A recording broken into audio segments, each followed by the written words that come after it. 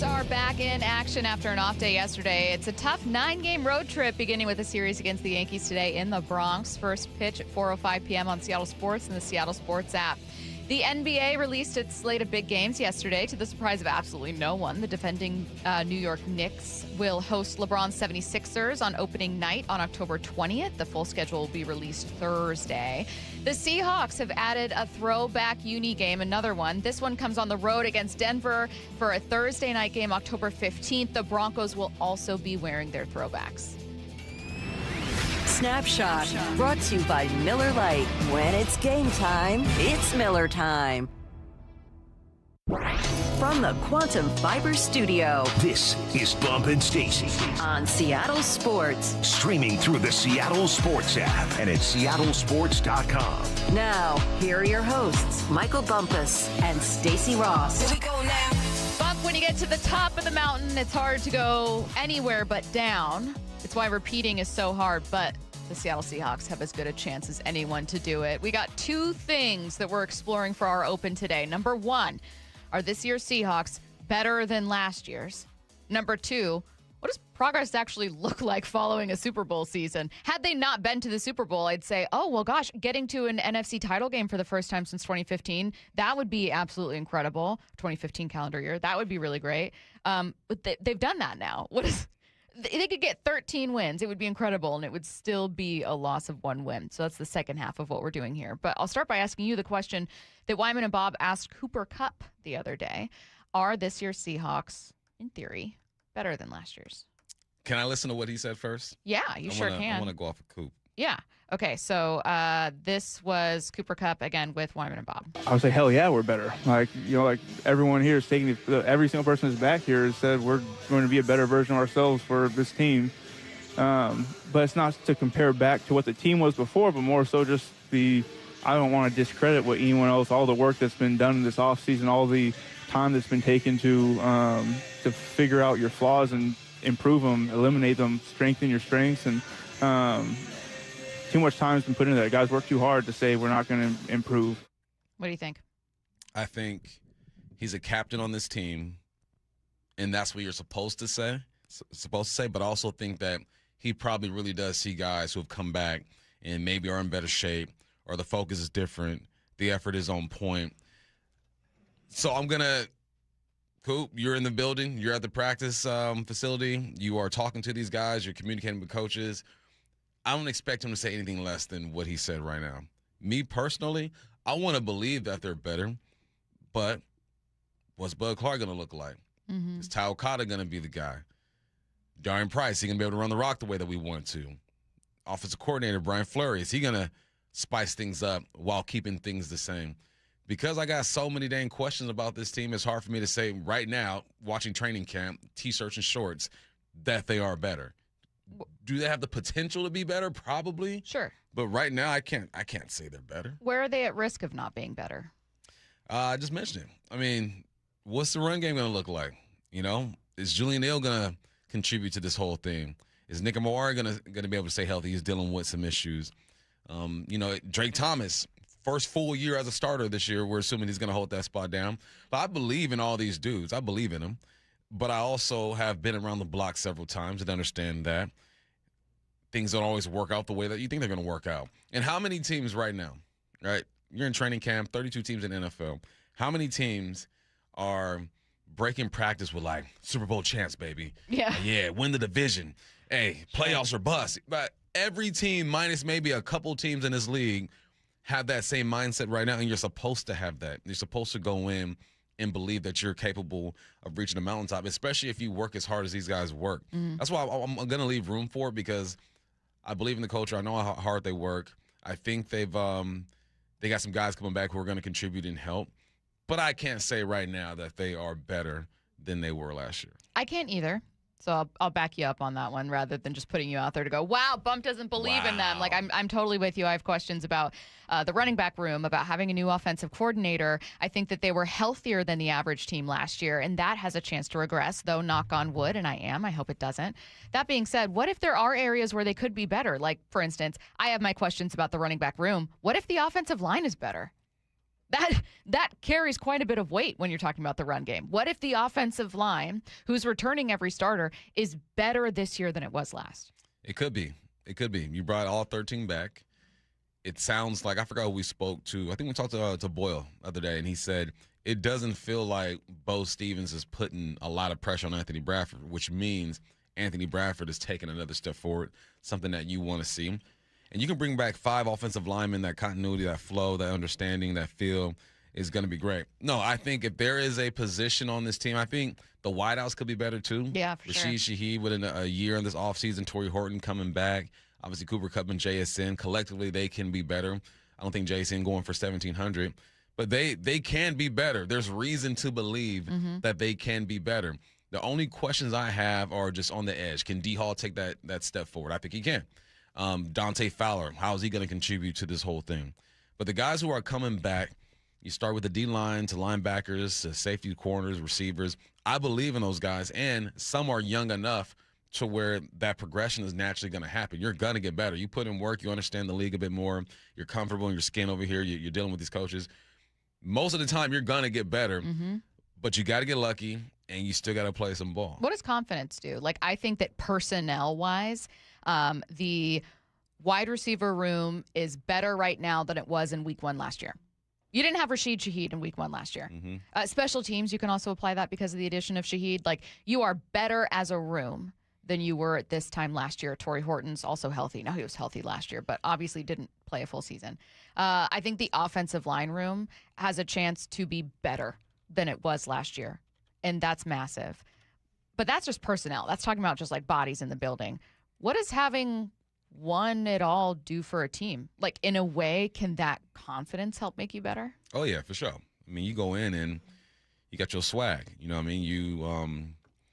You believe in the program. I think that's the biggest thing is once you've gone through a season and you've done everything that you wanted to do, right? You win the division, conference champions, Super Bowl champions, whatever process that was, you have no choice but to believe in it. And now you're trying to enhance it. And I think that's key when it comes to how these guys are talking about it. They understand and they appreciate what they did last year, but they're always talking about how to be better and how to enhance it. But they have such a great foundation over here that it's easy to fall in line once you get here. Guys are falling in line. Yep. Rookies are falling in line. There's no questioning what the heck's going on over here. It is a proven product. So they got to just believe in it, and you got to get lucky, man. You mentioned the health. You have to get lucky with that health. You know what I wonder? Someone said, could Sam Darnold be better this year? I'll say this about Sam Darnold. He had fewer interceptions, more yards, and 10 more touchdowns last season. He had a worse year statistically this year for Seattle, and they won a Super Bowl. There is I feel like a lot of what I hear from critics is like, well, Sam Darnold didn't throw a single interception in the postseason, and that's just not going to last. You're going to have regression there because he threw 14 in the regular season, and that was the most. You're right. Throwing that many interceptions is also pretty tricky. Now, unfortunately, in all but 2 seasons, neither of which he was fully healthy or starting for the whole seasons, he threw 10 interceptions at least, right? He's got a year of 11 interceptions, 2 of 13, 1, 15, 12, 14. He has a history of turning the ball over, but the year before last, 4,300 yards, 35 touchdowns. I mean, there is a world where Sam Darnold's better. Last year, statistically, wasn't his ceiling, and it was also the second most interceptions he's thrown a year. I don't know that it's totally fair to just think, oh, he'll regress from that. Well, he'd only thrown more interceptions one time ever in his career. Why would you assume that automatically he's going to regress to throwing more? Wouldn't regression to the mean be throwing 11 as opposed to 14? Yeah. That's 3 fewer picks. Yeah. There's arguments for both. I think if Kubiak was coming back, I think people would automatically say that Sam Darnold's going to be better. Yeah. Because he's working with the same guy. What makes me think that he could be better is because Brian Fleury knows Sam Darnold. Sam knows Brian Fleury. The offense is similar. I've been watching, obviously, lots of practice, and then went back and I'm watching some film from last year. You see some of the similarities there. And Sam is just interesting because I think it's going to take one more year, I think, for people to really start to believe in Sam. I think like half the nation, or maybe like 55 to 60% of the nation is like, yeah, he's done it twice. The winningest quarterback in the last 2 seasons. Why wouldn't we believe in him?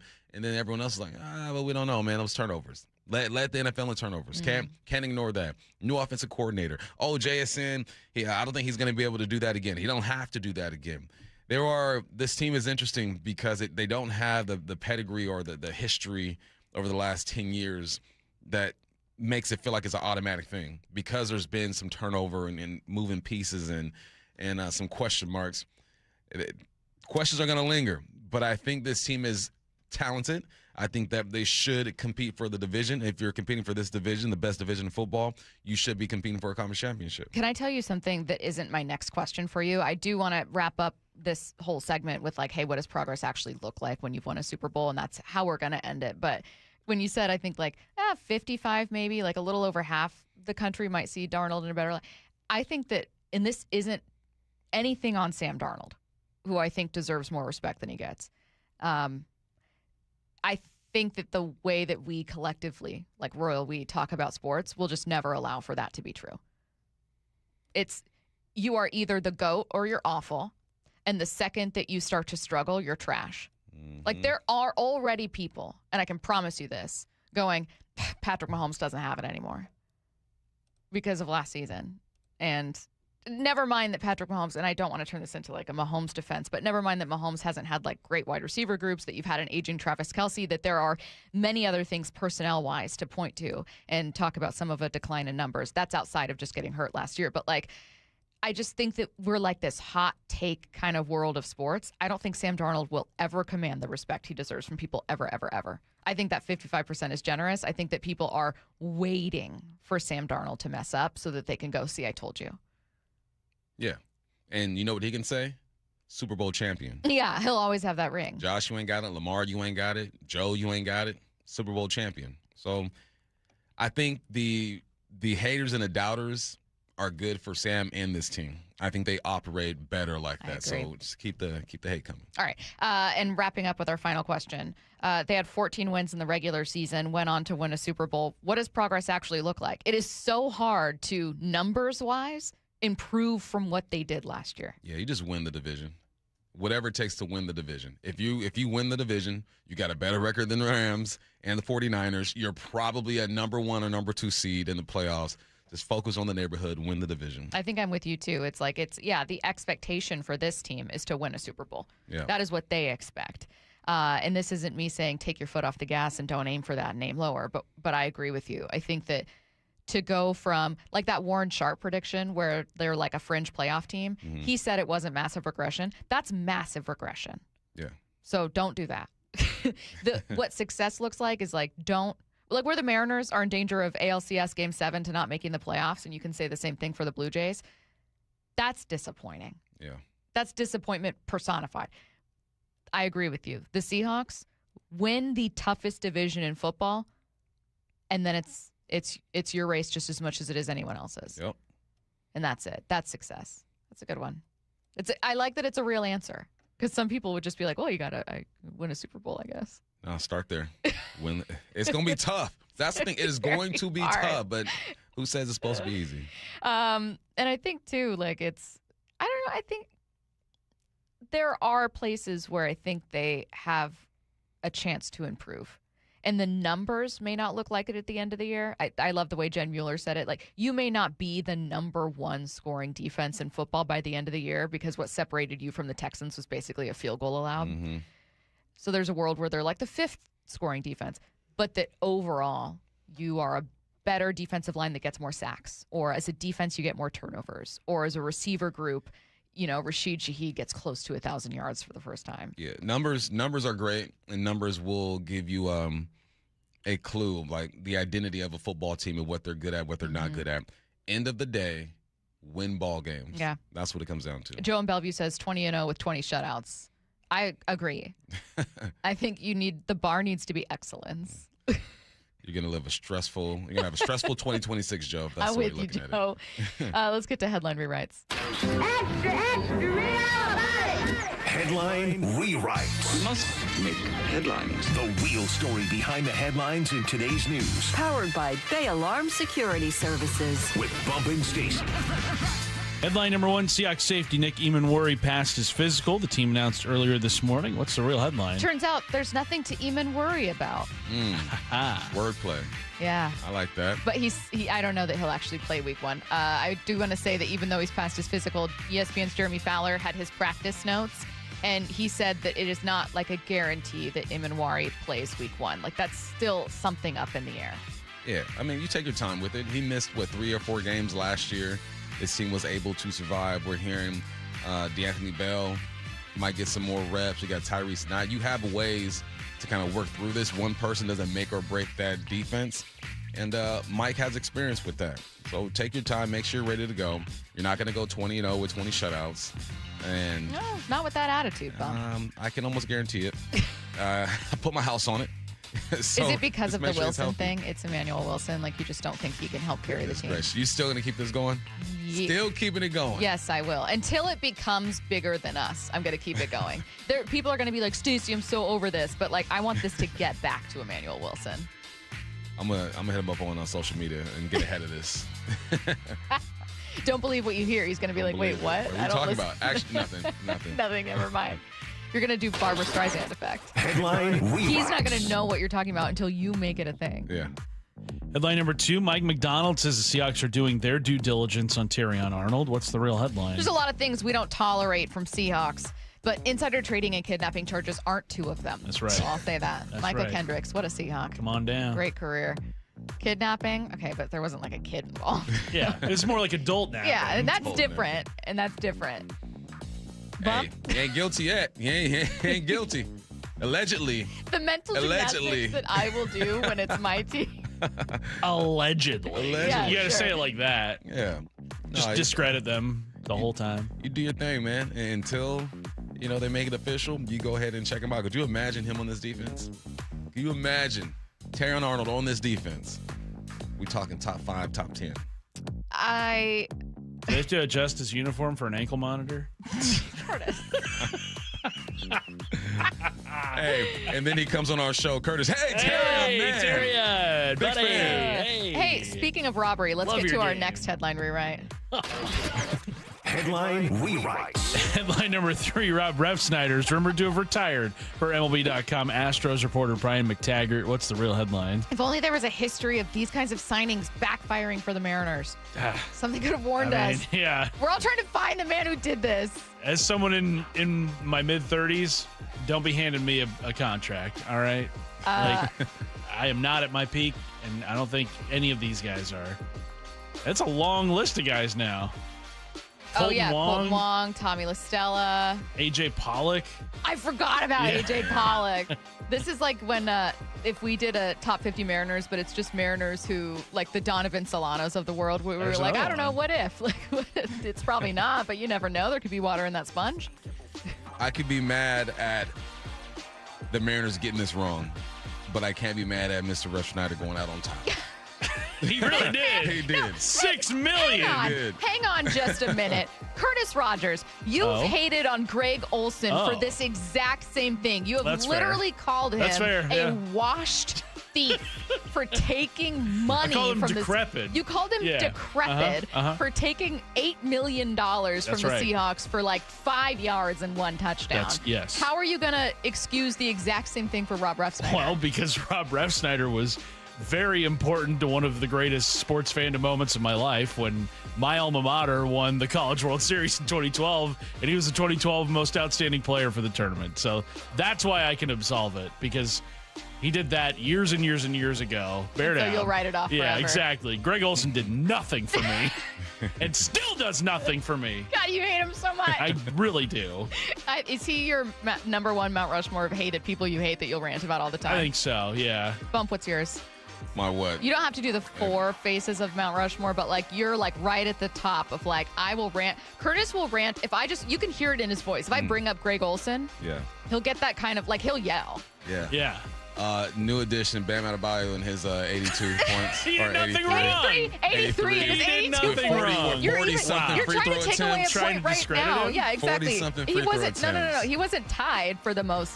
There's no 82 here. 82 is old news. What's his- 83 he points. He doesn't have the most. Will Chamberlain has the most, but Well, we He's didn't got see the second video of most. it. I mean, there's a photo Yeah. of Will. Only but we one don't other know that it person's happened. outscored him in Yeah. a game. Will What- allegedly did 100. but I do like him as a person though. Bam Adebayo. I think he's a good dude, and his story's I don't crazy. think you believe that. No, I do. I really do. I think you think he's Who's He's someone? good. Who's someone that you don't like as a player and you don't like as a person? Because Curtis doesn't like Greg Olson. Don't like That's as true. a player. Don't like as a person. Where you're like, I genuinely I'll get angry hearing about this guy. I don't really have those. Oh, I have quite a few. I don't have them. I can't, or at least I can't think of any. Basically, right like a good chunk of that Astros team. I was gonna say Jose Altuve. Yeah. now. Altuve's easy. And you know what? I don't know that I really like Derek Jeter. I don't think he's a Really? bad guy. I think that his wife, his family seem beautiful. But like something about Derek Jeter, I just don't like. I think a lot of people would say Russell Wilson. This is the tough part about that is we can say we don't like him as a person here. Let that dude walk through the door. Oh no, I'm going to say You want him Derek. to Oh my sit God. down, do an interview. So I don't know enough about them to say I don't like them as a person. But there are some dudes who probably rub me the wrong way. I can imagine. That's what it is. Not thinking like I won't be able to hang That's- out with him. yes. Like a Phil Mickelson. Like, Exactly. Oh, No, man. that's actually a great example because that is a bad Kind person. of a scummy person Yeah. these days. I don't think we would kick it. Yeah, I yeah. don't- But I just don't know for sure. But it looked kind of suspect. No, that's exactly what it is. It's. I don't know that I could kick it with Derek Jeter, but I don't think he's like a murderer. Like he's not like a morally corrupt person. Yeah. He's just not my type of dude. And aiding this is that I don't like the Yankees fans, Yeah. the things they believe in or what they stand for. So Astros fans, I'll throw in there too.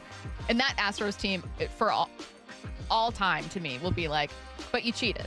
Yeah. Yeah. And you had the talent to win it all, but anytime Astros fans are like, well, we still won. You cheated, though. Cheated. Like, Alex do you not feel Bregman. gross about that? Yeah, Carlos Alex Correa. Bregman. Wally says LeBron for Bump. That's different. I feel like I like him better as a person than a player because family dude, businessman, building schools. Like he's done a lot. As a player, I just didn't really like his game though. He's one of the best to do it. Who's the opposite, where you're like, I'd get a beer with this guy, but like, man, he sucks. Alex Rodriguez. Yeah. Or like, topping this list will be like every third string tight end you've ever met in your life. Every third string. You know what I mean? I think Eric Sauber is a good dude, actually. Yeah, that's exactly what I I'm think saying. Sauber's Where a it's good like, dude. look, he's not going to be on your Mount Rushmore of like best players you've ever seen in your life, but like he's on there for like guys you'll get a beer with. Yeah. Yeah, Who I love and who I think I'd get a beer with for sure is AJ Barner, though. yeah. Oh, Yeah. for sure. If I was That's a rare. 12 to 14 years younger, me and AJ would be tearing up Seattle right now. You guys would. You'd both have fur coats and cowboy hats. You guys would be menaces. We would. Oh my God, I already know it. It's never. I honestly think you should do it. It's like a May Those days December are gone. friendship. Those No, days are gone. I think that you should just get out there. If you guys start at 5 and end at 9, you know what I mean? That's ideal. You call it a night before we get to double digit time. He gets started at 9. Oh, I'm sure he gets started a little bit later. But you Yeah. guys can find a happy medium to make this friendship work. I think that it would I'm be on it. beautiful. I saw that the Bills, and maybe this happened a while ago and I missed it, but I just noticed that the Bills leapfrogged the Seahawks in Super Bowl odds. And so rather than just rant about how the Seahawks should be 1 or 2 and whatever, I thought we'd play a game to help explore this. That's coming up next. Isn't it great to be back in pads playing football? Little Seahawks style. The work continues for the defending champs Creating this vision of who we want to become all the time. with the first preseason game coming up Saturday against the Cowboys at Lumen. What are the biggest questions? The players to keep an eye on. Roster battles to watch. Hey, we got to turn it up, dude. Stay connected to all things training camp on Seattle Sports, the home of the Seahawks. Hey, Brock Ewart here for my friends over there at People Come First Construction Group. You know I love my acronyms, PCF.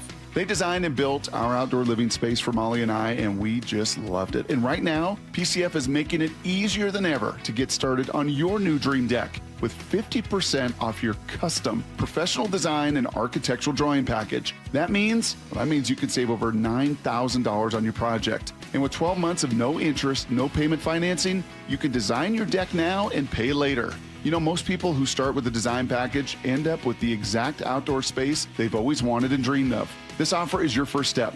Do what we did and contact PCF Construction Group today. Get your project ideas, browse amazing photos, and find all the offer details at pcfgroup.com. That's pcfgroup.com. Making your outdoor space your favorite place. When people come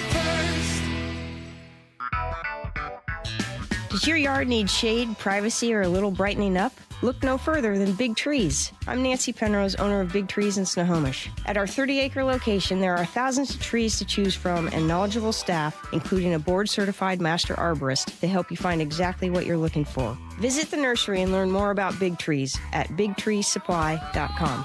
Beauty, privacy, instantly. Big Trees. Hey, Mike Salk here for Snoqualmie Casino and Hotel, and not all getaways are going to earn 4 diamonds, but you can experience the 4 Diamond Snoqualmie Casino and Hotel, where the breathtaking views, elevated dining, and world-class gaming and entertainment make the perfect escape. Also, check out upcoming shows. You got 80s pop sensation Taylor Dane on September 6th, or local rock legends Queensryche on October 10th. Tickets at snocasino.com. You can elevate your next getaway. That's 4 Diamond and Seattle's closest Snoqualmie Casino and Hotel. Please game responsibly. Hey, Chuck here at Frank Lumber the Door Store in Marysville. We are back and open here Tuesday through Saturdays. If you're looking for doors, you need to come and see us. We have an incredible selection of doors to choose from, and currently you can take advantage of our quick turnaround time for pre-hungs and matchups. Please visit us here in Marysville at 1046 Cedar Avenue, or Monday through Friday in Shoreline on 15th Avenue Northeast. And as always, don't forget to check us out online at franklumber.com.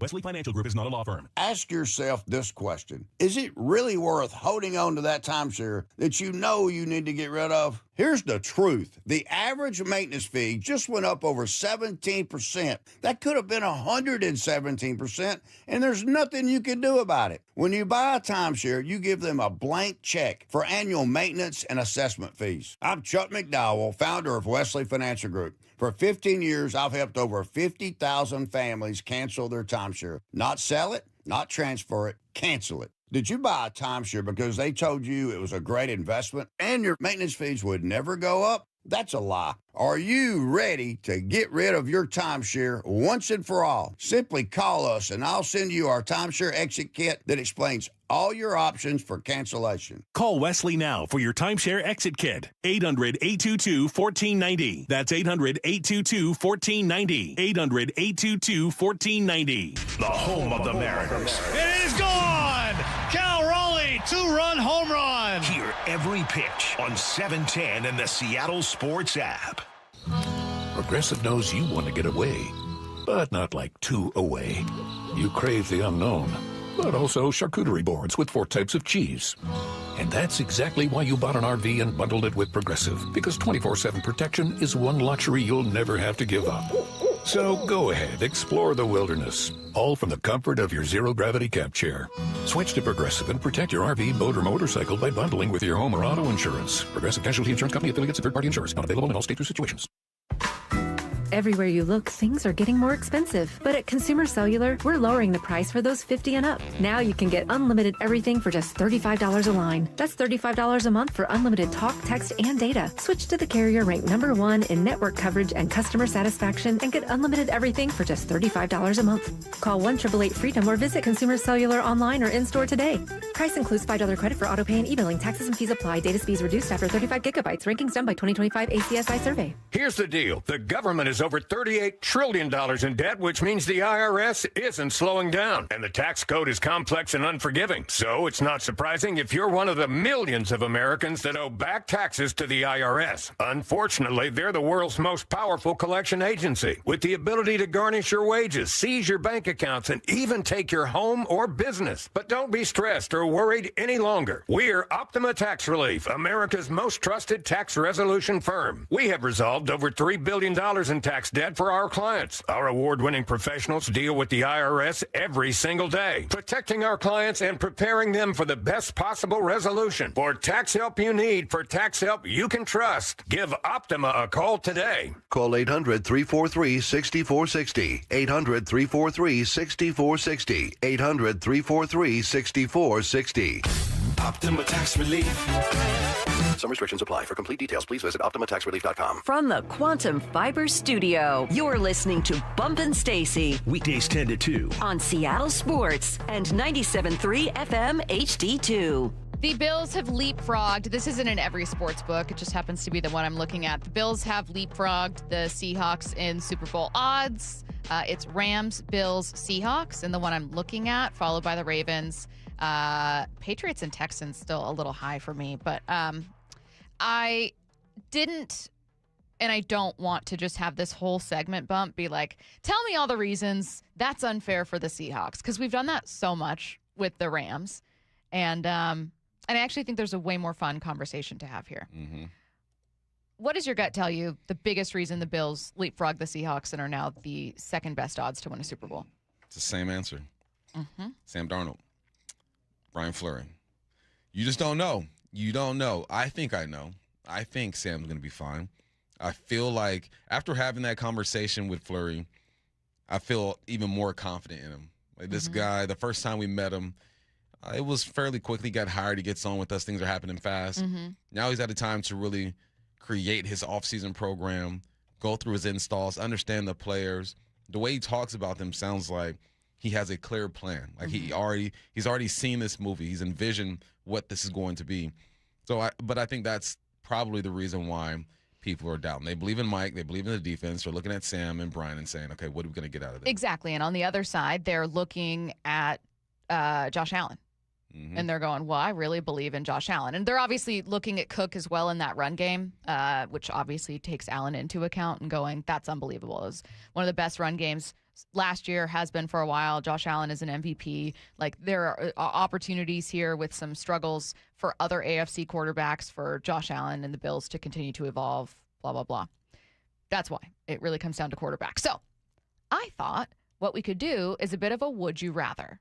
Okay. And this is going to be ultimately one about team construction, because these two teams, the this Bills. Sounds like some middle school like dance MASH? game. No, okay, like, so I'm going to draw this circle. Tell me when to stop. Right. No. I think that it allows us to talk about the different ways that the Seahawks and a few other teams are constructed. And there are drawbacks and benefits to both. So, for instance, would you rather, this one is mostly about the Bills, but the Seahawks were an amazing run defense, have the top run game in football, top run offense in football, or the top run defense in football? Here's why I ask. One reason I doubt that the Bills are going to get to and win a Super Bowl, and I could be very wrong, is that they had the worst running defense in football last year. It was awful. And conversely, had the best run game. What would you rather have? Top run game in football or top run defense in football? What gets you further? Top run game. I think you can have a decent run defense and be fine. But top run game, especially understanding how Fleury wants to attack other defenses. I think Sam is at his best when the run game is popping. He can play action, back to the defense, flip those hips, roll around. I was just watching a bunch of his play actions before the show today. I think the run game. I think if you have the top run game, everything else is easier. The deep ball is easier. Intermediate is easier. Play action is easier. Getting your tight ends involved is easier. Run game is everything. Yes, run game, but a bad run defense costs you. The same reason that you want a great run game. If you can run all over a defense, that's so deflating. We've seen that happen here in Seattle in back-to-back seasons, actually. And last year, that's ultimately what cost the Bills. For as much as the conversation goes to like, why didn't Bean in the front office add more wide receiver talent? A totally fair question. That defense cost you. They got run all over. You could manhandle that defense. I think defense. You're looking at extreme. Like, you can have an okay run defense. You're thinking of like the worst run defense in all the land. Is that the question? Like, if I pick the best run game, Are you giving me the worst run defense? No, that's a good question because that's kind of what the Bills had. I want you to pretend that the not quite opposite is true, so I'll say this. Maybe we'll do average. Top run game, average run defense. Number one run defense, average run game. Top run game, average. Average run defense. Yeah, average. I think for this team, that would work best because Sam is not Josh Allen. He's not going to extend plays and have those 30, 40-yard runs and do the extra things that some quarterbacks are capable of doing. So because we have our quarterback, and I think I understand who Sam is and how he works the best, he needs the most support possible. I think the defense can make up in other ways, right? They did a better job with interceptions last year. You can get after the quarterback. And, so I take the best run game, average run defense. Okay. Elite quarterback with average team or average quarterback with elite team? Average quarterback with elite team. An average quarterback, slightly above average quarterback with elite team won the Super Bowl last year. Granted, he was going up against an MVP candidate on the other side. So there are two ways to look at this. You can have both. Both can have success, the elite quarterback and the average quarterback. But I think having balance on your football team is best. Lamar's won what? 2 MVPs? Mm-hmm. Maybe 3. 2? 2. Josh has won 1. Joe has been up for 1. Yeah. Drake was up for last year. Aaron Rodgers won 4. Aaron Rodgers. But you look at the complete teams, those guys, the less pressure you can put on your quarterback, the better. So some of those quarterbacks can handle it, though. I'm not saying Josh can handle it. Lamar, they're just built different. They're physically talented. So, therefore, that team is built differently because of what you have at quarterback. Yeah. Every question you ask me, I'm looking at the Seahawks and saying, what does this team need? I'm not looking at anybody else. I'm looking at, all right, this team, the talent that they have, the quarterback, run game, what do they need? I would have to go with elite team, average quarterback. Why do you think, and now I have one more for you, but I want to stay with this for a minute. Why do you think, I think most people would agree with that in theory, but they see the second one as less likely to win things for you? Is it because they're just like, when you have to depend on all the pieces around the quarterback, there's a likelier chance they get hurt? Or like, is it because they aren't, quarterbacks are superstars and they're underrated? Like, why? Because I think you're right. Like, you can find examples of the same couple quarterbacks winning multiple Super Bowls over and over. But ultimately, you need a great team because you can also find many examples, as you've stated, of elite quarterbacks in MVP seasons not getting to a Super Bowl because of deep flaws with the roster. Because if you have an elite quarterback and average team, when the inevitable happens and one of those guys get hurt, God forbid your elite quarterback gets hurt, you are done. If you have an average quarterback, elite team around, one of those guys can drop, you fill him back in. Nick Amari didn't play for 4 games. Julian Love didn't play for 3 or 4 games. Kobe Bryant didn't play for 2 to 3 games, yet they were still able to keep the party going. So I think strength in numbers. So if I can have 18 elite players and then 1 average quarterback, I'm going to take the elite team, elite players all the time. Okay, last one, and assume that the opposite is average, okay? Number 1 offense. Average defense. Number 1 defense. It's easy. Average offense. It's the easiest one. Say the best for last. Number 1 defense all day. Number 1 defense. Defense, they will keep you in the game. If you can be down 1 score in the 4th quarter, any team in the NFL has an opportunity. It can be the Jets, the Browns, the Raiders. It don't matter. 1 score game in the 4th quarter, you can get that average quarterback to close his eyes and toss a dime to somebody and be right in it. I feel like this was a much more fun way for us to make the argument of like, look, we covered the Seahawks. We're here in Seattle. We're always going to say, no, the Seahawks should be number 1. There's some really fun conversations to be had here about the strengths of the Seahawks or weaknesses versus the strengths and weaknesses of the Bills. And I think Josh Allen, he's so incredibly talented, and Jared Cook are carrying a lot of weight here when there are some deep defensive flaws with that Bills team. Because I'm with you. Yeah. I'd rather have an elite roster. I'd rather have an elite defense. The last 2 elite quarterbacks to win a Super Bowl, Tom Brady and Patrick Mahomes, both had elite defenses too. Exactly. And there's an part of the Brady era where the defenses got them there. Yeah. And they're just kind of overlooked. All right, that was fun. We have some Mariners stuff to get to, getting back to a Little League scandal in the timeline, and then certainly circling back to the Seahawks coming up a bit later in the show. So coming up at 11, ESPN's David Schoenfield is going to help us preview the rest of the season for the Mariners. How do they dig themselves out of this? And before we get to it, we got some insight from the Seattle Times into how the Mariners clubhouse feels about Dan Wilson.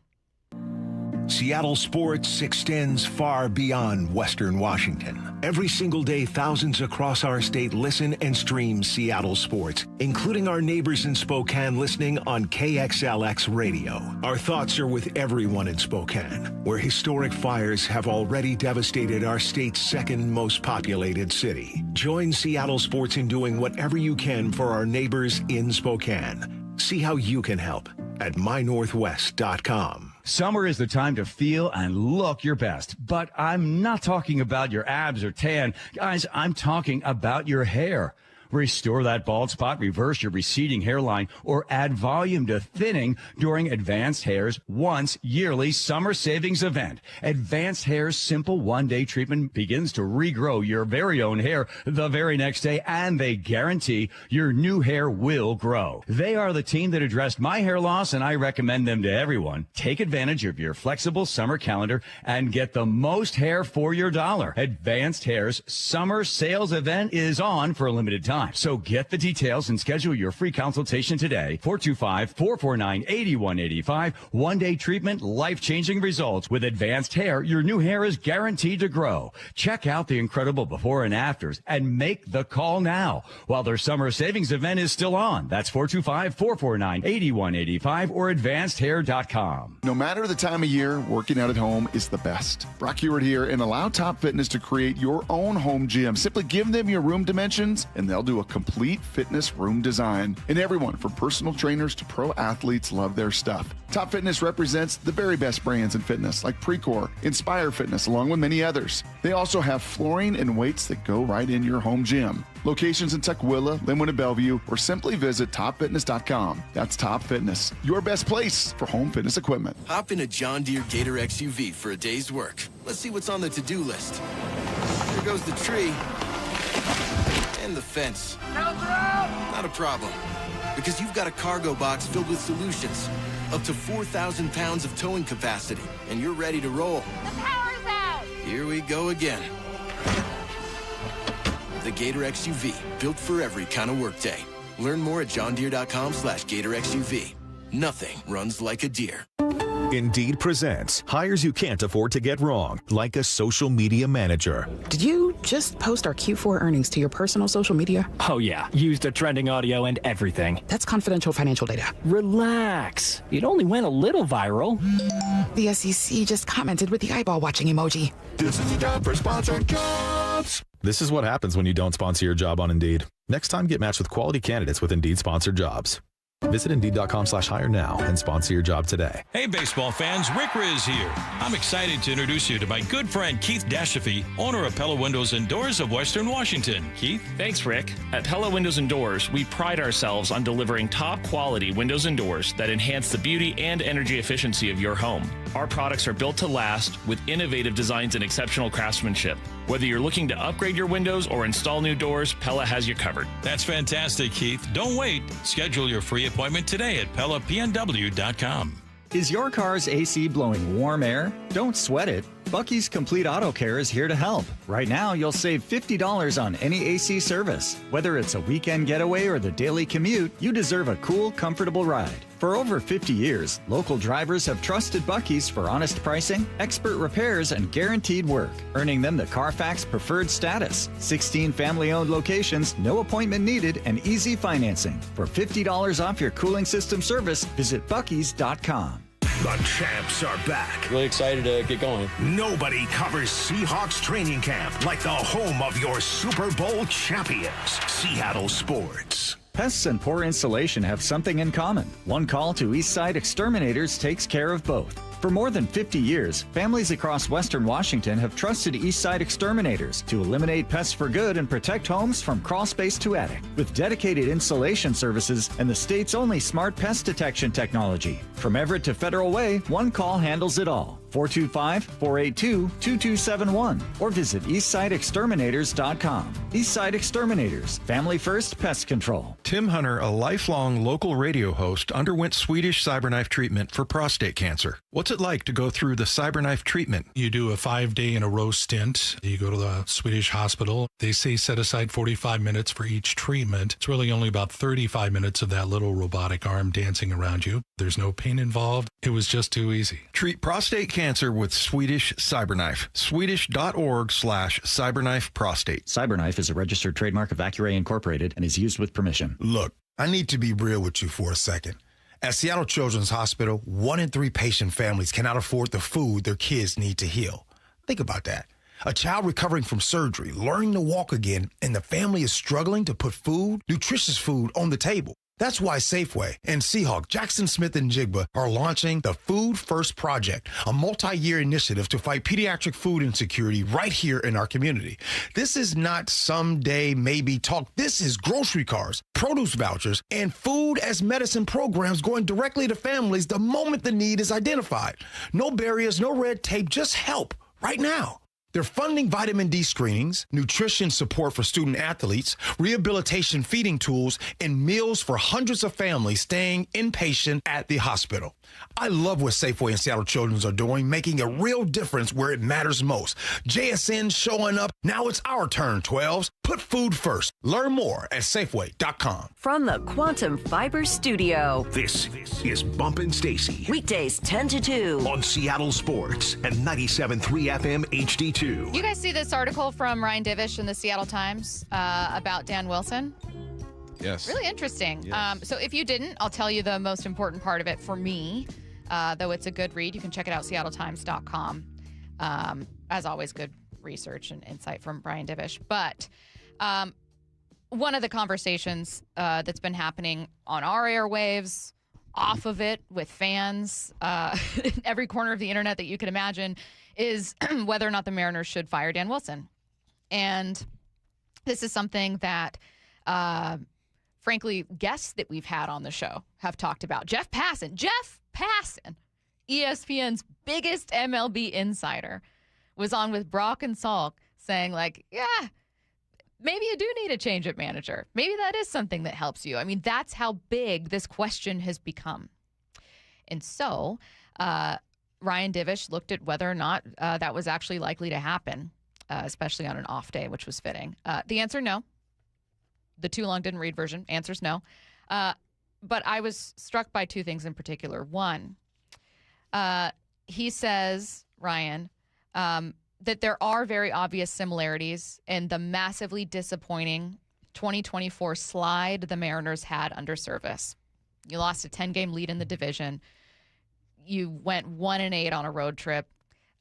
You're 64-64 when you're supposed to be competing. Scott Service is fired.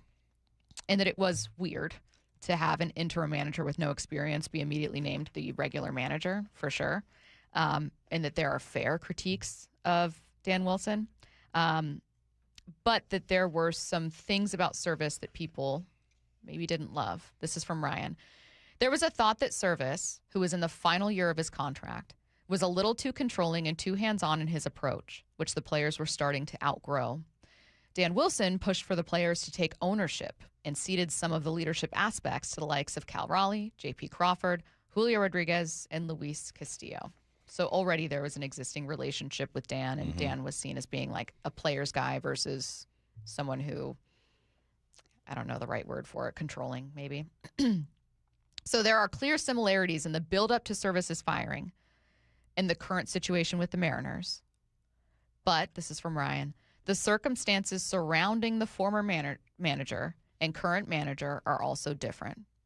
One is in the way that we fully expect, which is Dan is part of that team and just feels like untouchable to a lot of people, and there's a relationship with the organization. But then this is the one that stuck with me.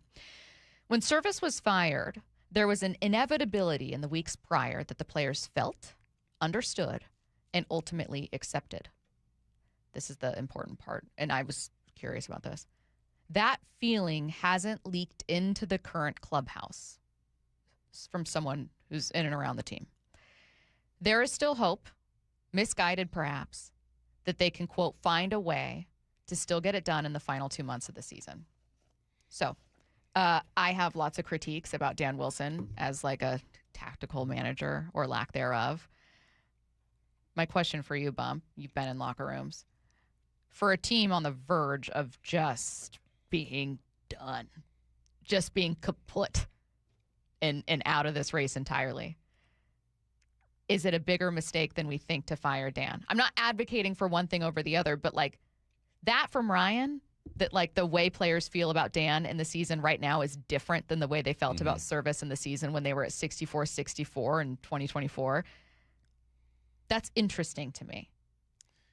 Here's my only knock with that relationship the players have with Dan. Growing up, you always have that one friend with the cool parents. You can go over there. You can hang out. They might let you drink a little bit. You know, they ain't tripping. They got a big old basement downstairs. They leave you alone. They're the fun house. Half of those kids rocking in that fun house are going to go through some stuff because they got too much freedom, right? You probably should tighten it up a little bit. That's kind of what I felt listening to that, is that Dan is the fun house. Maybe he ain't handing out drinks, but he ain't slapping you on your wrist neither when you're doing something wrong. Or maybe the way he doesn't really stick, and the players love him for that. Like, because you gave too much power to players. You're coming from the exact opposite with Service. He was a strict house. It was take your shoes off before you walk in. You got to be in before 9 o'clock. Make sure all your homework's done. It just felt a little different, and these guys are like, look, we got this. Just let us do our thing. So that's the only knock I have, but I also think that that relationship with this kind of athlete, this 2026 athlete, can be beneficial too. We saw it with Pete. It kind of ran dry towards the end, right? But we see this with Mike McDonald. He holds them accountable, yet he lets them be themselves. So there has to be a healthy balance, and I just don't know if there's a healthy balance or not. I'm not in the clubhouse, so I don't know. I'm not in the dugout, but I know what discipline has done for me as an athlete. I wanted to be coached hard. Like, if you were too soft, I mean, you let us have our fun, if as much fun as you think we can handle. But when it's time to get to work, man, you tighten up and you get on us and you call us out and you hold us accountable. For my experiences, most athletes want to be coached that way because there's structure, there's less loose ends. So that's the one thing that concerns me. I was listening to BarbieCast. Actually, they were playing on the Brock and Salk show. And I forgot, he was a Schusterman or the other guy. What's the other guy's name? Jake Mintz. Jake. I think it was Jake that said, unfortunately, this is what it looks like when guys are fired. Like, the things that are happening with the Mariners right now, this is what it looks like. But Dan has all these ties to this team. Top 50 player of all time. Been in an organization forever. Everyone loves him. It's hard to fire somebody's love. Again, I'm not saying to fire Dan either. But he made good points. This is what it looks like. Why isn't it happening there? This is where I get stuck.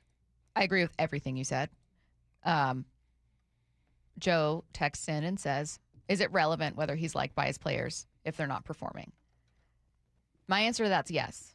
I think it's very relevant how players feel about a manager.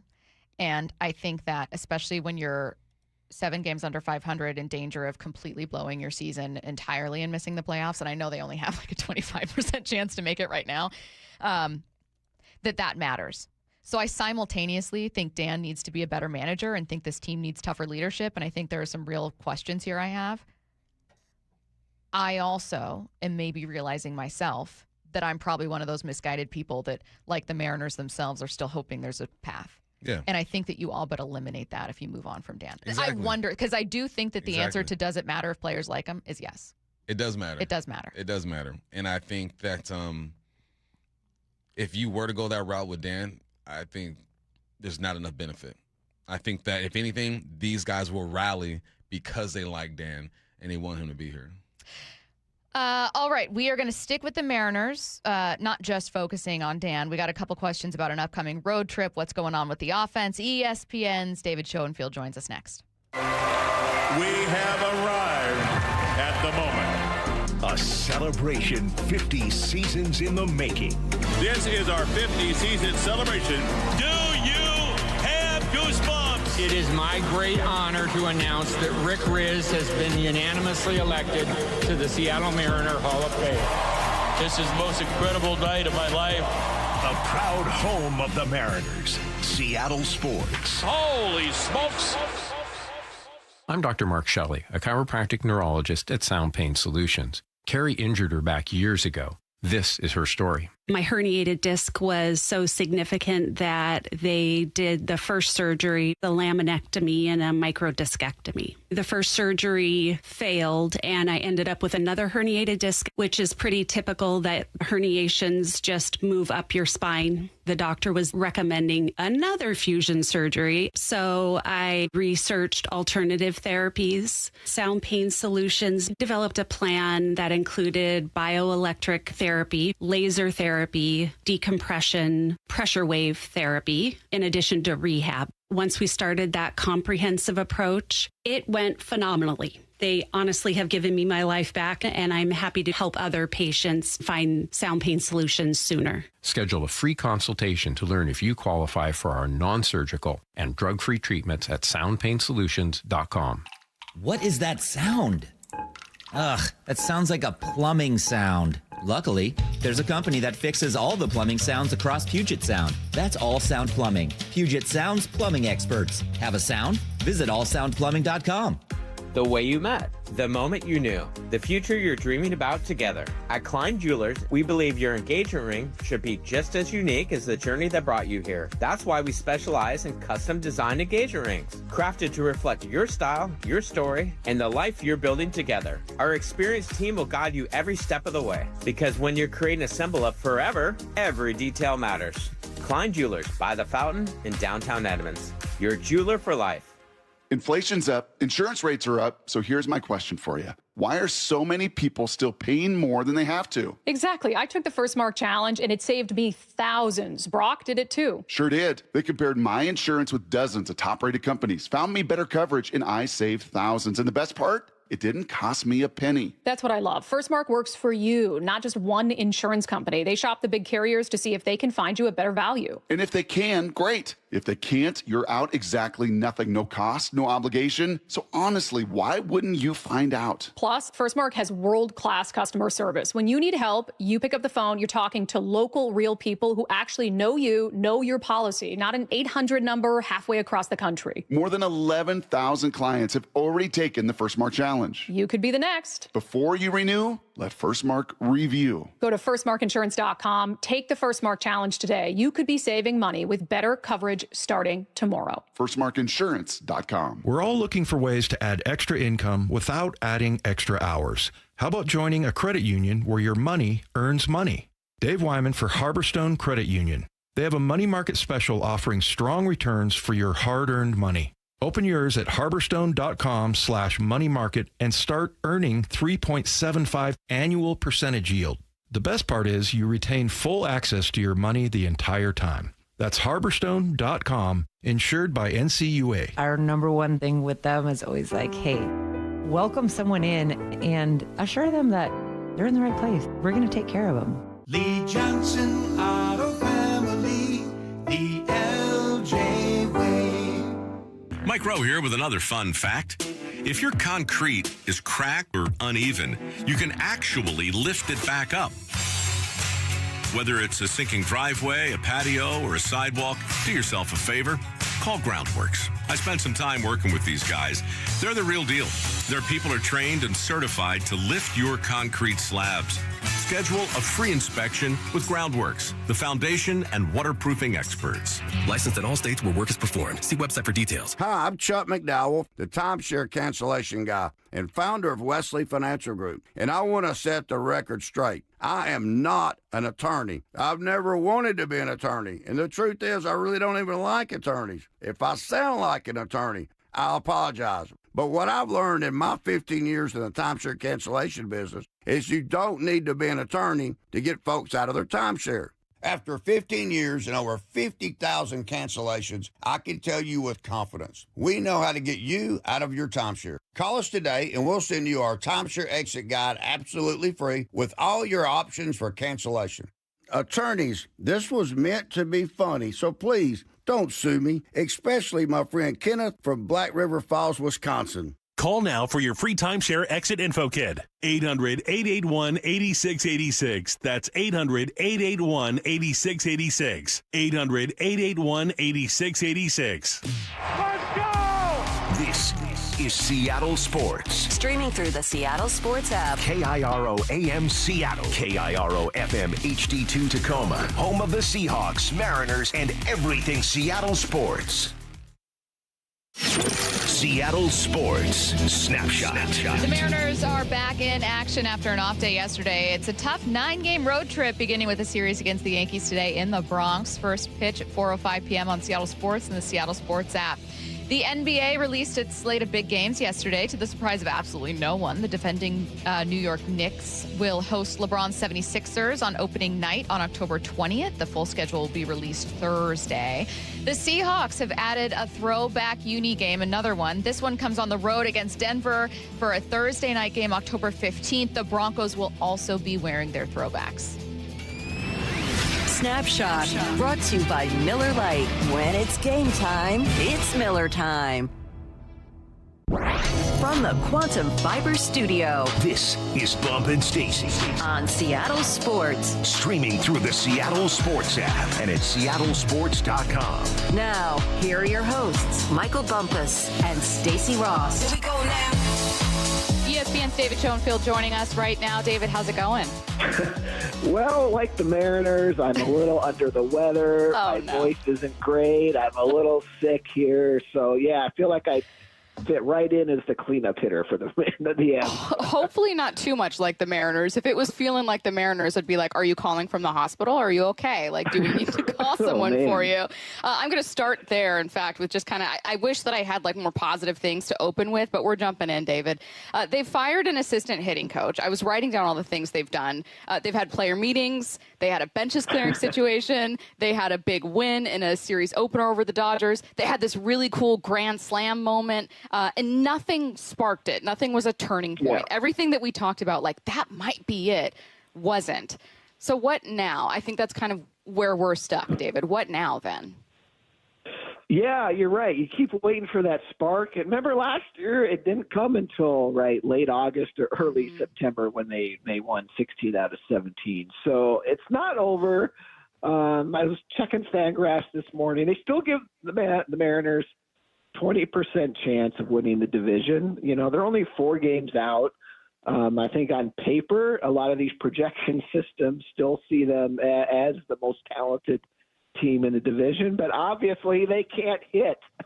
I mean, last in the majors in runs, this looks like an offense from those, 2010 to 2015 years when they just couldn't score, right? So, look, it's simple. Here's on ESPN, we're going to release our updated top 50 players of the season later this week. And when I was going through my top 50, there wasn't really one Mariner player I really seriously considered for that list. So that's kind of in the big picture. Part of the problem is the star players just haven't done it this year. Obviously, Cal, we all know about. Even Julio hasn't hit as well. Brian Wu hasn't been as good. Andres Munoz hasn't been as good. So they just lack that star power. And sometimes you need those stars to carry the team, right? It hasn't happened this year. People are looking at Dan Wilson and trying to figure out, like, how does he factor into this whole thing? And with me, man, I look at just the game of baseball, and I feel like the manager probably has the least influence on actual gameplay than the 4 major sports. You kind of just set your lineup and your guys go out there. How should Dan approach this? Like, what do you think his role is in this whole thing?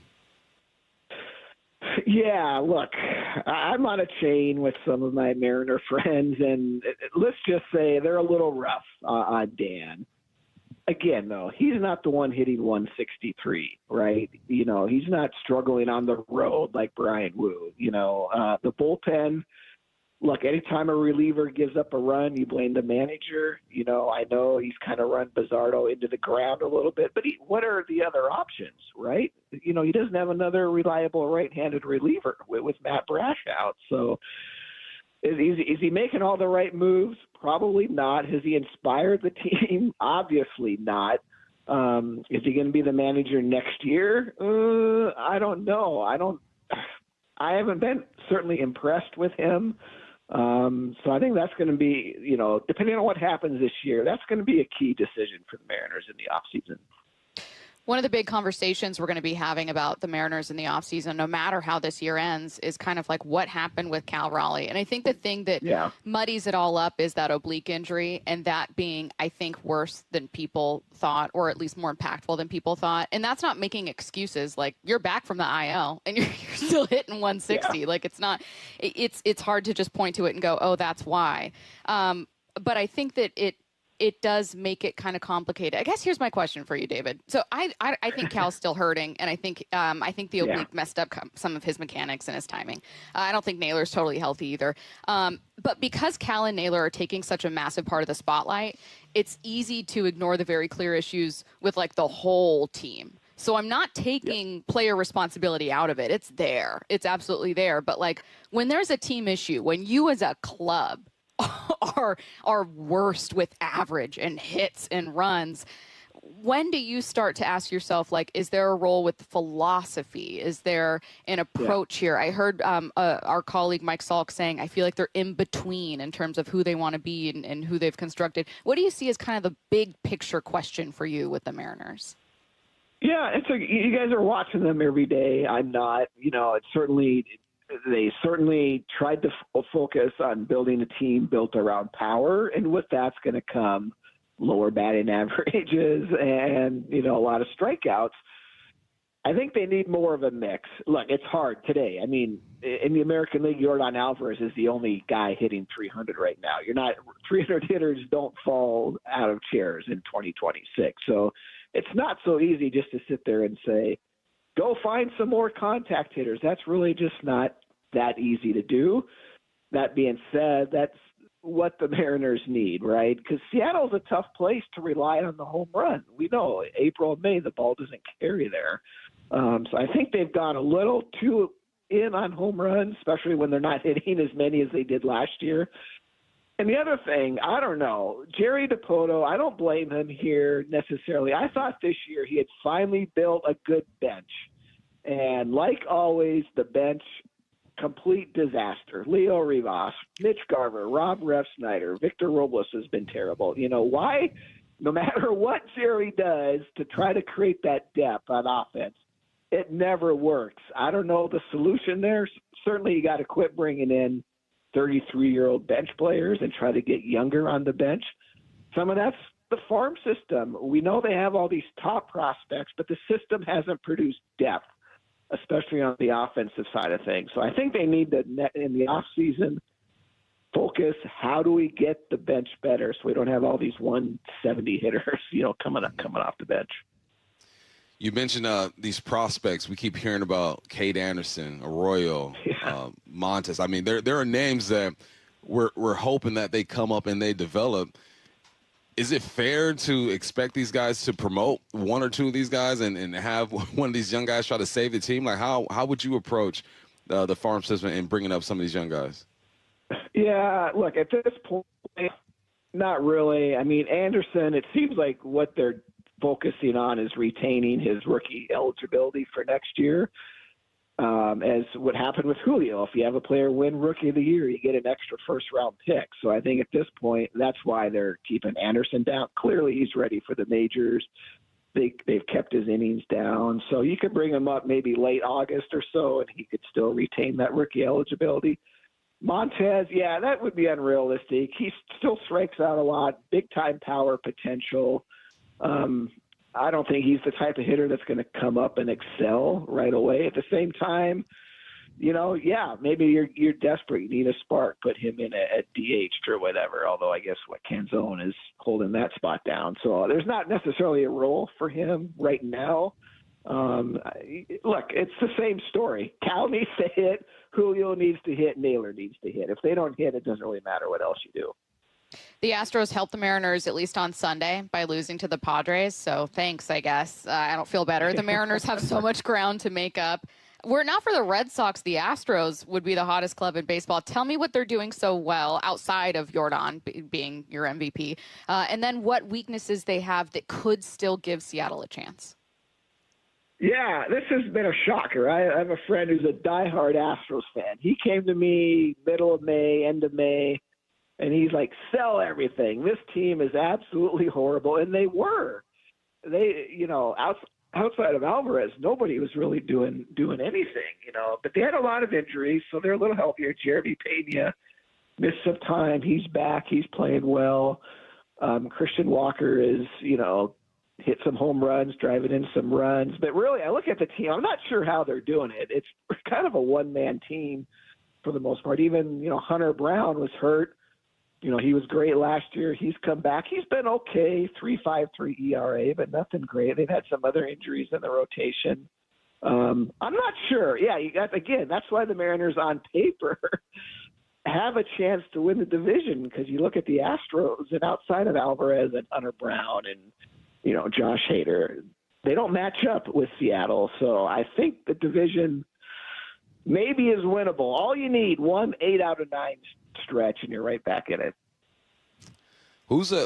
Outside of Seattle, who's been the team that you've enjoyed covering and watching the most this year? Yeah, the Red Sox. You mentioned them briefly. They were actually my pick to come out of the American League as the World Series team. Got after that horrible start, and obviously the last, month and a half or whatever, they've been red hot. What's amazing, they're doing it without Garrett Crochet, their best pitcher, second in the Cy Young voting last year. They're doing it without Roman Anthony, who was supposed to be their sort of superstar young outfielder. He's been out since early May. But a lot of depth. Their pitching's been great. They play good defense. They're kind of scrappy. They're not the power-hitting Red Sox teams we grew up with Ortiz and Manny Ramirez. But a lot of energy. It's a little bit – look, we see it. It doesn't seem like it should happen in baseball because baseball is so hard. But you can get on a roll like Seattle did, in September of last year, like the Blue Jays did in the second half last year. And that's how the Red Sox – they got that vibe going right now. And – I don't know if they're going to pass Tampa Bay, but I think they're the best team in the American League from what we've seen the last month or two. A team that was far and away the best team that's since struggled was the Yankees. They were leading in run differential in the first half of the season, looked like they would just be the number one seed, and then they struggled, obviously a correlation there with the loss of Aaron Judge for quite a bit of time. He's resumed running, so I guess that's good news for the Yankees. Still not back, though. So tell me about the Yanks offense. We're going to get a close look at them this week. Yeah, I was just looking at this last night. Since the All-Star break, I think they were next to last. They're 28th in runs. I assume the Mariners were 30th. I forget. Got to be the Mariners, Thanks right? for giving us that nod. I think you're right. Yeah, so it might be a low-scoring series. A lot of 2-1 wins here. Exactly. Without Judge, without Cody Bellinger, just struggling to score runs, So a couple guys, Paul Goldschmidt was hot early. He's been in a free fall. Ryan McMahon hasn't hit. Trent Grisham, hit 30-something homers last year. He hasn't hit. So, it's kind of been Ben Rice is the only consistent hitter on that team with Judge out. So, similar to Seattle, just looking for some runs. How did you feel about the way this – I almost said Seahawks. I'm looking at the Seahawks logo right now. Sorry. The Mariners. You guys are looking ahead. Yeah. We're trying to get through this one. How did you feel they approached the trade deadline? The last couple of years, DePoto's been, I feel like, pretty good at the trade deadline, and this one was a little quiet just because of availability or whatnot. Did you feel like they did enough at the trade deadline? Yeah, I mean, they did what they had to do. Obviously, they needed a right-handed bat, and, that's going to be the other big thing in the offseason, right? They're going to have to need some right-handed, some hitting. So there wasn't a lot of offense available. Taylor Ward, good pickup. He hit 36 homers last year, but he's more of an on-base guy this year. I thought that was fine. And they had to trade one of their pitchers, right? It's a six-man rotation. Wasn't working. Castillo was pretty clearly the sixth man, so he clears some payroll for next year. So, I thought, look, the teams that swing big at the deadline are usually the teams that are already in first place. That's just what history tells us. So the fact that the Mariners weren't in first place, not surprising. They did swing quite as big as last year. I don't know that Cal's going to turn this around. I think I had way more optimism about that a while ago, but we've been talking about it endlessly, and it feels like just a completely lost season for him. Not just statistically, but that he'll need an offseason to get healthy and fix his swing. So instead, I think I've just kind of turned my attention to Julio.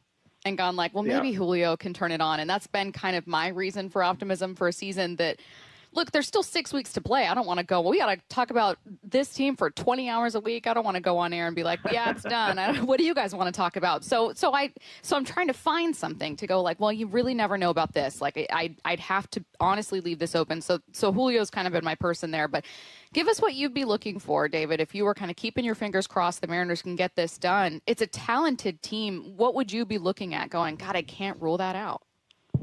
Yeah, Julio, obviously we know his career trends, right? He picks it up in June, July, August. Hasn't happened this year, right? 2 months, 2 homers in June. Had that injury in July, so just 2 homers in July. He's hitting well in August so far, 357. So, yeah, maybe that's, again, I think last year, can one guy like Cal's big season, it does. I think that one guy can provide that energy and that lift and just a big hit here and there. So, yeah, you're right. Cal he looks lost. Naylor, maybe you're right. Maybe he's injured or something. We forget how good he was, right, those last 2 months last year. He was terrific. So, yeah, Julio's the most likely guy. Maybe Taylor Ward can get on base. Cole Young, keeps getting hits. Maybe Colt Emerson kind of figures it out now that he's a few months into his career. But I'm with you. Julio's the most likely guy to put the team on his back. See if he can do it against the Yankees here in this series. He is ESPN's David. I know. Pretty sweet. ESPN's David Schoenfield. Thanks, David. Thanks, David. All right. You bet. Thanks for having me. Let's get to 4 down territory. This is 4 down territory, going inside the game with former Seahawks and Coug wide receiver Michael Bumpus. First down, Bump. What would you like to see more of from Rashid Shaheed?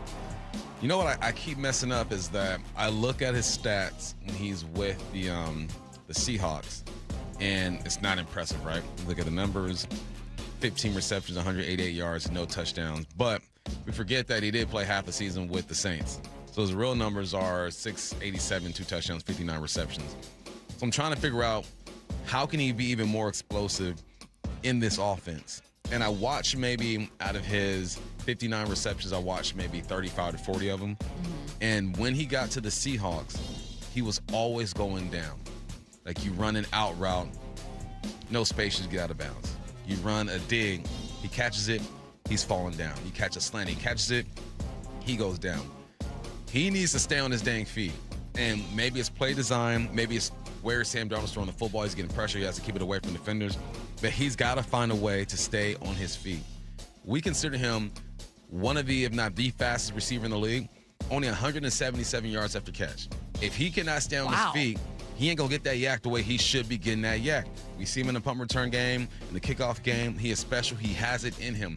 So I'm hoping that a off-season with Sam, getting with Brian Fleury, him getting more comfortable and filling space or whatnot, he'll be able to stay on his feet a bit more and get that yak. Is that where kind of play design can come in too? Because when I think of yak, I think of Kyle Shanahan with these short passes, and you've just got it worked out to where guys are getting to the sideline or whatever. I'm sounding like an idiot, but you know what I mean. Yeah. That there's a lot of yak that truly comes like maybe 5 yards from the line of scrimmage. But is part of it with Shaheed, if he's not as great a route runner, like you just got to find explosive pass plays? That's what I'm asking. Yeah, his routes, they're not bad. Yeah. But obviously there are better technicians out there. I think that he's not getting a yak or didn't hear in Seattle was because his route tree was so limited. Everything was underneath. Like you can catch screens and go, but there's timing that has to happen with that. We got to use it more vertical. Like we got to get him running and the football is over his shoulder. Like that one play Gonzalez, that was on JSN anyway. But like that play Gonzalez made on JSN in the Super Bowl, right? We got to get him more vertical and get him running in space. And that could be a couple things. It could be because he's a third option when it comes to some combinations, but I just kept seeing him go down to the ground. He's got to stay up. Okay, well, speaking of explosive plays, second down. How can Sam Darnold be even more explosive this year? Related to first down, use Rashid Shaheed vertically. Sam was first when it comes to passes over 40 yards with 12. He was fourth when it comes to passes over 20 yards with 57. Out of the passes that he had to go over 40 yards, he had 12 of them, 8 were to JSN. The 20-plus yards passes, 57 of them, 57 of them, 27 was to JSN. How can he be even more explosive? Get other guys involved as well. I like what Brian said when he when he was on the show. I think I was out that day, but I listened to the interview. And B-Walt said JSN should still get all the targets, as many targets as you can get him, because he's that good and it opens everybody else up. Rashid Shaheed last year had 1 catch for 40 yards. 1 catch over 40 yards. Rashid Shaheed should not have 1 catch. He should be up there with 5 or 6 of them things. Had 6 for over 20. It's just, we got to find ways to give him the football and him be explosive. Barner had 1 catch over 40, 3 for over 20. Kupp had 1 for 40, 8 for 20. So just spread out the deep ball a little bit more. And mainly just with Rashid Shaheed. If he can get Rashid Shaheed in this offense, getting down the field, giving him the ball when he's running too. You run a slant, he hits that left foot, bam, give it to him now, let him slice the field and get vertical. We got to get him the ball quicker, and then take those shots down the field. There's no way Rashid Shaheed should have 1 catch over 40 yards. 3rd down. How do you think the Seahawks should approach the preseason at quarterback? Easy. Sam, you do the first series. Sit your butt down. Maybe 2. Get those sweats on. If you're feeling groovy, maybe 2. You sit down. Drew does the rest of that first half, and then there's the Jalen Milroe show for the rest of the game. That should be the formula. I read that Mike McDonald is trying to figure out how to get guys involved. You want to see your starters. You want them to get those reps. 1 series for Sam is good enough for me. Drew needs that work because you want to make sure your second quarterback is ready to go. If he plays the rest of the second half, he'll get maybe 35, 40 snaps, and then you let Milroe. And when you bring Milroe in, it's the Milroe show, his own package. Roll him outside. I know he's not a runner. He says he's not a runner. But get him outside. Use his speed. Let him use his athleticism. 1 for Sam. 1 series for Sam. First half, Drew. Second half, Milroe. Let's talk about running. I like these transitions. 4th down. Maybe it's not Milroe, but who has to hit the ground running? Who is the great white hope on this team? Oh, Jake Bobo. Jake Bobo. All right. Bobo got to go now. It might be Riley Mills now. Him and Riley. You know? Him and Riley Usyk. It's a trio. It's a trio. But Jake Bobo's held it down for good reason. Blue collar dude, can play special teams. Great but white hope. He's behind a little bit. You got your boy Montori Foster, who's been making some noise. You got Torrey Horton, who's been making plays. You still got Rashid, Kupp, and JSN. I think he's still going to make the team. But when you've missed 2 weeks of training camp, you get your feet wet a little bit last week, you got to go. And I think Jay Bobo understands that. He's a guy who knows every year he's on the bubble. Every year. There are guys who just know every year I come to camp, I am on the bubble. I was talking to Ben Obomanu, a few weeks ago, and we're talking about just that stress that you have to practice under. Me and him, he'd be like, "But man, I played 6 or 7 years, but at one point at camp, for like a week or 2, I'm like, dang, this might be it." For me, I feel you, though. I got 2 training camps in. Every practice, I'm like, bro, you have to go. You got to perform. So I think Jay Bobo will be fine because he's a contributor in special teams, but I guarantee you he feels that little pressure like, hey, 87 is balling. Hey, 15 is doing his thing. I got to make some plays. I can't imagine the stress of that. And the stress of, like, you're playing with, let's say, just the 2s and 3s, and maybe you get 2 series in a preseason game or whatever, like a single drop pass, you're like, I might cost myself a job. I watch preseason games, and I'll see a number 80-something who no one knows drop a football. I go, bro, you have to make a play. That might be it right there, because they're looking for mistakes to separate people. Yeah. They're looking for it. So, yeah, if you ain't a guy getting those millions, catch that rock. We got ourselves a Little League World Series controversy brewing. That's next. Seattle Sports, home of Brock and Salk, morning 6 to 10. Darren Price here with us. You got your alarm set for Hard Knocks tonight? I probably won't watch the Hard Knocks until camp is over. Your phone's going to be blowing up tonight. I was on the phone with my mom last night, and I did not mention that Hard Knocks is coming out, but it's a big message to everyone out there that we heard earlier this week in a team meeting. Like, call your parents, don't text. They want to hear your voice and how things are going. Watch live or later on the Seattle Sports YouTube channel.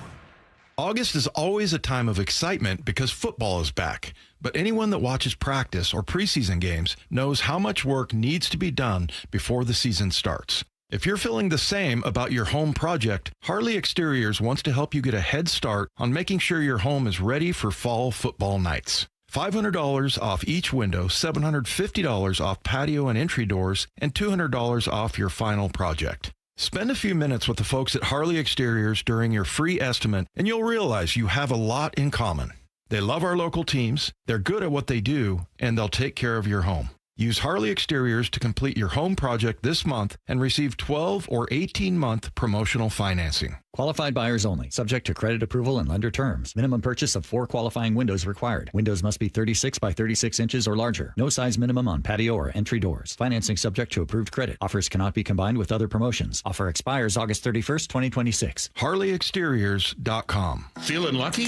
Don't miss the Lucky Fall Classic Collector Car Truck and Boat Auction. Saturday, August 29th at Tacoma's LeMay Marymount Event Center. Up to 200 collector, vintage, and classic vehicles, many going to the highest lucky bidder with absolutely no reserve. Get lucky, get local, and get in line. Visit luckyoldcar.com for a list and pictures of auction vehicles. Or call 206-467-6531 for bidding and consignment details. Right now is a good time to try to save money, and one of the easiest ways to save, taking the First Mark Challenge. Mike and I took the First Mark Challenge a couple years ago, and we have saved thousands of dollars since then on our insurance. Here's how First Mark Insurance works for you. They compare rates and coverage from dozens of the top-rated carriers. Then they go to work to find you the right coverage at the lowest possible price for you and your family. And when you need them and pick up the phone, you'll talk to a real person who knows you and is there to help. That's the kind of world-class service that has kept us with First Mark Insurance year after year. So take the First Mark Challenge today. It costs you nothing. There's no obligation. And you'll find out just how much money you could be saving every single month. You could be the next First Mark Challenge victory. They've had over 11,000 of them, and I'm one of them. Go to firstmarkinsurance.com. What are you waiting for? No cost, no obligation. They simply show you whether they can find you lower premiums, better coverage, or both. Your savings start tomorrow. Firstmarkinsurance.com. Sleep Number's new collections are designed to adapt to the changing nature of your life and your sleep needs. Whether it's the personalized comfort of the Comfort Mode mattress, the targeted pressure relief of the Comfort Next mattress, or the Climate Collection that actively cools or warms to help you fall asleep and stay asleep. And now, get early access to our biggest sale of the year. Save 25% on the new Comfort Next Luxe for a limited time. Only at a Sleep Number store or sleepnumber.com. When you see this in your kitchen, the stainless steel fridge is covered in fingerprints. you hear this. Leslie, people are going to think you were raised in a barn or by wolves, or raised in a barn by wolves. Fortunately, Wyman Stainless Steel 3-in-1 cleans, shines, and protects to give you the best shine. A spray and a wipe will have your fridge shining like a mirror. Wow, my fridge looks brand new. Your fridge looks amazing, Leslie. Sorry, I was being a little dramatic earlier. Your kitchen says a lot about you. Let it brag with Wyman. The home of the Mariners. It is gone! Cal Raleigh, 2-run home run! Hear every pitch on 710 and the Seattle Sports app. Hey, Mike Salk here for Snoqualmie Casino and Hotel, and not all getaways are going to earn 4 diamonds, but you can experience the 4-diamond Snoqualmie Casino and Hotel, where the breathtaking views, elevated dining, and world-class gaming and entertainment make the perfect escape. Also, check out upcoming shows. You got 80s pop sensation Taylor Dane on September 6th, or local rock legends Queensryche on October 10th. Tickets at snocasino.com. You can elevate your next getaway. That's 4-diamond and Seattle's closest Snoqualmie Casino and Hotel. Please game responsibly. Experience the thrill of the Kitsap Fair and Stampede with classic fair fun and food. Delight in the ultimate Pacific Northwest summer tradition. Bring the whole family to enjoy exhilarating carnival rides, midway games, and all your favorite deep-fried, sweet, and savory fair food staples. Kitsap Fair and Stampede runs August 26th through the 30th. Don't miss out on all the fun and excitement. Tickets and info at kitsapfair.org. That's kitsapfair.org. Summer is the time to feel and look your best, but I'm not talking about your abs or tan. Guys, I'm talking about your hair. Restore that bald spot, reverse your receding hairline, or add volume to thinning during Advanced Hair's once yearly summer savings event. Advanced Hair's simple one-day treatment begins to regrow your very own hair the very next day, and they guarantee your new hair will grow. They are the team that addressed my hair loss, and I recommend them to everyone. Take advantage of your flexible summer calendar and get the most hair for your dollar. Advanced Hair's summer sales event is on for a limited time. 425-8185. So get the details and schedule your free consultation today. 425-449-8185. One-day treatment, life-changing results. With advanced hair, your new hair is guaranteed to grow. Check out the incredible before and afters and make the call now while their summer savings event is still on. That's 425-449-8185 or advancedhair.com. This is The Timeline with Bump and Stacy. Brought to you by 1-800-DUI-AWAY. A scandal is rocking the Little League World Series. That's where we're starting with the timeline. So this is the Tulsa National Little League controversy. It's now a legal battle. So it's ongoing and overseen by a Texas judge. Yada, yada, yada. This is what's happening.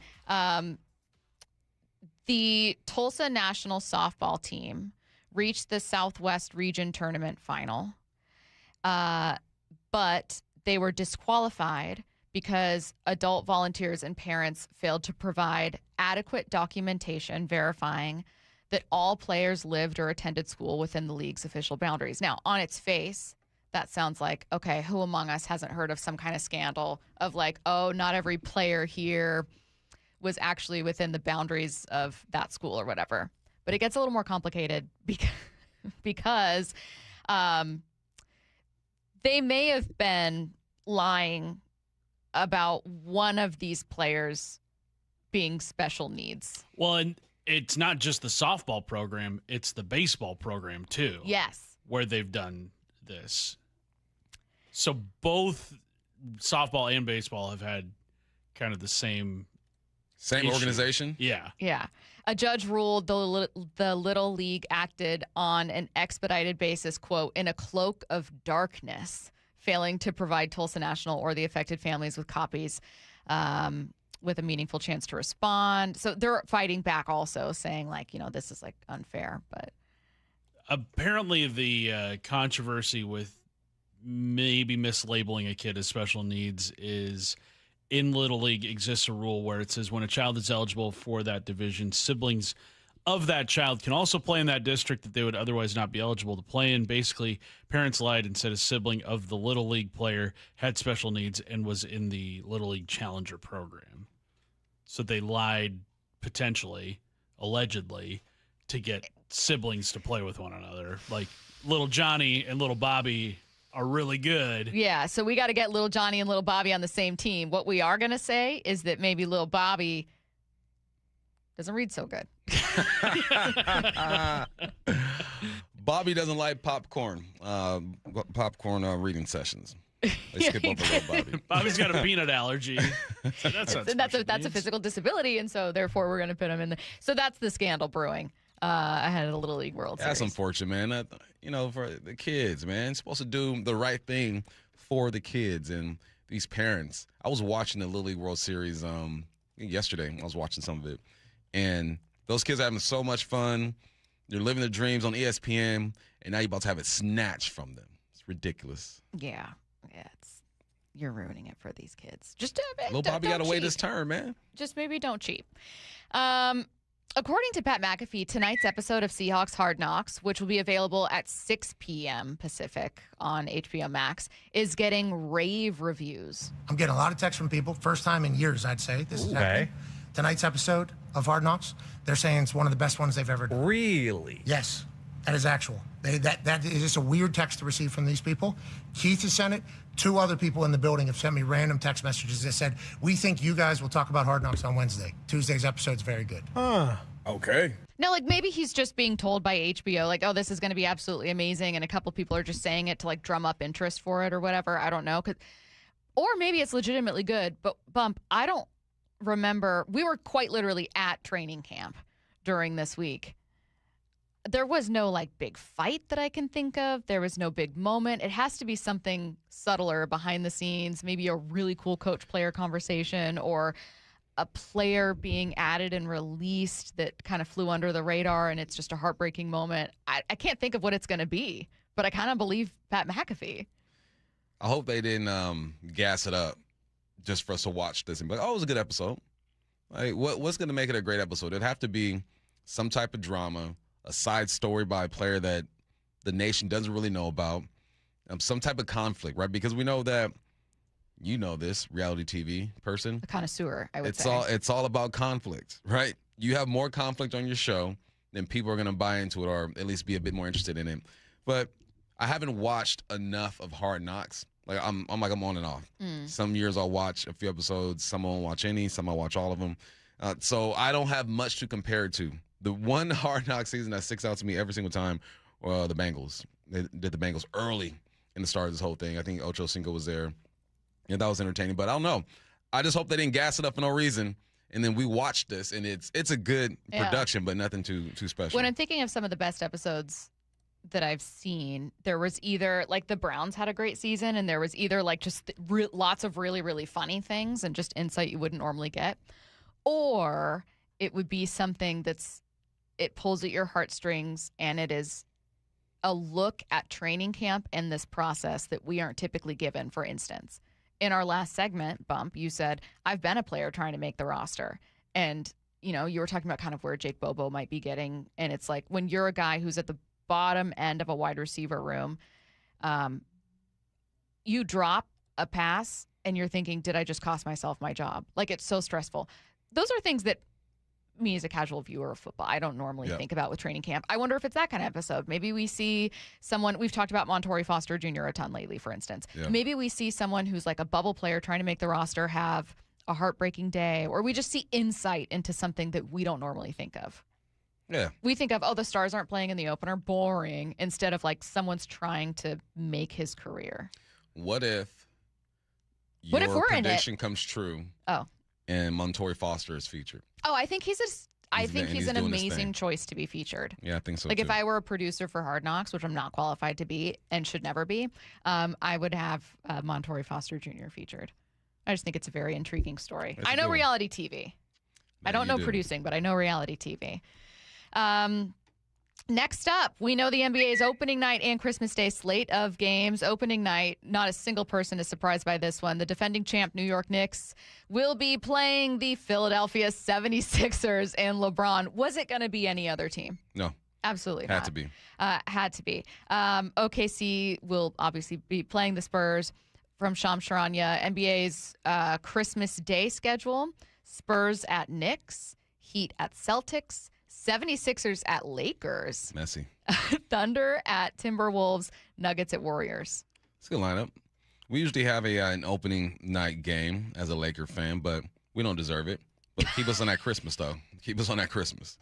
Are you just hurting right now? Like, nah. Oh, man, listen. We gonna have to struggle for a couple years. I get this. I'm fully prepared for what I have to go through these next couple years. Next up, could a European team, speaking of the NBA, try to lure one of the league's top stars after this season? It sure sounds like it. So this is owner of the Greek team, Panathinaikos. Sure. Okay. Dimitros Yiannakopoulos says his dream is to land Nikola Jokic. I'm just kidding. Come on now, Stace. No, that's a joke. Jokic, and he'll do whatever it takes to get him in 2027. I mean, good for you. And the one player, which is a dream of mine and I haven't signed, I will sign next year. But the thing is, I've got 3 of them with a 3-year contract. What am I going to do? Where is he going to play anyway? It's Matthias. It's a forward. It's a big man. So it's a big man. It's Jokic, the best player in the world. Kala, don't laugh at all. If I don't sign Jokic, I'm not leaving anywhere. I'm not going anywhere. Anyway. But he said that he's going to sign next year for the biggest contract in the NBA history. He has. Look, this year, I tried to make a proposal. I'm not going to. This is something that people are going to say, okay, now he's joking. I did make a very serious proposal this year, both to his team and to him. I got a rejection. I know that he has 1 more year contract. I want to find out how rich net worth is this guy. 1.1 billion. Yeah, he good. Hey, if there's anyone who would leave the NBA just to do something different, it'd be Joker. Facts. Yeah. He does. I don't care about this. He has the money to do it. I think the Joker would absolutely leave for Europe if given the opportunity. He's already won a championship, 2 MVPs. He spends his entire offseason in watch the ponies. Serbia. He didn't even cry after NBA Finals, but he cried when his horse won a race. Well, yeah, why wouldn't That's how different That's all he cares about. He cares about horse racing. That's all he cares about is his ponies. I mean, his ponies. This guy's got the money. That's crazy. It's real. He can do it. Let's go around the diamond. The Mariners start a 3-game road series against the Yankees today. Pregame starts at 3 p.m. First pitch at 4:05 p.m. on Seattle Sports. Hype Train coming your way next. Yeah, isn't it great to be back in pads playing football? Little Seahawks style. The work continues for the defending champs. Creating this vision of who we want to become all the time. With the first preseason game coming up Saturday against the Cowboys at Lumen. What are the biggest questions? The players to keep an eye on. Roster battles to watch. Hey, we got to turn it up, dude. Stay connected to all things training camp on Seattle Sports, the home of the Seahawks. After years of football and the injuries that go with it, my first thought was always go get surgery. Hey, it's Dave Wyman, but after a consultation with Dr. Mark Wagner, MD at Seattle Sports and Regenerative Medicine, my eyes were open to an alternative to surgery, and I'm talking about stem cell therapy. Well, and my buddy and co-host Bob Stelton, also in pain, and decided to go see Dr. Wagner. I had a hip issue from 14 years of jiu-jitsu. How's the pain now? Everything I did before, I can do just as well. Hitting the heavy bag, sparring, rolling, all of that is back in play. This whole thing has been such a pleasant surprise because I really was of the mindset, I'm going to have to go under the knife. I'm going to have to get surgery. And this really saved me from that. I could not be happier with the results. Whether it's a hip like Bob had, a shoulder, a knee, a wrist, an ankle, before you choose surgery, consider stem cell therapy with Dr. Mark Wagner, MD at Seattle Sports and Regenerative Medicine. Do it. You will not regret it. Hey, get the facts, hear from all the patients I've talked to, and schedule your consultation at drmarkwagnermd.com. Pests and poor insulation have something in common. One call to Eastside Exterminators takes care of both. For more than 50 years, families across Western Washington have trusted Eastside Exterminators to eliminate pests for good and protect homes from crawl space to attic. With dedicated installation services and the state's only smart pest detection technology. From Everett to Federal Way, one call handles it all. 425-482-2271 or visit eastsideexterminators.com. Eastside Exterminators, family first pest control. If the customer wants to be met in Seattle, then let's get that car from Kirkland to Seattle so that customer can come in there and transact. The Johnson Auto Family, the LJ way. It's Olympic Hot Tub's 49th birthday, and you get the gifts. Big savings on saltwater hot spring spas, plus free Bluetooth music and interest-free financing for 3 years. OlympicHotTub.com. Better you, better life. Here's a tale of Becky. Didn't know what to do with new meds prescribed and no real cost clue. She squinted at prices, that can't be right. Then tapped GoodRx and saw the light. She can get a deal. Book telehealth if she feels. Learn about those meds without any stress. That one little app does all the rest. Even my horse downloaded it. Dang, save time and money on prescriptions. Check GoodRx. GoodRx is not insurance. Ryan Reynolds here from Mint Mobile. With the price of just about everything going up, we thought we'd bring our prices down. So to help us, we brought in a reverse auctioneer, which is apparently a thing. Mint Mobile Premium Wireless. How to get 30, 30, to get 30, to get 20, 20, 20, to get 20, 20, to get 15, 15, 15, 15, just $15 a month. Sold! Visit mintmobile.com/radio. Upfront payment of $45 for 3 months, $90 for 6 months, or $180 for 12-month plan required. $15 per month equivalent. Taxes and fees extra. Initial plan term only. Greater than 50 gigabytes may slow when network is busy. See terms. Looking for a new Mazda? Check out Mazda of Everett during the More to Move You sales event. As the West Coast's largest Mazda dealer, they have over 700 new Mazdas in stock and are known for always offering the Mazda of Everett price. Awarded Mazda's President's Award 13 years in a row and ranked among the top 20 Mazda dealers in the USA for customer service. Shop at 11409 Highway 99 in Everett or MazdaofEverett.com. Dealer awards and rankings based on Mazda USA reporting and data. The champs are back. Really excited to get going. Nobody covers Seahawks training camp like the home of your Super Bowl champions, Seattle Sports. Cascade Machinery and Electric has been the Pacific Northwest's trusted industrial machinery expert for over 100 years. And right now they're hiring outside sales representatives in Alaska, Washington, and Oregon. If you're an experienced seller of industrial equipment, highly motivated and have a skill for building relationships, a rewarding career is waiting for you. The salary is competitive. The benefits are great. Visit cascade-machinery.com/careers and apply today. Cascade Machinery and Electric, powering the Pacific Northwest since 1918. 2019. For over 113 years, Pacific Lamp and Supply Company has been your #1 lighting specialist in Washington, from the Space Needle in Seattle all the way to the Riverwalk in Spokane. With the largest lighting inventory in Washington, Pacific Lamp's knowledgeable and experienced staff can assist with any lighting issue, including intricate lighting and control designs. Plus, they work with all utilities in Washington to get you the best available lighting rebates. Pacific Lamp and Supply Company, Washington's lighting experts since 1912. Visit pacificlamp.com. No matter the time of year, working out at home is the best. Brock Ewart here, and allow Top Fitness to create your own home gym. Simply give them your room dimensions, and they'll do a complete fitness room design. And everyone, from personal trainers to pro athletes, love their stuff. Top Fitness represents the very best brands in fitness, like Precor, Inspire Fitness, along with many others. They also have flooring and weights that go right in your home gym. Locations in Tukwila, Linwood, and Bellevue, or simply visit topfitness.com. That's Top Fitness, your best place for home fitness equipment. We're all looking for ways to add extra income without adding extra hours. How about joining a credit union where your money earns money? Dave Wyman for Harborstone Credit Union. They have a money market special offering strong returns for your hard-earned money. Open yours at harborstone.com/money market and start earning 3.75 annual percentage yield.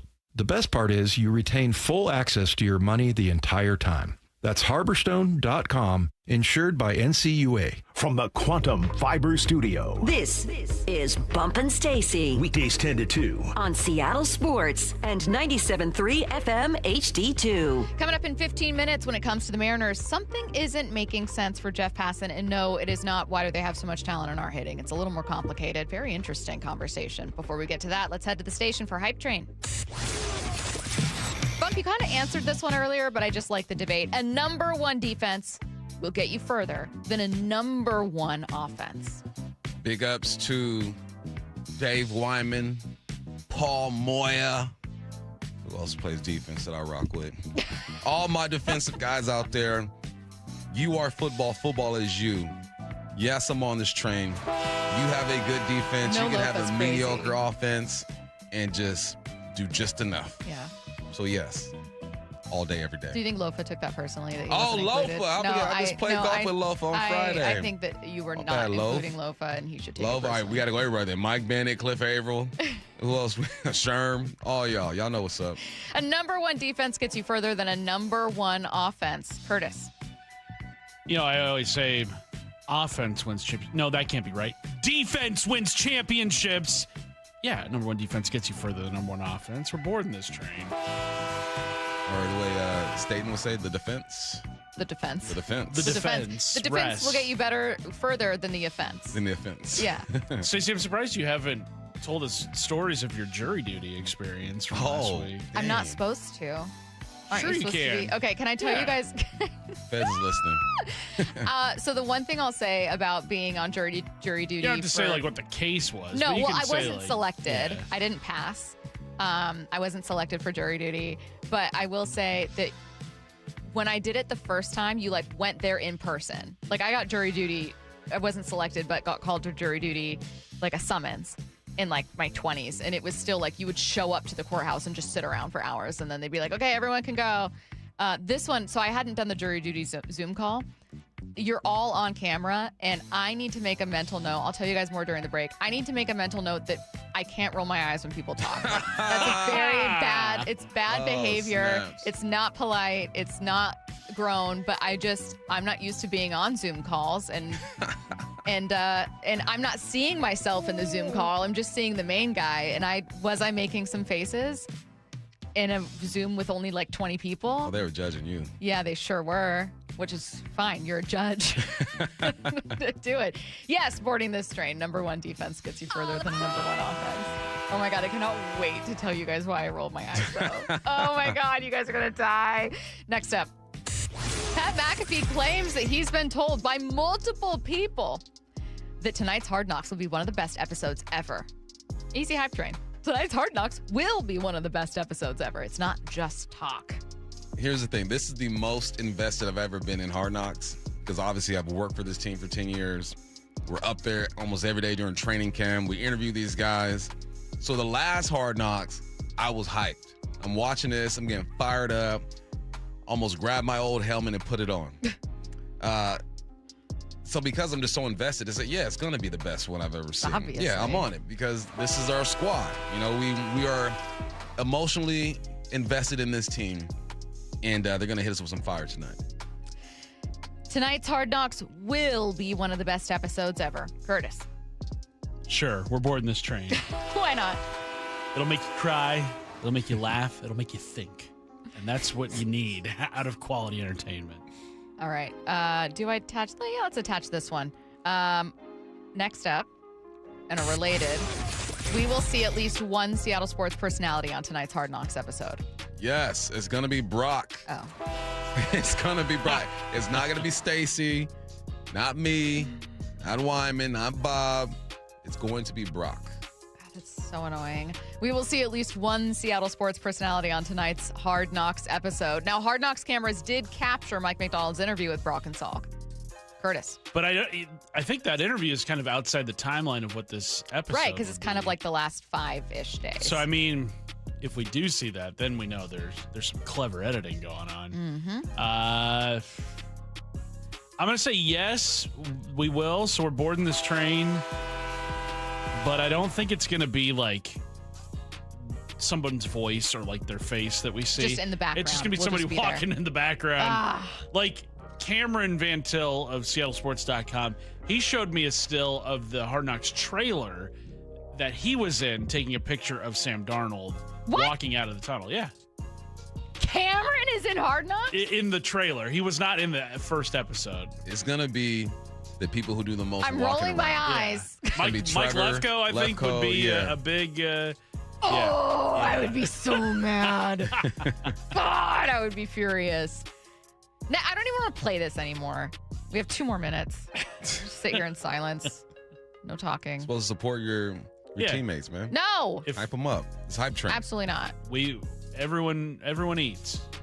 Next. Despite his road struggles, Brian Wu gets a quality start tonight. Yankees offense is struggling mightily. The realist to me is like, nah, he don't be performing on the road. But didn't he have one of his best performances on the road in New York? Yeah. Went to the 8th inning. Took a no-hitter into the 8th. Yeah. We're not going to talk about how that game ended, though. Very unfortunate history there when the Mariners became the first team since, the 1973. To blow a no-hitter with a 5-run lead. And beyond the 7th inning. Yeah, or later. All right, well, I'm just going to, I'm going to go with my heart and not my head here and say, yes, Wu does what he does and gets it Takes done the no-hitter into the 8th. Yes. Into the 8th, Steve. Basically the 8th. Despite his road struggles, Brian Wu gets a quality start tonight. Bump is boarding. He's going with heart over gut. All heart. Curtis. I wish I had confidence that he could get it done, but it just feels you like can fake confidence. I didn't say I had confidence. Yeah. You just be about it. I'm not going to board this train, but I think Brian Wu will have many moments where he's aura farming, where he does that in every start, where he'll just kind of look off into the distance with like a stoic look. Yeah. And then the camera stays on him for a while. And then everybody on Twitter's like, man, look how cool Brian Wu looks. Do you think so many, like any pitcher 25 and under is just going to be aura farming all the time and clip farming all the time forever? Yeah. Oh, I'd be all over if I were them.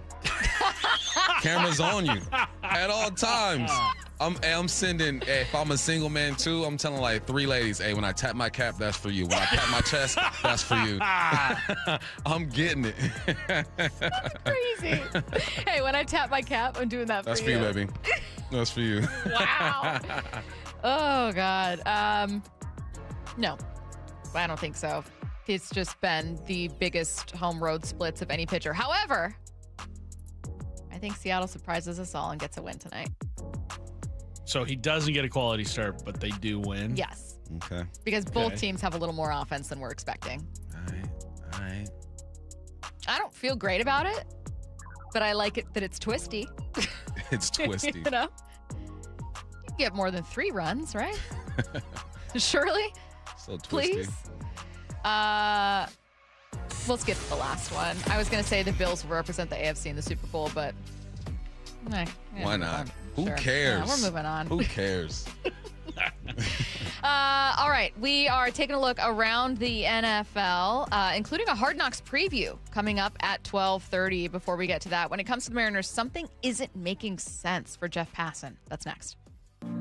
Seattle sports extends far beyond Western Washington. Every single day, thousands across our state listen and stream Seattle sports, including our neighbors in Spokane listening on KXLX radio. Our thoughts are with everyone in Spokane, where historic fires have already devastated our state's second most populated city. Join Seattle sports in doing whatever you can for our neighbors in Spokane. See how you can help at mynorthwest.com. Do you have a special occasion or milestone to commemorate? Come discover Klein Jewelers in charming downtown Edmonds. As a locally owned family jeweler, we combine an impressively large selection with a warm personal service only a hometown jeweler can provide. Whether you're searching for the perfect engagement ring or a beautiful piece of diamond or gemstone jewelry, you'll find plenty to love and no pressure along the way. From life's biggest milestones to those just because moments. Klein Jewelers by the Fountain in downtown Edmonds. You're a jeweler for life. Hey, Chuck here at Frank Lumber the Door Store in Marysville. We are back and open here Tuesday through Saturdays. If you're looking for doors, you need to come and see us. We have an incredible selection of doors to choose from, and currently you can take advantage of our quick turnaround time for pre-hungs and matchups. Please visit us here in Marysville at 1046 Cedar Avenue or Monday through Friday in Shoreline on 15th Avenue Northeast. And as always, don't forget to check us out online at franklumber.com. From whiplash to herniated discs, there are a few car accident injuries we've all heard of. J.P. Pendergast with Pendergast Law explains that even the most common injuries differ from one another. Pre-existing conditions, health history, beginning of treatment. There are hundreds of factors that make every person and every injury unique. While these variables aid medical treatment, the strongest case recoveries must also take them into account. Could you explain a little bit more? Our team at Pendergast Law is obsessed with turning over every stone to differentiate each case. This requires thorough investigation, diligent listening, and relentless research. We never pursue cases with a one-size-fits-all approach.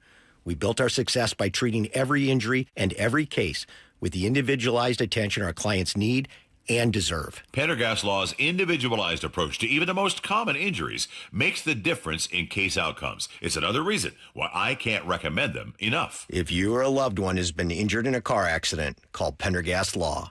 We can help. Everyone always asks me, what were your top reasons for choosing Advanced Hair? Well, allow me to share, along with some details on, get this, their once-a-year summer savings event. Okay, first off, Advanced Hair stands by the results, and I'm living proof those results are second to none. With Advanced Hair, your own natural hair is guaranteed to grow. Secondly, Advanced Hair combines top-rated physicians with modern technology, creating a concierge quality experience that blew away my expectations. And lastly, Advanced Hair Advanced FUE begins regrowing your own natural hair the very next day. It is quick, simple, and easy. Now, if you have a flexible schedule this summer and you've been waiting for that special savings opportunity, well, it's here. Advanced Hair's Summer Savings Event will get you the most hair for your dollar. It's their best offer ever. For details to schedule your free consultation, call 425-449-8185. One-day treatment, life-changing results. Your new hair is guaranteed to grow. Before and after pictures at advancedhair.com.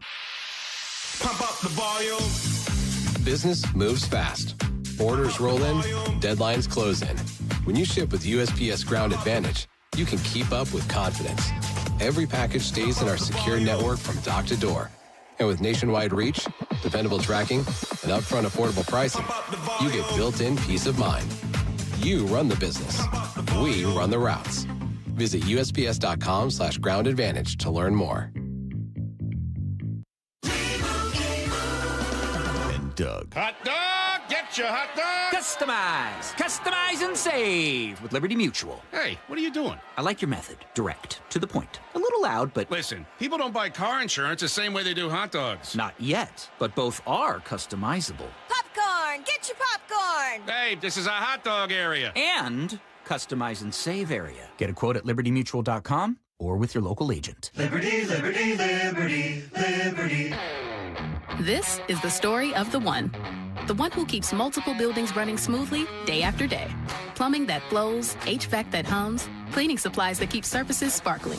That's why she counts on Grainger. With easy reordering online and 24/7 support, Grainger helps her keep the products she needs on hand. So shelves stay stocked and buildings stay ready. Call 1-800-GRAINGER, click Grainger.com, or just stop by. Grainger, for the ones who get it done.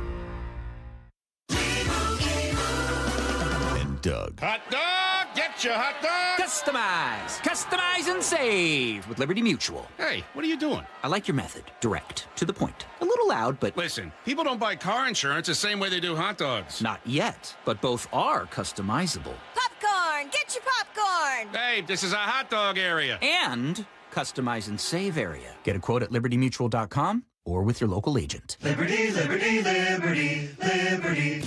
Let's go! This is Seattle Sports. Streaming through the Seattle Sports app. KIRO AM Seattle. KIRO FM HD2 Tacoma. Home of the Seahawks, Mariners, and everything Seattle sports.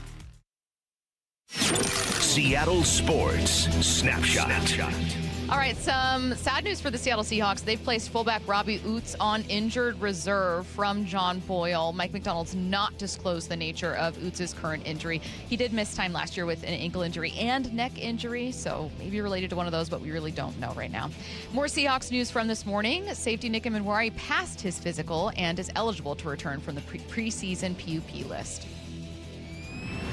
Snapshot, brought to you by Miller Lite. When it's game time, it's Miller time. From the Quantum Fiber Studio. This is Bump and Stacy on Seattle Sports. Streaming through the Seattle Sports app and at seattlesports.com. Now, here are your hosts, Michael Bumpus and Stacy Ross. Here we go now. All right, we are going to talk about Mariners here, but I want to break in with some Seahawks news. The Seahawks announced that they placed fullback Robbie Oots on injured reserve.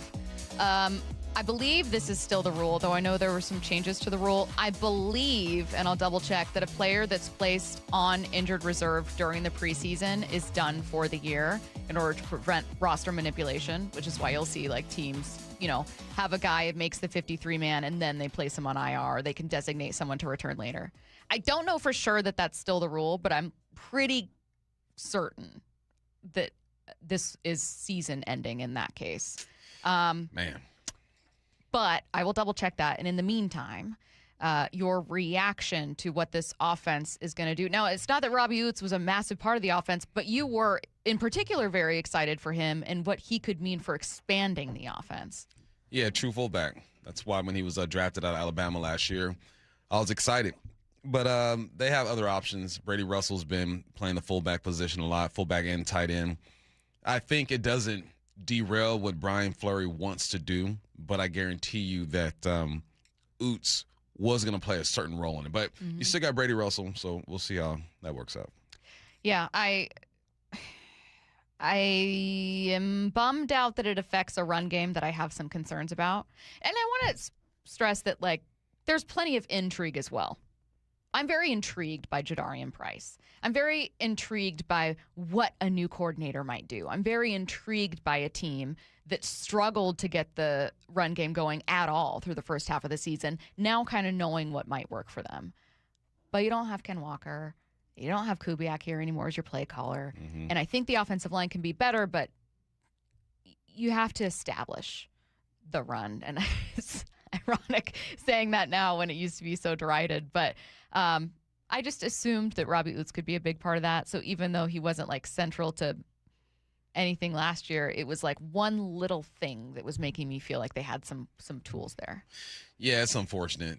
More just for the player himself, man. He has not been able to stay healthy. No, yeah. Played in a couple games last year and then now out here. He's mentally, I know where he is. I got hurt right before the preseason started too, man. It's a battle. Oh, again, if you're just missing that, the Seahawks have placed fullback Robbie Oots on injured reserve. We do not know what the injury is. He has previously dealt with both ankle and neck injuries. Mike McDonald didn't disclose the nature of the injury when he talked about it most recently at training camp. There was also Seahawks news this morning. Emenwari passed his physical and is eligible to return from the preseason PUP list. When you're placed on the preseason PUP list, you can come off any time after passing a physical, so it's not like you have to wait some minimum amount of time. That doesn't mean he's guaranteed to play week one, but it is encouraging news for his chances to do so. All right, we will get back to these stories as we get more updates, particularly on Oots. Right now, let's get back to the Mariners. When it comes to the Mariners, something isn't adding up for Jeff Passan. They remain a very confounding team for Jeff.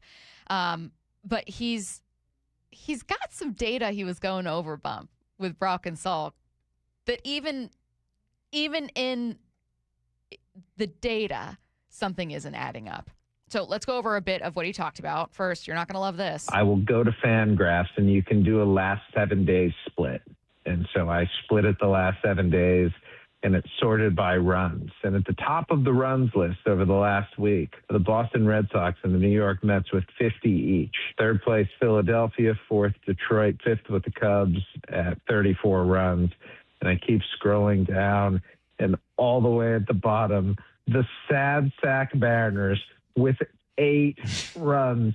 8 freaking runs in 6 games. A 195 batting average, maybe even worse, a sub 300 slugging percentage and a sub 260 on base percentage. And I don't get it. Now, that's not all he doesn't get. If you look historically, guys, at the lowest scoring team in Major League Baseball, almost always the OPS plus for that team. So that's the OPS on a 100-point scale weighted against league average with ballpark factored in. The OPS plus for those teams that are the lowest scoring teams in baseball are always 28th or worse. The Mariners right now are 20th, which suggests that something is dragging down this offense, something beyond, the typical things you would think of. Now, tell me if you guys disagree with this. What I hear from Jeff, who says, look, they've been absolutely abysmal with runs scored, but their OPS, did you say OPS plus? Their OPS plus is 20th, which would usually correlate to not a great offense, but certainly not one this horrible. I hear it as this team can sometimes find ways to get on base. Just can't bring them home. They just can't bring them home. And you want to look at guys where it's like, hey, Cal, what are you doing? Hey, Naylor, I know he had 2 home runs in a game the other day, but like, hey, some of these guys. But when you have runners in scoring position, and then you're failing, it's not always going to the same guys. No. This is an issue that's throughout the lineup where it's like they might get a couple guys on. I'm assuming that's what's, helping to bring up their OPS, but it's not working. And that to me is really fascinating because that's like, okay, are we talking mental things here? If it was always ending with the same guy and this guy isn't slugging, their slugging is very clear to see where the issues are coming from in terms of the players, which is like Cal. But this one's more interesting to me because it's a multiplayer issue and it feels mental. Yeah, he also says that last year they were striking out more but producing more runs. This year they're not striking out as much and producing less runs. I think he also says their BABIP is okay, but it just comes down to having runners in score position that they're not getting unlucky. and not driving them in, not slugging. So it's frustrating because you know how many singles I've seen with this team? So many singles. I've seen bases jacked, no outs, no runs being produced several times this year. The last month, I think I've seen like twice. And it just comes down to producing runs. And they have not been able to do that. You don't have your 60 bombs from Cal. We weren't expecting 60, but 25, 30 would have been fine. 20. You don't have 15 from Cal. You have slow starts from other guys. Randy's trying his best to hold it down. Pitching has been okay. It's the same story, honestly, just with different numbers on the side. Yes, but it's an interesting one because the Mariners' slugging is awful because Cal is awful this year. So 509 says something by the name of Cal Raleigh. Yes, Cal Raleigh is the single biggest difference in this year and last, and the single biggest thing missing right now is negative WAR. However, the reason I love this point from Jeff is that every time you have runners stranded, it is not Cal Raleigh up being the final out. Cal Raleigh has unfortunately been that out way more often than you'd like, and this isn't taking blame off of Cal. What it's saying is, what other things are at play with this offense? Is there an approach? Is there an approach with runners in scoring position? Is there a philosophical thing going on? Is there a mental thing? Like, if their OPS plus indicates far more often than not that they should be slightly better offensively, well, why aren't they? That's a pretty big gap. Yeah. That's 8 spots. I heard him also talk about how, so we always say philosophy, but no one really talks about the details of the philosophy in general. But I heard Passan say, he says, look, what's the communication like? Who has the green light to swing for the fences? Who is the guy that needs to drive the almost said football, drive the ball in the play, try to hit the gaps? Those are the questions that he had, and those are the questions or the answers that we just won't have. Mm-hmm. You know, you would assume Kyle is a swing for the fence type of guy. You'd assume that when JP went healthy, he's to put the ball in play. You would assume that Julio is, okay, depending on the situation, this is what we need from you. You would assume that a Rosarena is a put the ball in play. Dom is a swing for the fence, right? Those are all assumptions. And if they are aligned, if the assumptions are aligned, it comes down to one thing. Once again, I've said 1,000 times, just executing.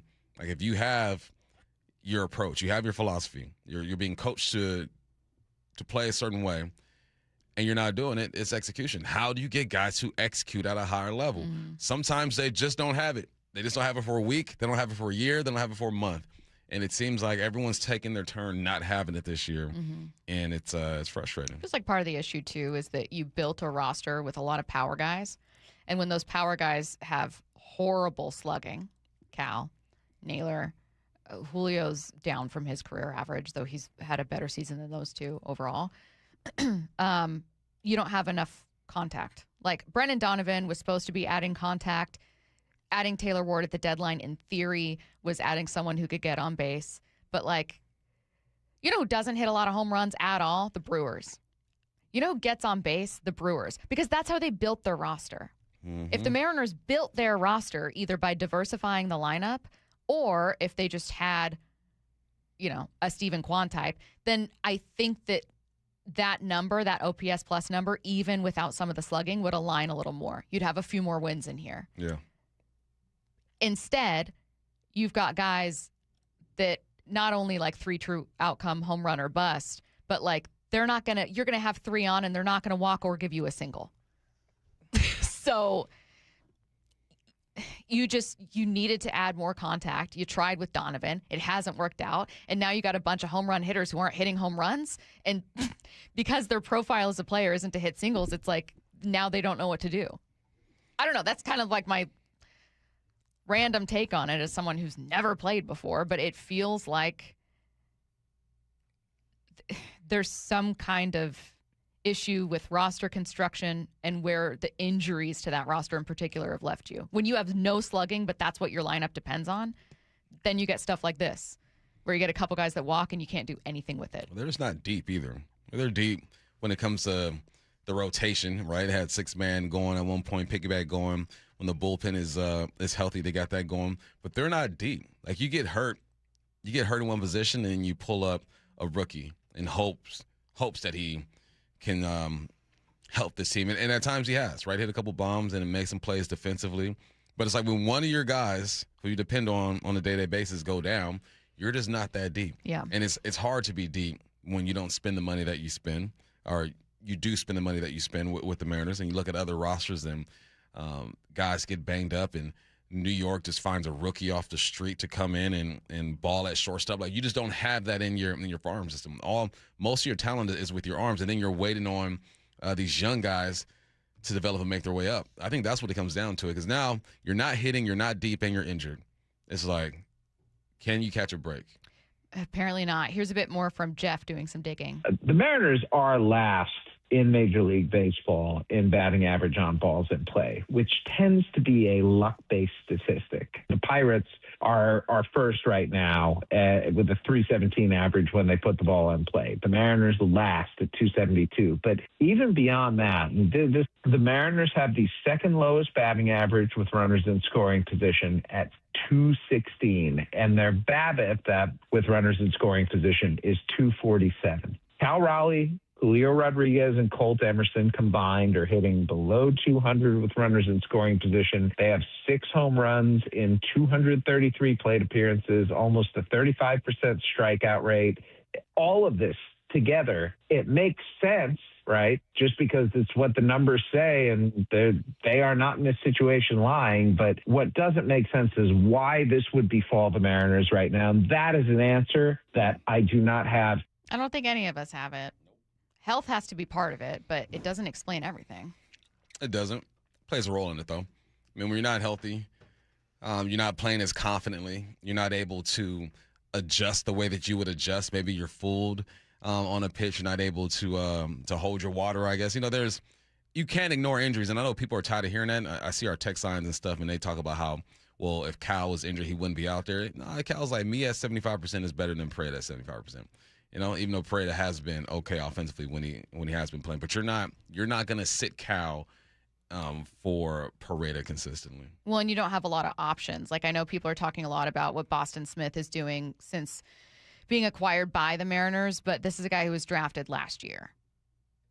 And I'm pretty confident that Cal could rake in Double-A right now. Yeah, it's about what you can do. Wasn't he? It's about what you can do in the bigs, and it's about knowing the profiles of opposing batters. Like, you know who spent the last several years knowing everything about the opposing batters in your division? Cal and that pitching staff. And, like, I think that Pareda can probably bring you more pop right now, and I'm glad that they gave him an opportunity that he earned. But I think part of the issue is that you don't have a lot of options if you don't have Cal. Like, the thing about, like, worse than a replacement level player, totally true when you have that player available. Mm-hmm. And I don't know that they do at catcher right now. No. So let's get to headline rewrites. Extra, extra, real Headline rewrites. We must make headlines. The real story behind the headlines in today's news. Powered by Bay Alarm Security Services. With Bump Stacy. Headline number 1, Seahawks safety Nick Emenwari passed his physical. The team announced earlier this morning. What's the real headline? Turns out there's nothing to even worry about. Because worry, but it's like worry, like you're worried. Yeah. So I'm just not sure if you were picking up what I was putting down.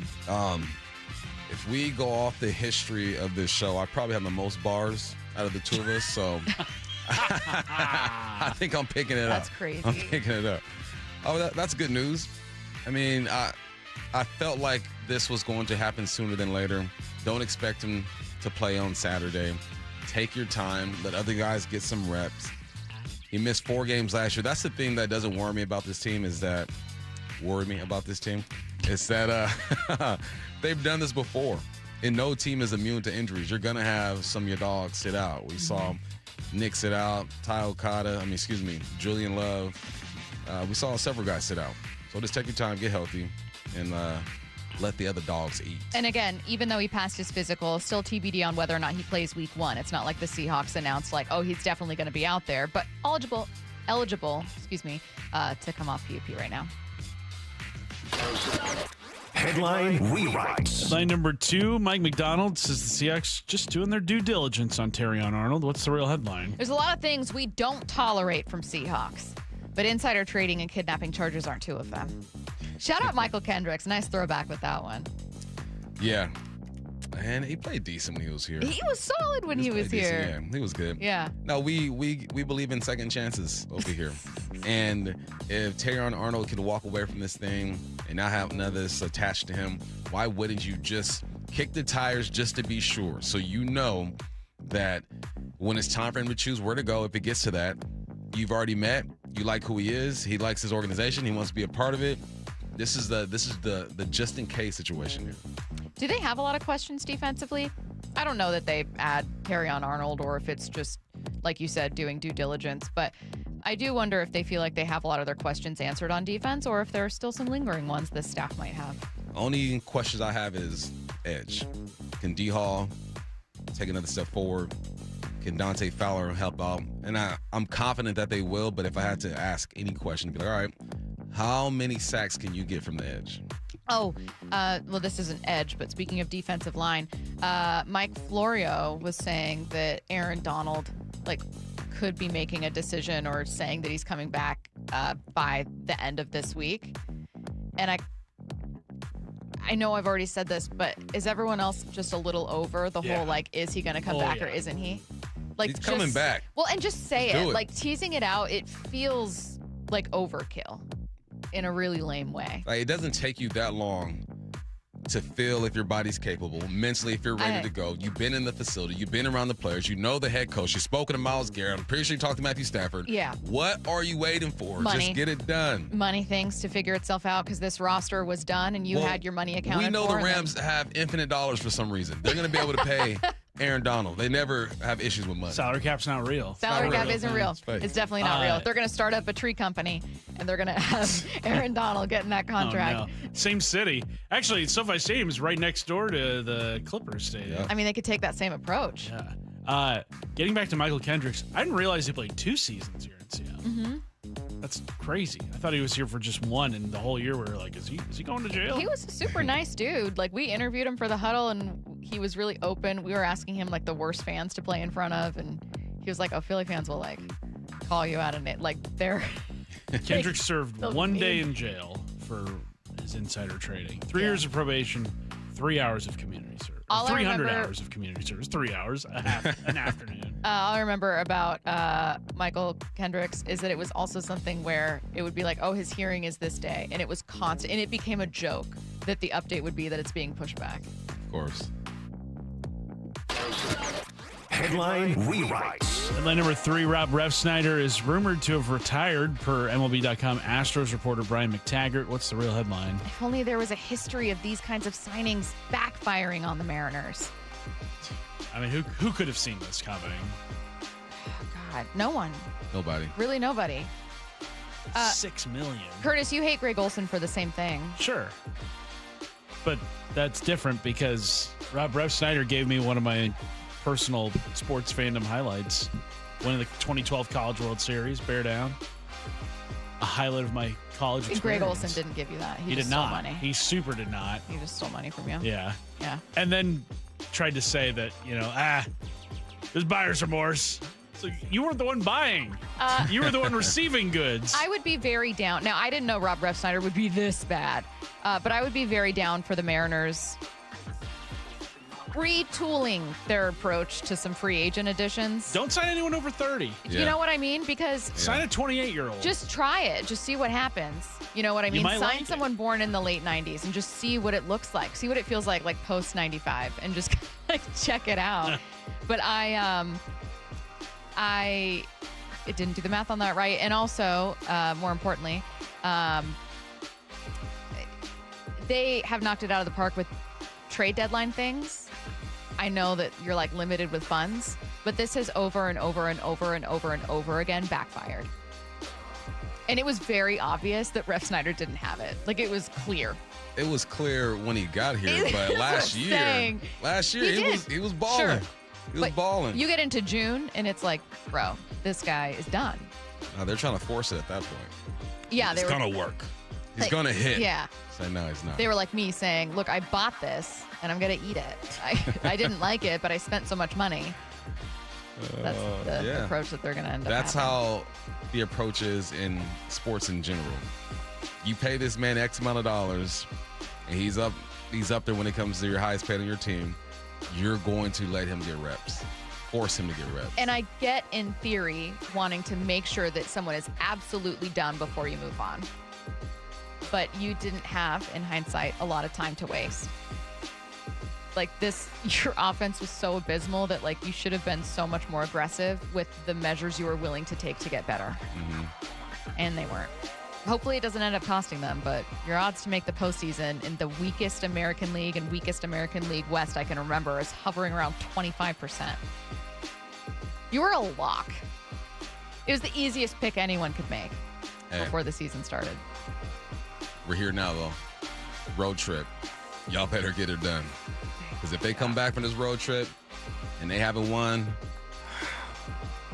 dang, 9 games? 9 games. They gotta win 5. You got the Yankees tonight. The Astros and Brewers. And then the Brewers. Right? You gotta win 5, but are they gonna win 5? What if they go 5-0 to start and then lose the last 4? That'd be so Mariners. That'd be so Mariners. I'd be shocked at 5-0 to start. I would be too. At this point, I would treat 5-0 to start as like maybe they figure it out. Lose 4 in a row, been there. This is not my first time. This is fine. 5 in a row? Woo! Taking a look around the NFL next. We have arrived at the moment. A celebration 50 seasons in the making. This is our 50-season celebration. Do you have goosebumps? It is my great honor to announce that Rick Riz has been unanimously elected to the Seattle Mariner Hall of Fame. This is the most incredible night of my life. The proud home of the Mariners, Seattle Sports. Holy smokes! Are you squeezing every last bit out of your summer? Looking for a fun add to your itinerary? I have the perfect trip. Already planning for you at Silver Reef Casino Resort. Make a whole weekend out of it. Here's what you need to do. You head up Friday, treat yourself to a delicious dinner at the steakhouse. On your way to dinner, become a free member at Reef Rewards. It allows you discounts on gas, dining, hotel, and the spa. Saturday morning, get yourself a tea time at Loomis Trails. Make sure you get there early and check out the range and walk around the historic clubhouse. It's beautiful. After your round, enjoy Saturday night dinner at Cantina or the Red River Cafe before live entertainment. Sunday is for the spa. Relax and recharge with a massage or treatment to work out those knots and kinks and just unwind before you head home and plan your next weekend at Silver Reef. Maybe it's for Crazy Train, Howie Mandel, or Guns for Roses. All you have to do is take the I-5 exit 260 silverreefcasino.com. Feeling lucky?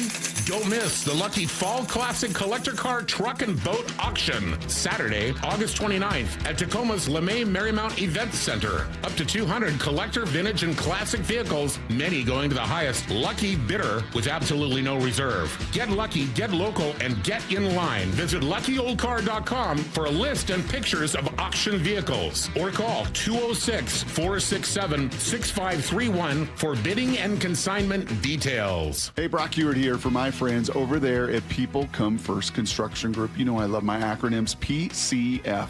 They designed and built our outdoor living space for Molly and I, and we just loved it. And right now, PCF is making it easier than ever to get started on your new dream deck with 50% off your custom professional design and architectural drawing package. That means you can save over $9,000 on your project. And with 12 months of no interest, no payment financing, you can design your deck now and pay later. You know, most people who start with a design package end up with the exact outdoor space they've always wanted and dreamed of. This offer is your first step.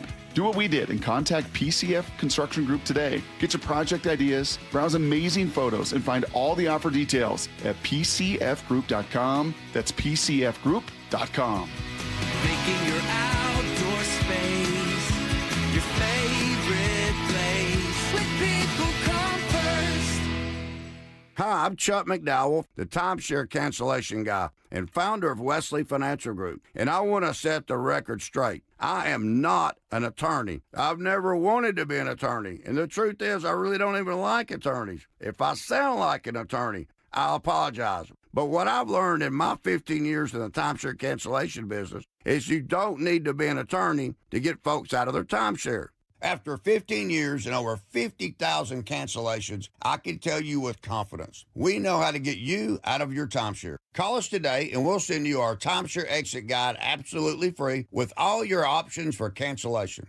Attorneys, this was meant to be funny, so please don't sue me, especially my friend Kenneth from Black River Falls, Wisconsin. Call now for your free timeshare exit info kit. 800-881-8686. That's 800-881-8686. 800-881-8686. The home of the Mariners. It is gone! Cal Raleigh, 2-run home run! Hear every pitch on 710 and the Seattle Sports app. Jane is a small business owner. Tell them what that's like, Jane. Yeah, well, it's like a roller coaster with a lot of ups and downs, and some days things can feel like they're flying off the rails. Yep, it's a lot. But the Total Solutions Advantage only from Comcast Business can help you manage it all. With the largest, fastest fiber-powered network designed for 100% reliability with business internet and wireless connect. Nice. So everything stays on track. The Total Solutions Advantage. No one does business like Comcast Business. The more solutions you add, the more you save. Get started today with a qualifying internet package for as low as $60 a month when you add an advanced solution. Plus, new customers, ask how to get up to $1,500 in prepaid cards when you add 2 lines of mobile to a qualifying gig bundle. Don't wait. Call today. Limited time offer. Restrictions apply. New customers only. 1-year agreement, paperless billing, and automatic payments with bank account required. $60 offer requires 300 meg internet, security edge, and additional qualifying service. Equipment, taxes, and fees extra. Prepaid card offers end 9/13/2026. August is always a time of excitement because football is back. But anyone that watches practice or preseason games knows how much work needs to be done before the season starts. If you're feeling the same about your home project, Harley Exteriors wants to help you get a head start on making sure your home is ready for fall football nights. $500 off each window, $750 off patio and entry doors, and $200 off your final project. Spend a few minutes with the folks at Harley Exteriors during your free estimate, and you'll realize you have a lot in common. They love our local teams, they're good at what they do, and they'll take care of your home. Use Harley Exteriors to complete your home project this month and receive 12 or 18-month promotional financing. Qualified buyers only. Subject to credit approval and lender terms. Minimum purchase of 4 qualifying windows required. Windows must be 36 by 36 inches or larger. No size minimum on patio or entry doors. Financing subject to approved credit. Offers cannot be combined with other promotions. Offer expires August 31st, 2026. HarleyExteriors.com. From the Quantum Fiber Studio. This is Bump and Stacy. Weekdays 10 to 2. On Seattle Sports and 97.3 FM HD2. We've got another Hard Knocks sneak preview. New episode is tonight at 6 p.m. Pacific on HBO. In this one, Spurs head coach Mitch Johnson was a guest of Mike McDonald. This was last week. In the clip, they discussed their approaches to establishing culture. The identity stuff, what about from just from going into this camp? Have you changed much, or is it now kind of like it's set in place, now just growing it and building it? The challenge I had was how do you deliver the same message to the majority of the guys, because you're also trying to make them everybody think that we're all new, and then they also like trying to get them to understand that this is who we are, and so it's really important that we protect it so they hear it, And then next one is our style of play. Just as a good time for it because they're kind of in the meat of camp, but And you call those culture days? I think of it in terms of we're in the install phase of training camp, so we're installing our systems, I'm installing our culture. I like that. I look forward to that conversation. 2 young guns. One had a chance to win a championship. The other one has done it. I think this is a great collaboration of minds. And if you saw the clip, you see Mitch start taking notes on his phone, like, okay, yeah, I like that. Mm-hmm. It don't matter what the sport is, man. There's some things that are universal, man. It's the culture is big, communication is big, motivation is big. Yes, the Spurs lost in the finals last year, but they got to the finals, and they're going to have to try to go through that gauntlet again because OKC ain't going nowhere. What would you think would be one of the most underratedly difficult things about being a head coach in this position? Finding a way to get guys motivated again. It's just what they're talking about, is finding ways to say the same thing differently, because that belief is core to what you do and who you are, but you can't keep saying the same things over and over and over again. You got to find a way. And then just building a roster. I think building a football roster is obviously harder than a basketball roster because you get 3 studs out there and you could be okay. Mm-hmm. So no, it's building rosters year in, year out, and then finding a way to make who you are stick with your team every single year. Next up, the Seahawks have added a 3rd throwback uni game. This one's going to be on the road, though. It's against Denver for Thursday Night Football on October 15th. And yes, the Broncos are also wearing their throwbacks for this one. I think it's going to look amazing. I love the Broncos throwbacks. Yeah. Call those the Dave Wymans. Those are the Dave Wymans. Could you call both the Dave Wymans? You could. Well, no. Call one the Dave Wyman, call one the Paul Moyers.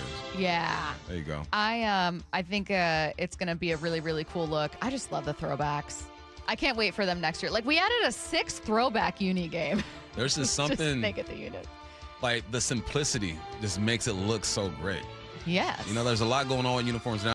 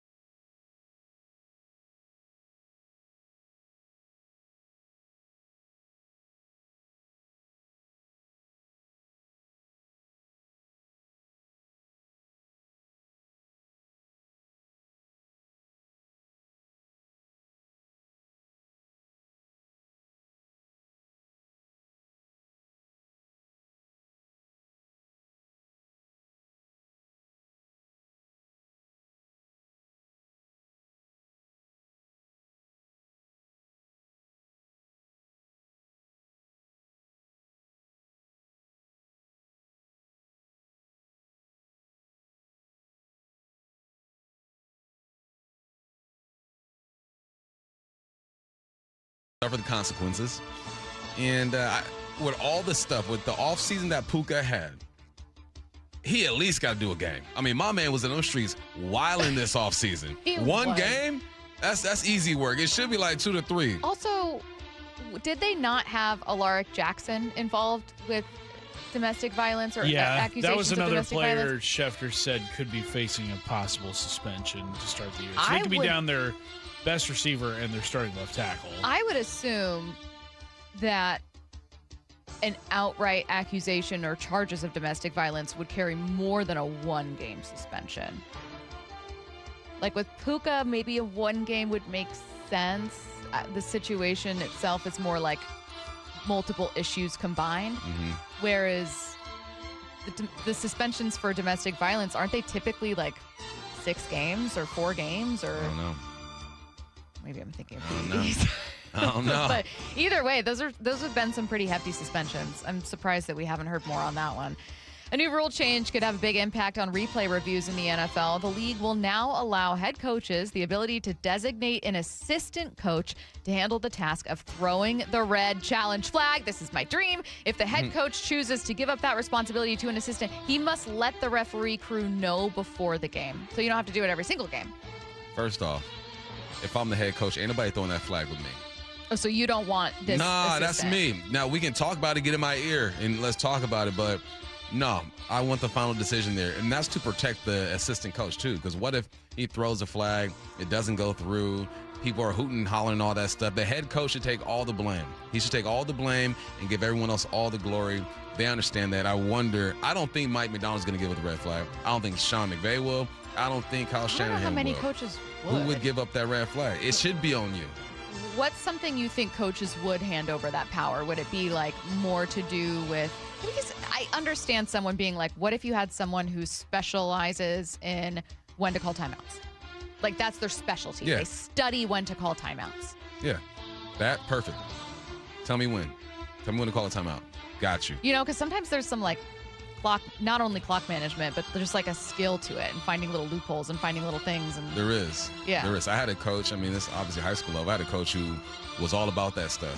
And he'd get in my ear, hey, we should probably call timeout. I'd here. hand that over. Like, boom. I'd Yeah, I have a can do timeout that. coach. I can do that. Yeah. Next up, it's official. Kyler Murray's been named the Vikings starting quarterback for Week 1 of the What? regular season. He you won that won't job? believe Wow. it. Now, what does it mean for the future of J.J. McCarthy in Minnesota? This from Ian Rappaport. I do not know if the Vikings would trade JJ, because the only question now is if he's going to be the backup. The question now is if something happens to Kyler, is he your best option moving forward, right? Because the Vikings are a team that I think is going to be in it. So, like, if you're a team who, like JJ coming out, it actually might make some sense to say, like, maybe we'll just trade for him and develop him. I mean, Daniel Jones is a fantastic example of when he went to the Vikings a couple years ago. Would you Trade him. trade J.J. McCarthy if Trade you were him. the Vikings? You This is got about to be his 3rd year on the bench for You you. got Carson Wentz over there. Trade him. Carson Wentz can come in for 3 or 4 games if he need be and do his thing. I trust Carson Wentz over J.J. McCarthy. You know what? Man, and I got to give this dude his flowers, okay? because there was a game where JJ was balling and Sherm got on the Twitter machine and was like, y'all need to calm down, boom, boom, boom. Hey, Sherm on the side, like, man, come on, man, I think it's going to be nice. He's like, nah, Bump, it ain't it. It ain't it. So, Sherm, this one's for you. You got this one. He really did get this one, and I think that the Vikings would probably be open to trading J.J. McCarthy. I think that the thing about the Vikings, they are a very talented team outside of quarterback. That was the entire reason that people were so fascinated by the quarterback decision and the moves for this team is because you look at the receivers they have, the tight end group, the defense, obviously, and what Brian Flores has done there. And you just think, man, if they had a great quarterback, that could lift the team. However, if you lose, let's, name Kyler your starter. If you lose him for the year, that's kind of your season anyways. J.J. McCarthy isn't going to come in and save it. No, he's not. I mean, that's just my opinion. I mean, it could very well happen. But in my mind, I'm like, yeah, you could keep J.J. McCarthy just in case. But, like, if Kyler's gone, your season's gone. And it's not because Kyler's that impactful, but it's just that's how important your starter is. Like, there are very few teams in the league, if any, that could just plug and play anyone and be fine. So, I don't know about that one. All right, all Mariners from 1 to 2 for the dugout. Shannon Drayer is joining us. We hear from an old friend. Dave Sims is joining us to help preview this Yankees team that's also struggling offensively very much right now. And then Alex Mayer is joining us to wrap up the show at 1:45. So get your questions in for What I Need to Know coming up next, 866-979-3776. Seattle Sports, home of Brock and Salk, morning 6 to 10. Jadarian Price here with us. You got your alarm set for Hard Knocks tonight? I probably won't watch the Hard Knocks until camp is over. Your phone's going to be blowing up tonight. I was on the phone with my mom last night, and I did not mention that Hard Knocks is coming out, but it's a big message to everyone out there that we heard earlier this week in a team meeting. Like, call your parents, don't text. They want to hear your voice and how things are going. Watch live or later on the Seattle Sports YouTube channel. Fast Water Heater has spent the last 40 years becoming Seattle's go-to at one position, hot water. Dave Wyman here, and I always talk about how important versatility can be. At Fast Home Services, they've built versatility at every spot in your home's lineup, adding HVAC, plumbing, and electrical. That's Fast Home Services. Call 1-800-THINK-FAST to book your free in-home estimate, or visit fasthomeservices.com for a virtual quote in seconds. For water heaters, plumbing, HVAC, and electrical services. Pests and poor installation have something in common. One call to Eastside Exterminators takes care of both. For more than 50 years, families across Western Washington have trusted Eastside Exterminators to eliminate pests for good and protect homes from crawl space to attic. With dedicated installation services and the state's only smart pest detection technology. From Everett to Federal Way, one call handles it all. 425-482-2271 or visit eastsideexterminators.com. Eastside Exterminators, family first pest control. Certain industries expose workers to hazardous chemicals. If you worked in a paper or pulp mill or in aircraft manufacturing or painting at Boeing and have a child born with birth defects, your child may be entitled to legal damages as a result of your exposure to such chemicals. Birth defects have been linked to toxic chemicals, metals, and solvents used in these industries. If your child was born with brain or spinal cord damage, organ or limb malformations, blindness, cerebral palsy, genetic damage, or other birth defects, and you're a past or present worker in a paper or pulp mill, aircraft manufacturing, or painting, contact us now toll-free at 1-866-99-TOXIC. Your children may be entitled to legal damages. If you're a past or present worker in a paper or pulp mill or aircraft manufacturing or painting at Boeing and your child has a birth defect, call toll-free at 1-866-99-TOXIC. Your call is confidential. 1-866-99-TOXIC. Message authorized by Weinstein Cajano, 600 University Street, Suite 1620, Seattle, Washington. Summer is the time to feel and look your best. But I'm not talking about your abs or tan. Guys, I'm talking about your hair. Restore that bald spot, reverse your receding hairline, or add volume to thinning during Advanced Hair's once yearly summer savings event. Advanced Hair's simple one-day treatment begins to regrow your very own hair the very next day, and they guarantee your new hair will grow. They are the team that addressed my hair loss, and I recommend them to everyone. Take advantage of your flexible summer calendar and get the most hair for your dollar. Advanced Hair's summer sales event is on for a limited time. 425-449-8185. So get the details and schedule your free consultation today. 425-449-8185. One-day treatment, life-changing results. With advanced hair, your new hair is guaranteed to grow. Check out the incredible before and afters and make the call now while their summer savings event is still on. That's 425-449-8185 or advancedhair.com. Hey there, Dawn Riley with Olympic Hot Tub. It's our 49th birthday, and we're celebrating by giving you the gifts. Outstanding savings on saltwater hot spring spas, free Bluetooth music, and interest-free financing for 3 years. Plus, exciting savings on endless pool swim spas, saunas, and cold plunges. How's that for a birthday to remember? Ends August 24th. OlympicHotTub.com. Better you, better life. Olympic Hot Tub. The champs are back. Really excited to get going. Nobody covers Seahawks training camp like the home of your Super Bowl champions, Seattle Sports. Look, one of the best parts of training camp is identifying the guys who pass the eye test, right? The ones who, when you see them, it's obvious they absolutely put the work in during the offseason. If that's what you want people to think when they see you walk into a room, Eastside Weight Loss Clinic can help. It's Mike Salkier, and people across Western Washington have lost significant weight and become a healthier, happier version of themselves with the help of Eastside Weight Loss Clinic. I'm one of them. Dropped 35 pounds in just 8 weeks. That could be you before the end of the summer. Here's the best parts. You enjoy the delicious food that you love. The program lasts as it teaches you lifelong habits. There are no monthly fees, no pills, and no injections. All it takes to get started is a free 15-minute phone conversation. Find out if it's right for you. Schedule yours at eastsideweightlossclinic.com. Schedule it for when you're in the car, commuting to work, or just running errands, because the only thing you have to lose is the weight itself. Go to eastsideweightlossclinic.com. Dr. Ryan Coogan, D.C. Results may vary. There couldn't be a better time to save money, and one of the easiest ways to save? Take the First Mark Challenge. Molly and I took the First Mark Insurance Challenge, and we saved thousands of dollars the first year with First Mark, and we've been saving ever since. Same for Mike and I. Here's how First Mark Insurance works for you, not the insurance companies. They compare rates and coverage from dozens of the top-rated carriers. Then they go to work to find the right coverage at the lowest possible price for your family. And when you need them, you'll talk to a real person who knows you and who's there to help. That's the kind of world-class service that has kept us with First Mark year after year. Seriously, wouldn't you like to know if you could be paying less? Take the First Mark Challenge today. It costs you nothing. There's no obligation, and you'll find out just how much money you could be saving every single month. You could be the next First Mark Challenge victory. They've had over 11,000 of them. Don't give your insurance company a free raise before you renew. Let First Mark review. Go to firstmarkinsurance.com. What are you waiting for? Your savings could start tomorrow. Firstmarkinsurance.com. From the Quantum Fiber Studio. This is Bumpin' Stacy. Weekdays 10 to 2. On Seattle Sports and 97.3 FM HD2. Get your questions in for What I Need to Know. Sports, non-sports, doesn't matter. 866-979-3776. What I Need to Know. Does Bump still have faith in Emmanuel Wilson? It's my guy. Downhill runner. Inside the 20. Hand that man the football. Let him go. It's the best running back I've ever seen in my life. I hope everyone succeeds in life. Not Emmanuel Wilson. First of all, that's what you said. Make the new clip. Secondly, best in the world. Secondly, you played in the then Pac-10 with Reggie. Reggie was all right.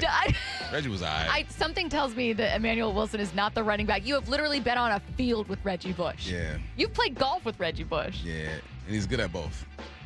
I'm like, man, how are you the greatest football player I've seen of all time, a great golfer, and you look like you can still play in the league right now? It's not fair, Reggie. I hope everyone succeeds in life. Not Emmanuel Wilson. Yikes. You know what? You did a great job with that, Matthew. Did a great job with that. Audio editing is my passion. Yeah. Yeah, you do. You do nail it, and it is crazy that it sounds so realistic. So that's what gets me. I hope everyone succeeds in life. Not Emmanuel Wilson. It's funny every time. So this was someone that texted in a question during a Mariner segment, but I'm using it for What I Need to Know because we didn't get to it. I'm sure what I'd like to know then. Why not give Cal more rest days and play Pareda? Like if all we're talking about is like, oh, it seems like Cal's playing through injury. Well, why not let him get some time off? He's in the lineup today, by the way, hitting 6th. Because you got to thug it out sometimes.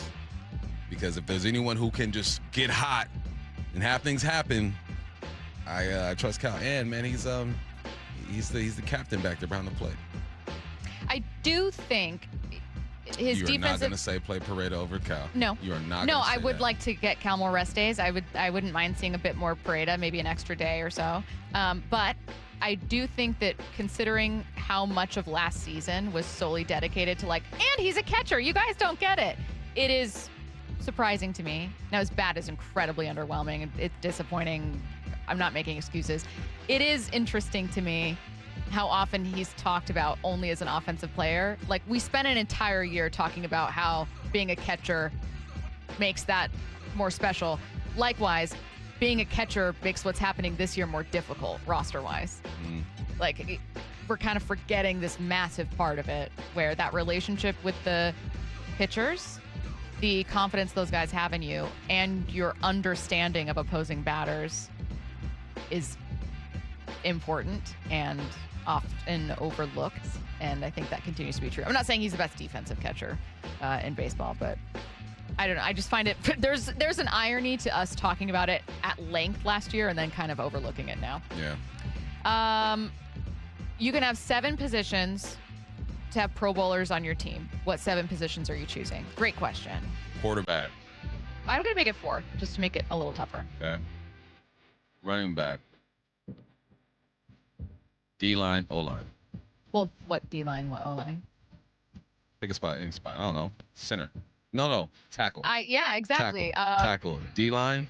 Let's go. Let's go edge. Yeah, I'm going edge, left tackle, quarterback, running back. Why you copy me? Because that's what I would do. Okay. If I had to switch one, defensive tackle maybe. Just stay on the defensive line, probably. Yeah. Yeah. Interesting that neither of us said wide receiver. No. You could have 2 wide receivers with 700 a pop and be just fine. Yeah. What I need to know. Oh, great to do on air. Is there something you really like that you're embarrassed to tell your friends about? This is a perfect opportunity. Really I know this. I was young. This is when I knew I was different. Oh. This is when I knew I was different. Okay. My boys were like, what are you doing? I went to Target and I bought a Nelly Furtado CD. I'm like a bird, only fly away. They're like, you like this? I go, this is a banger. Hell yeah. And but from LA, yeah. My dudes were like, you don't want the Chronic 2000? Have they never heard Promiscuous Girl? No, that was before. She was kind of like coffee shop singer. Because Promiscuous Girl was amazing. That's when she turned pop. I want the indie Nelly Furtado. Okay. That's when she was a sellout. Okay, so that was something you were embarrassed. Anything now that you'd like to confess to us? Is this a setup? No, this is a real question. I know. It feels you do that, and then Matt hits me with something. It feels like a setup. Oh, I see what you mean. You think we're gonna trap you into some sound? Yeah. Well, we can get Bump singing "I'm Like a Bird." I don't know where my home is. Exactly. Do you want to finish the line? And baby, all I need for you to know is perfect. I can't think of anything. Nothing I do is embarrassing. What I need to know. Now, there's no way this is a real question. What's better, Almond Roca or Snickers? Snickers. What? What are you doing? What are we doing? What Almond Roca? What are you, 8 years old? For real, Almond Roca is like something you're gifted. It comes in a mug that you got as a giveaway somewhere, and you're like, oh, Matt nice. likes Almond Roca. Matt, shut up. Are you serious?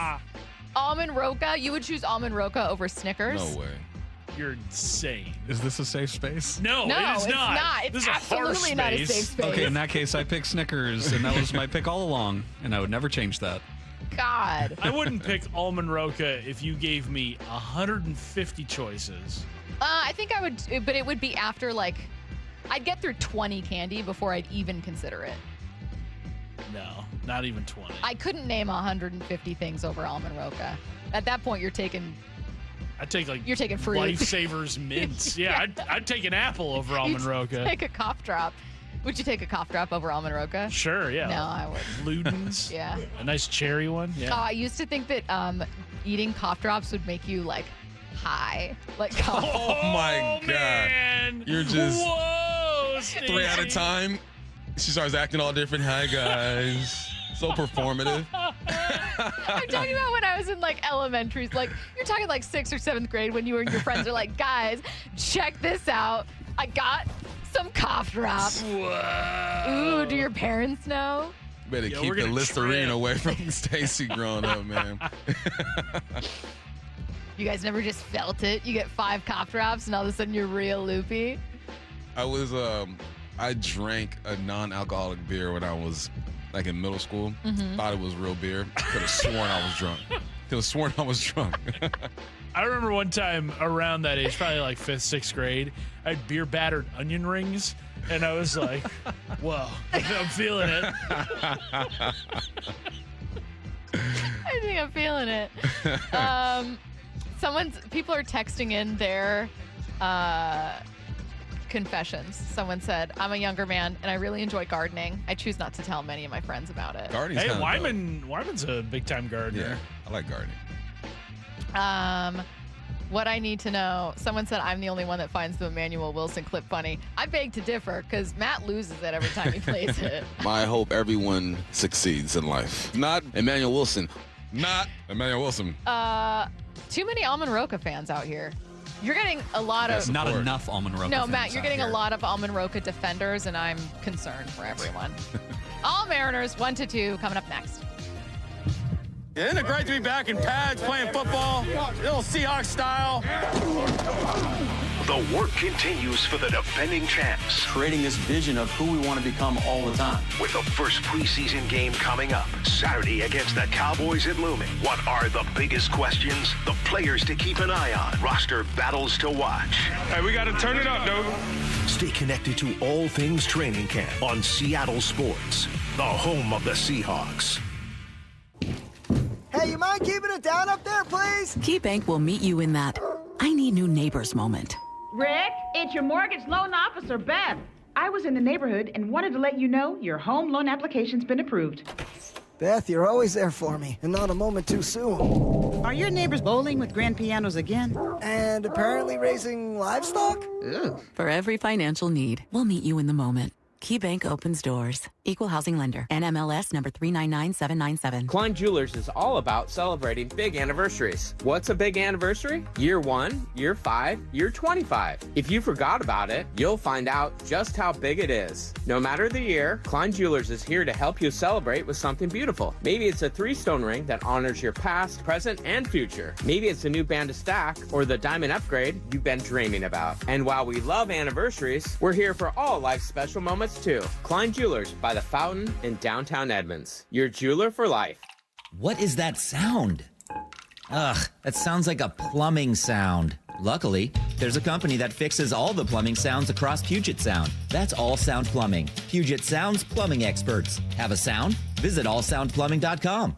Yay to Bruce, the streaming king. With quantum fiber internet, he's gonna binge. He wants more, he's got to have more. More bedtime true crime. More podcasts in the shower. Quantum fiber Wi-Fi has the power. More. Fast internet speed. He's got the geeks to go big, bring him the games. Right now. And his royal we. More sports non-stop. His quantum fiber's on top. Yay to you. Switch today at quantumfiber.com. Limited availability, service, and speed in select locations only. If it's blocking your view, keeping your yard dark or shaded, or impossible to mow around, get rid of that tree or stump this summer with P&D Tree Service. They'll do it safely and quickly, cleaning up your yard in the process. P&D Tree turns multi-day jobs into a few hours, saving you time and money. One tree or land clearing, they have the tools and expertise for the job. They specialize in large tree removal. Ever seen a tree removed by crane? PndTreeservice.com. Looking to add some excitement to your next night out? Then come roll the dice. Join us Sunday to Thursday after 8 p.m. at Sea Star Restaurant and Raw Bar as Chef John Howie turns your dinner into an exciting game of chance. Enjoy fresh seafood, premier sushi, great steaks, and so much more. At the end of your meal, you roll the dice. You roll a 6, your entire food tab is free. Yes, 100% free. Will fortune favor you tonight? Gather your friends and go roll the dice. Book your table now at SeastarRestaurant.com. Lee Johnson Auto Family. The best path at that point was to stop for the night, and you go home and take a breath. She came back in the morning and bought the car. She was way happier. The LJ way. You're still glowing, flirting, grooving. You've still got it. But your immune system weakens as you age, making it harder to fight illnesses like pneumococcal pneumonia and RSV. Vaccines are a key part of any health routine and can help protect you from getting really sick. Ask your doctor or pharmacist which vaccines you need. See more at PfizerForAll.com. Sponsored by Pfizer.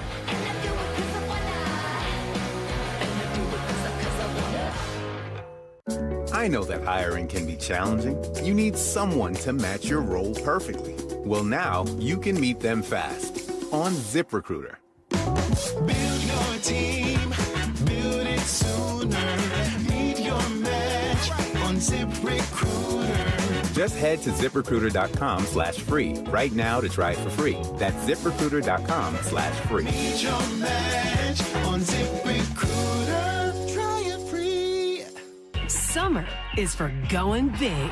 Julio! Dead center field, solo home run, 4-0 Mariners. Summer is for showing out. Crawford, out of the glove, Emerson to first. What a play! Summer is for Mariners baseball. Cal Raleigh with an RBI double. The big dumper comes through in the clutch. Where else do you get 9 innings of eye-popping swings and snags? Plus fireworks that make your feet dance and your jaw drop. Oh yeah, and the guys have a dance of their own, a wind dance. Party time at T-Mobile Park in the sunshine. Mariners baseball. Tridents up. The action continues at T-Mobile Park all summer long. Don't miss out on 2 great matchups later this month.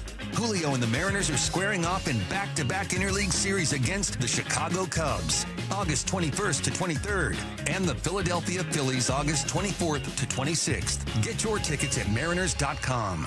Let's go!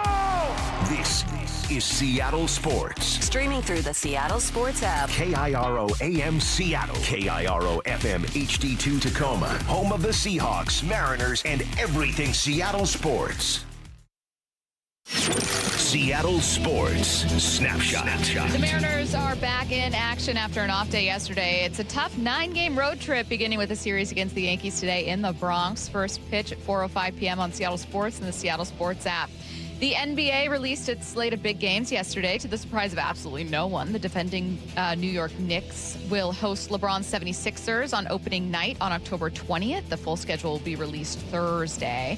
The Seahawks have added a throwback uni game, another one. This one comes on the road against Denver for a Thursday night game, October 15th. The Broncos will also be wearing their throwbacks. Snapshot, brought to you by Miller Lite. When it's game time, it's Miller time. This is The Dugout, taking you inside your Seattle Mariners. Swing and a miss, and he got him with a slider. Presented by Top Fitness. On the home of the Mariners, Seattle Sports. Swinging a shot over the bag at first, fair ball. The Mariners win it. Here comes Leo Rivas to score. Cal Raleigh with a walk-off single. Time to grab a seat and talk Mariners baseball in The Dugout. Shannon Drayer joining us now. This is The Dugout, all Mariners from 1 to 2. Shannon, how's it going? It's going. That's exactly how I feel about the Mariners, who had a very disappointing homestand, which is such a bummer because it was such an amazing event for the 50th anniversary. I'll actually start there. Was there a face in particular you were maybe surprised or excited to see there? Oh, wow. I've been so focused on the games that I think that I've kind of forgotten about what happened there. I think it was just the absolute, just huge group of players. It was really neat to get Mitch Haniger in the booth and hear that, he talked about that was the first time he'd been in a baseball stadium since he quit playing.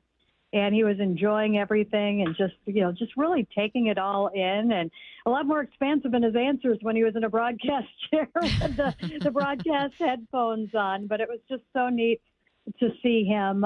Lou Piniella, of course, and I ran into him twice down below in the corridors, and everywhere he went, the fans were just showing so much love for him.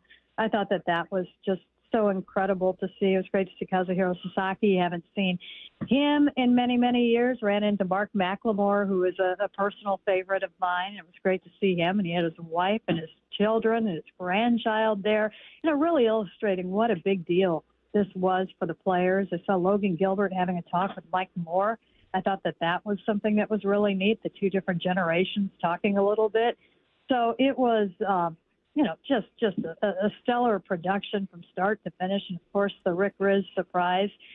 I can't think of a more fitting way to do that than with 44 of the players and Lou Piniella on the field down there with him as well, just surrounded by all the players that he called their games. And he's such a huge piece of the history. And I was really touched that he choked out. I was amazed that he was able to hold it together as much as he was. There were definitely some tears, and there was definitely, a lip quiver here and there and a catch in the voice. How could there not be? But knowing Rick, I wasn't sure he was going to be able to finish the ceremony when that happened. But the one time that he just was really choked up the most is when he mentioned Dave Niehaus. And that was just so touching, and what an honor it is for him to be up there with Dave Niehaus, the person who brought him into this. It was just really, really start to finish so special.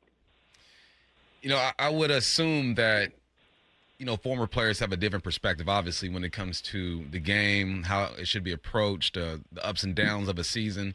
Were you able to talk to any former player that gave an interesting perspective on this team and where they are today? A little bit. I think that one player just mentioned, don't for 1 minute think that they're not trying as hard as they possibly can out there. Yeah, and, he talked about just how hard it is when you're in that situation and you keep trying. And if you try too hard, then you're kind of running around in circles because that affects your game in a negative manner. But it was, there was empathy for what they were seeing going on out there. And, there was some head scratching from some of them as well. You look at the talent that's out there and why it hasn't been able to translate this year when it translated so beautifully last year. But I do think that, a few that I talked with them really felt for where they were at right now and, commented on how it can become all-consuming. Do you know because I agree with you. I think there's a lot of what's happening that's like mental spirals that you get into with baseball, and I can't fathom what it feels like, especially when you perform and then fail in front of millions of people. Did you talk to anyone, and this could include analysts over the last several weeks or other broadcasters you talk to that kind of have theories as to just why some of the numbers we're seeing are there? Because I keep thinking, I don't think Cal's that healthy, and maybe Julio's still dealing with something, and maybe Naylor has a nagging injury. But there's a certain point where every team's kind of banged up. And we asked Adam Jude about it yesterday, and he was like, well, if Cal wasn't healthy enough to play, he'd be on IL. There's a certain thing where you go every team's banged up, and that doesn't totally explain the numbers. Do you know if you've gotten any theories there?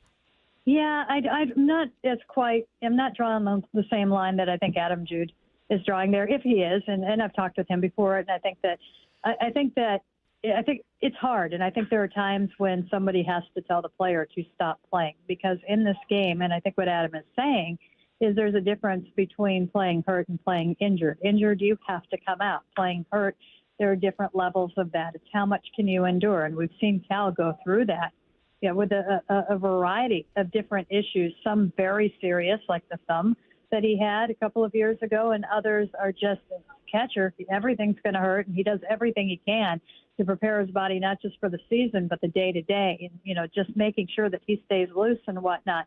But I do think that there are times when you can question, it's not an absolute that this person has to stop, but it is affecting them enough at this point that they're not helping. And I think that the player is always going to be the last one to take himself out of that situation. So it doesn't necessarily mean, and I think that, my question is how are those decisions made? And how do you weigh that? And I know that there are players, I would be shocked in the least if we didn't hear at the end of the season that somebody's probably going to need a surgery. Maybe multiple players are going to need a surgery of some sort, or, to shut it down until after the holidays. That they are going to, they have things that just aren't going to get right until the season ends. And to ask them to be 100% when they're not 100%, I think that is, absolutely, you can't. And I do think that it has impact, but the question is how much impact does it have? It is certainly a part of the game. There's no question about that. But how is that decision made that you have to weigh, especially when your team is in a situation where there are so many struggles? And if you're on a team where, you're talking about 1 or 2 spots and everything else is great. That's something you can absorb. But if there are a lot, and I'm not saying that there are a lot that should be looked at right now, I'm just really curious because it is something that becomes more and more of an issue as the season goes on. And I do believe we're seeing it more than we've seen it in the past. So I wouldn't say they would be on the IL. I think some of these guys are very hard to take out of games. Like, look at Luke Raleigh. You know, he could have gone on the IL probably at any time, but he was also able to go out there. Maybe he runs into one. Maybe he's able to play good defense in the outfield, you know, those kind of things. But it looked like it took him from what Ryan Divish wrote about it, 60 plate appearances to really get to the point where he had been hurting, he had been playing through. And when he kind of felt one of the difference makers before the extreme difference maker and he couldn't squeeze a tube of toothpaste, you know that before that point, he's probably not in a good spot. But it is so hard for them to take themselves out. And I think it's hard for, an organization to do the same. So I do think that it is a delicate balance. And I do think that it has impacted this team. And what I don't know is how much it should or should not. Kind of a follow-up. Cal's position makes it a little tricky, too, because I keep wondering, look, obliques don't go away. Every day you play makes it worse, or at least doesn't help it get better. So does his season inevitably end that way? But moving on from Mitch Garver leaves them with one fewer option. Do they have Smith was just drafted, acquired via trade, but just drafted last year. I'm wondering if they even have many options for catcher if Cal were to be done for the year. No. That is a part of it. And if you had to bring a young one up right away, you could. And I'm sure you look at the waiver wires along those lines and go that way. Smith is absolutely amazing at what he's done since he's come over. He hasn't stopped hitting home runs in AA, which is pretty impressive. But, you definitely are one down in the depth after the release of Garver. So, I haven't thought much about that, and that is kind of a shaky spot for them to be in. I don't know how confident they are. I mean, you have to go back to, all the way down to high A then to find the next that you would even consider, but I don't think you would at this point. So, maybe it is Smith at that point.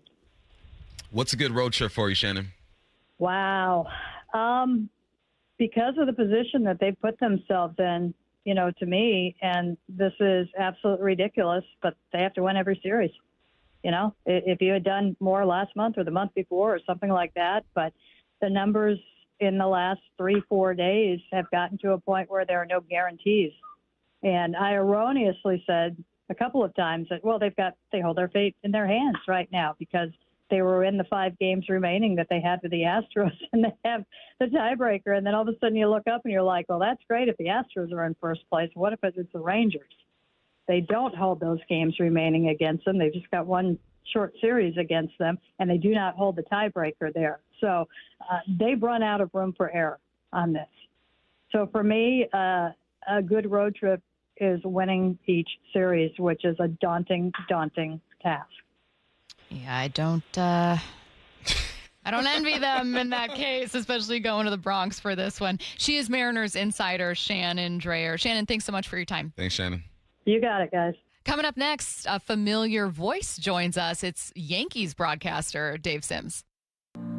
Seattle sports extends far beyond Western Washington. Every single day, thousands across our state listen and stream Seattle sports, including our neighbors in Spokane listening on KXLX radio. Our thoughts are with everyone in Spokane, where historic fires have already devastated our state's second most populated city. Join Seattle sports in doing whatever you can for our neighbors in Spokane. See how you can help at mynorthwest.com. No matter the time of year, working out at home is the best. Brock Ewart here, and allow Top Fitness to create your own home gym. Simply give them your room dimensions, and they'll do a complete fitness room design. And everyone, from personal trainers to pro athletes, love their stuff. Top Fitness represents the very best brands in fitness, like Precor, Inspire Fitness, along with many others. They also have flooring and weights that go right in your home gym. Locations in Tukwila, Linwood, and Bellevue, or simply visit topfitness.com. That's Top Fitness, your best place for home fitness equipment.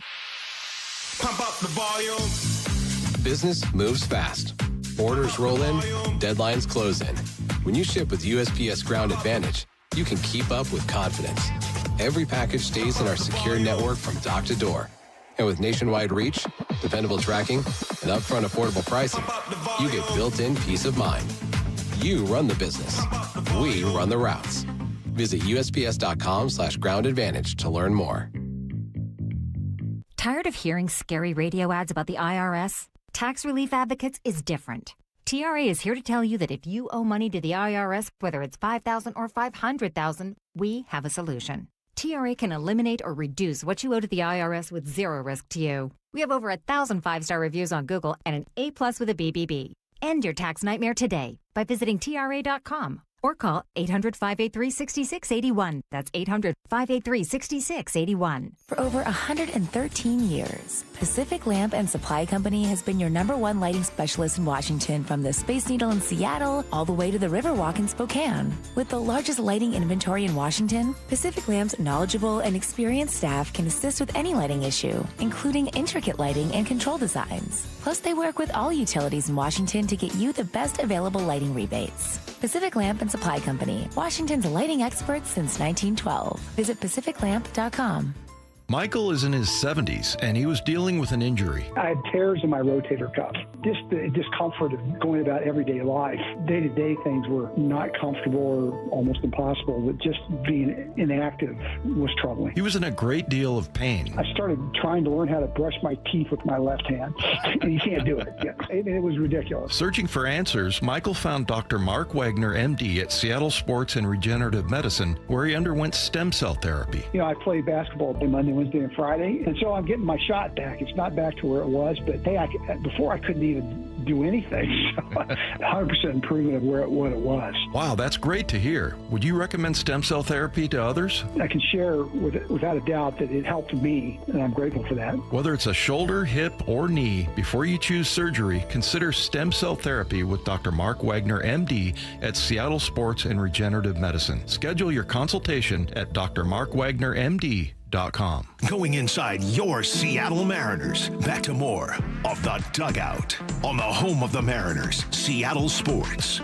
An old friend, Dave Sims, joining us now. And Dave, I wish you were joining us when we could preview like a really great matchup between the Mariners and Yankees. And instead, the Mariners have had a wildly disappointing season. Still a chance to make the postseason, but oh my God, this road trip does not make it easy. And this starts in the Bronx against this Yankees team. Tell us a bit about where the Yankees are right now, because their fans are a little upset. It's all relative, though. I'd rather be with the Yankees. It's August 11th, and people are throwing in a towel. The Yankees pitching has been on fire. Cole Schlittler, and Fried, and Weathers has been good, a lot better lately, and Will Warren's holding up his end of the bargain. So we got those 5 starters are pitching their tails off. Rodon's going to be back probably in the next week or so. The bullpen has got its rest, and they're performing well. Hitting-wise, another story. So if the Yankees have to win games 3-2, 4-3, 2-1, 1-0, so be it.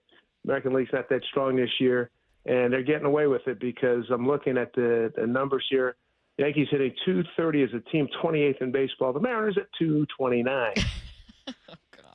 But the Yankees do lead an ERA at 3.30 with 3.30 and their second home run. So that's what it's all about. You know, get a guy on and kick a field goal. I mean, that's basically what the offense has been. They're trying to change that. The Lombard kid has been dynamic, and this is what completes his first week. That's exciting. When does Judge come back? I don't know. When Stanton come back, ditto. And Bellinger probably before those two. So that in a nutshell is what's going on with the Yankees. And in spite of all the griping and everything, I think the Yankees are like the 6th best record in baseball. So there you have it. Well, you kind of led me to my next question, man. Tell me about that young man, George Lombard over there. He has this confidence that is rare when you see a guy just enter the scene the way he has. Well, you know, he grew up in a clubhouse. His old man played in the bigs. His old man is bench coach for A.J. Hinch in Detroit. It was with the Dodgers. He got a ring or two. He knows, and I love talking to the guys about this, especially guys like Bellinger and Weathers and guys who grew up in the clubhouse, Ken Griffey Jr. They know how to comport themselves. They know how to act in a classy manner, professional. As they say, the ubiquitous phrase, he goes about his business in the right way.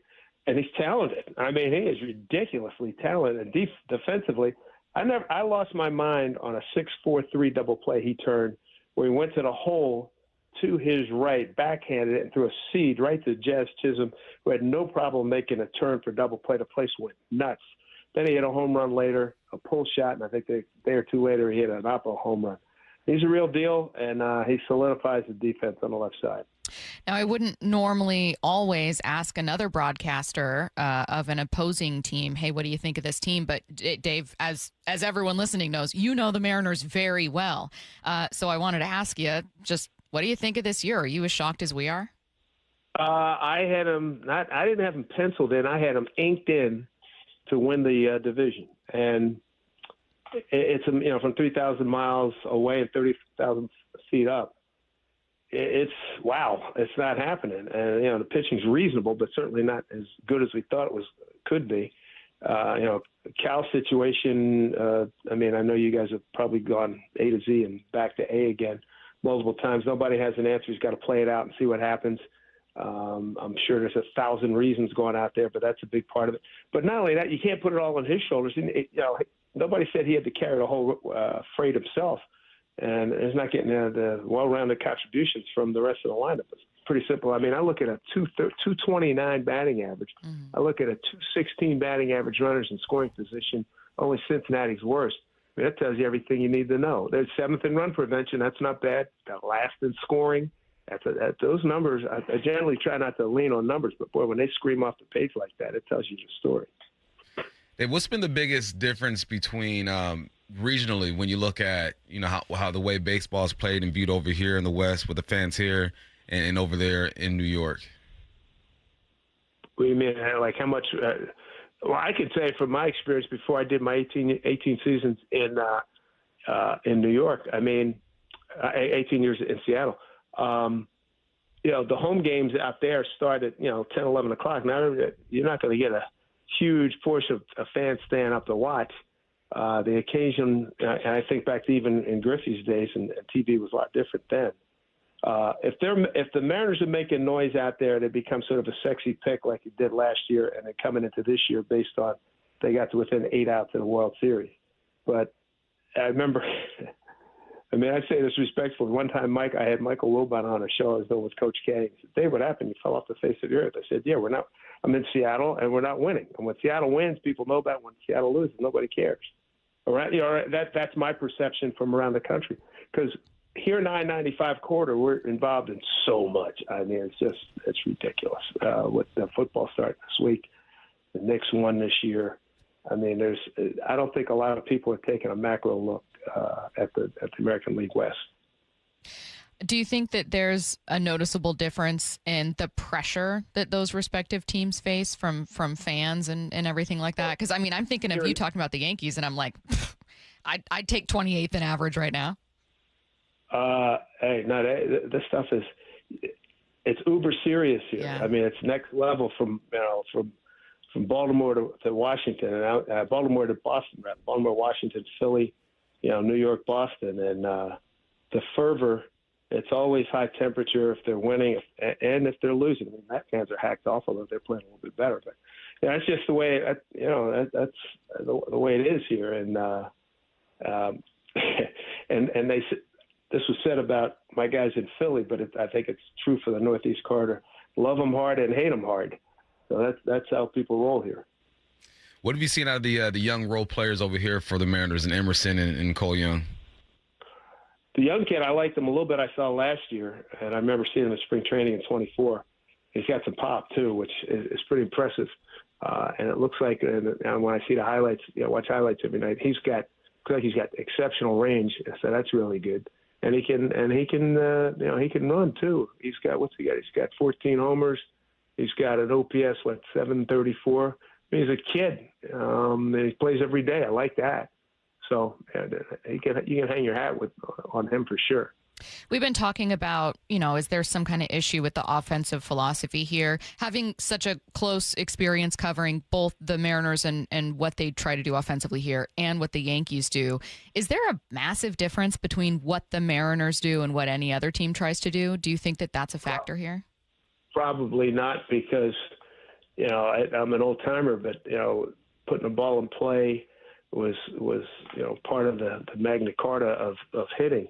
And now, and I know when I was there, hey, we're looking to do damage. We're looking to do damage, and that's why you have home runs are up, strikeouts are up, and walks to an extent. I mean, you get the three outcomes, and that's what's I think that's a big problem in the game.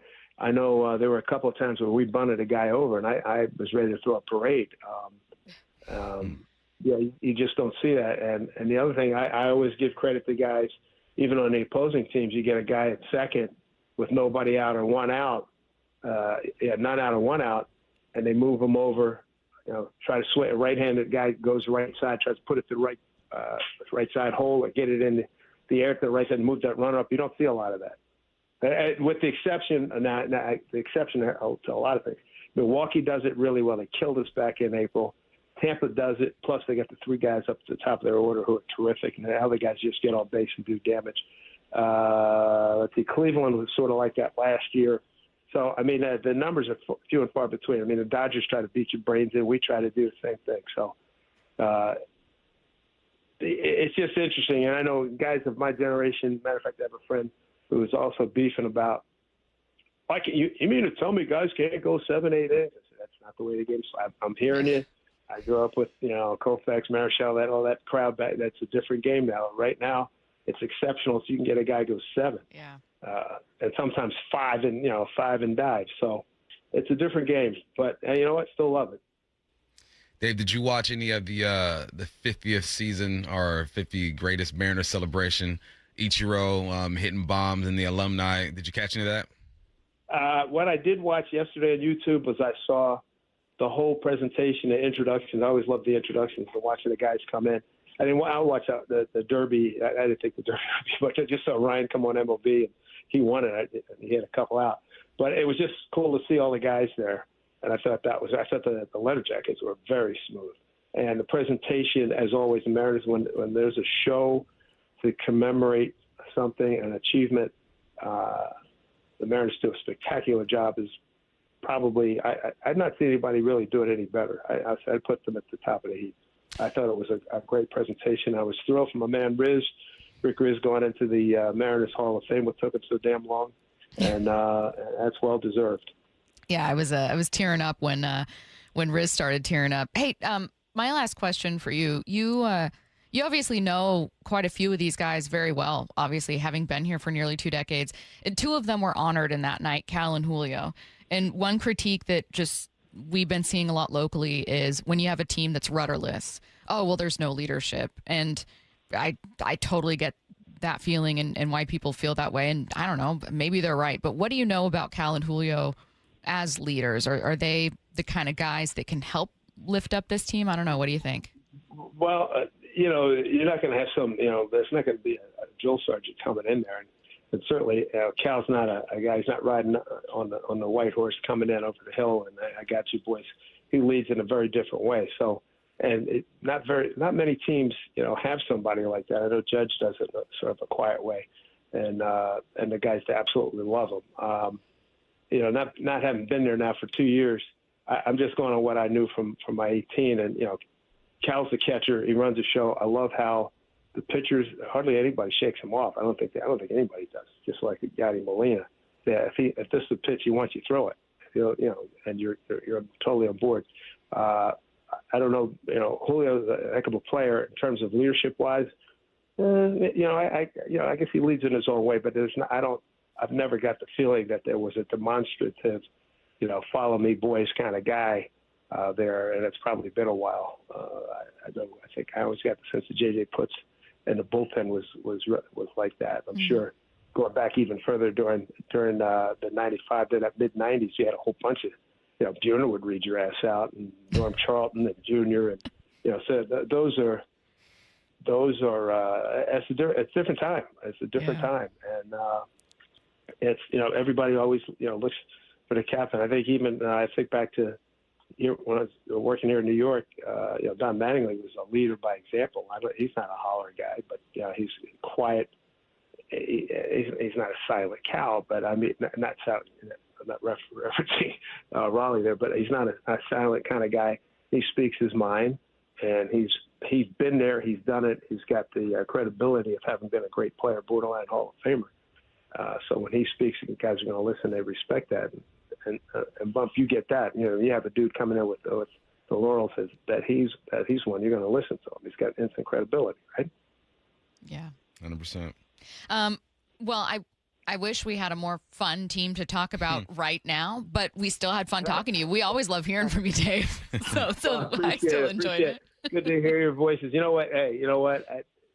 It ain't over. It's not Boston over. Boston went on just an absolute sick run to make themselves relevant again, and it started with sweeping our behinds back in late June, and when they go like 35-5 or thereabouts. Insane. So it's a crazy game. It really is, and I grew up with a coach that boys you never know, and it's the truth, and that's how for me. That's how I get through every day. I mean, I had the winning seasons, losing seasons in Seattle. We had the disappointment here last year. Toronto with the nickel and dime stuff with a couple of sluggers, and they outpitched it. So that's baseball. It really is. Yep. You're the best, Dave. Thanks for taking the time. Thanks, Dave. You bet. All right. Good to hear from you guys. Be well. Take care. You too. Latest from Jeff Passan coming up next. We have arrived at the moment. A celebration 50 seasons in the making. This is our 50-season celebration. Do you have goosebumps? It is my great honor to announce that Rick Riz has been unanimously elected to the Seattle Mariner Hall of Fame. This is the most incredible night of my life. The proud home of the Mariners, Seattle Sports. Holy smokes. Fast Home Services is a 5-tool player. One call for it all. Water heaters, plumbing, heating, cooling, electrical. Dave Wyman here, and the same Seattle company that's handled your hot water since 1986 is now handling everything that keeps the house running. One number, one team. Home field advantage for your home. Call 1-800-THINK-FAST to book your free in-home estimate or visit fasthomeservices.com for a virtual quote in seconds for water heaters, plumbing, HVAC, and electrical services. Feeling lucky?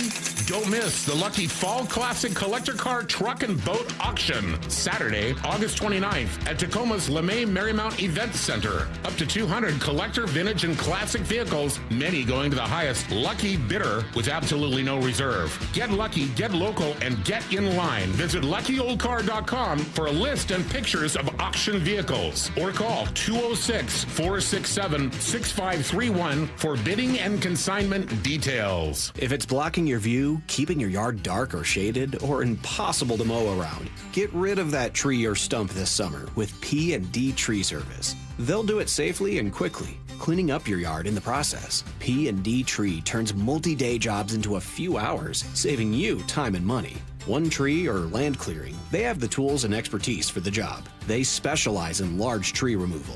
Ever seen a tree removed by crane? PndTreeservice.com.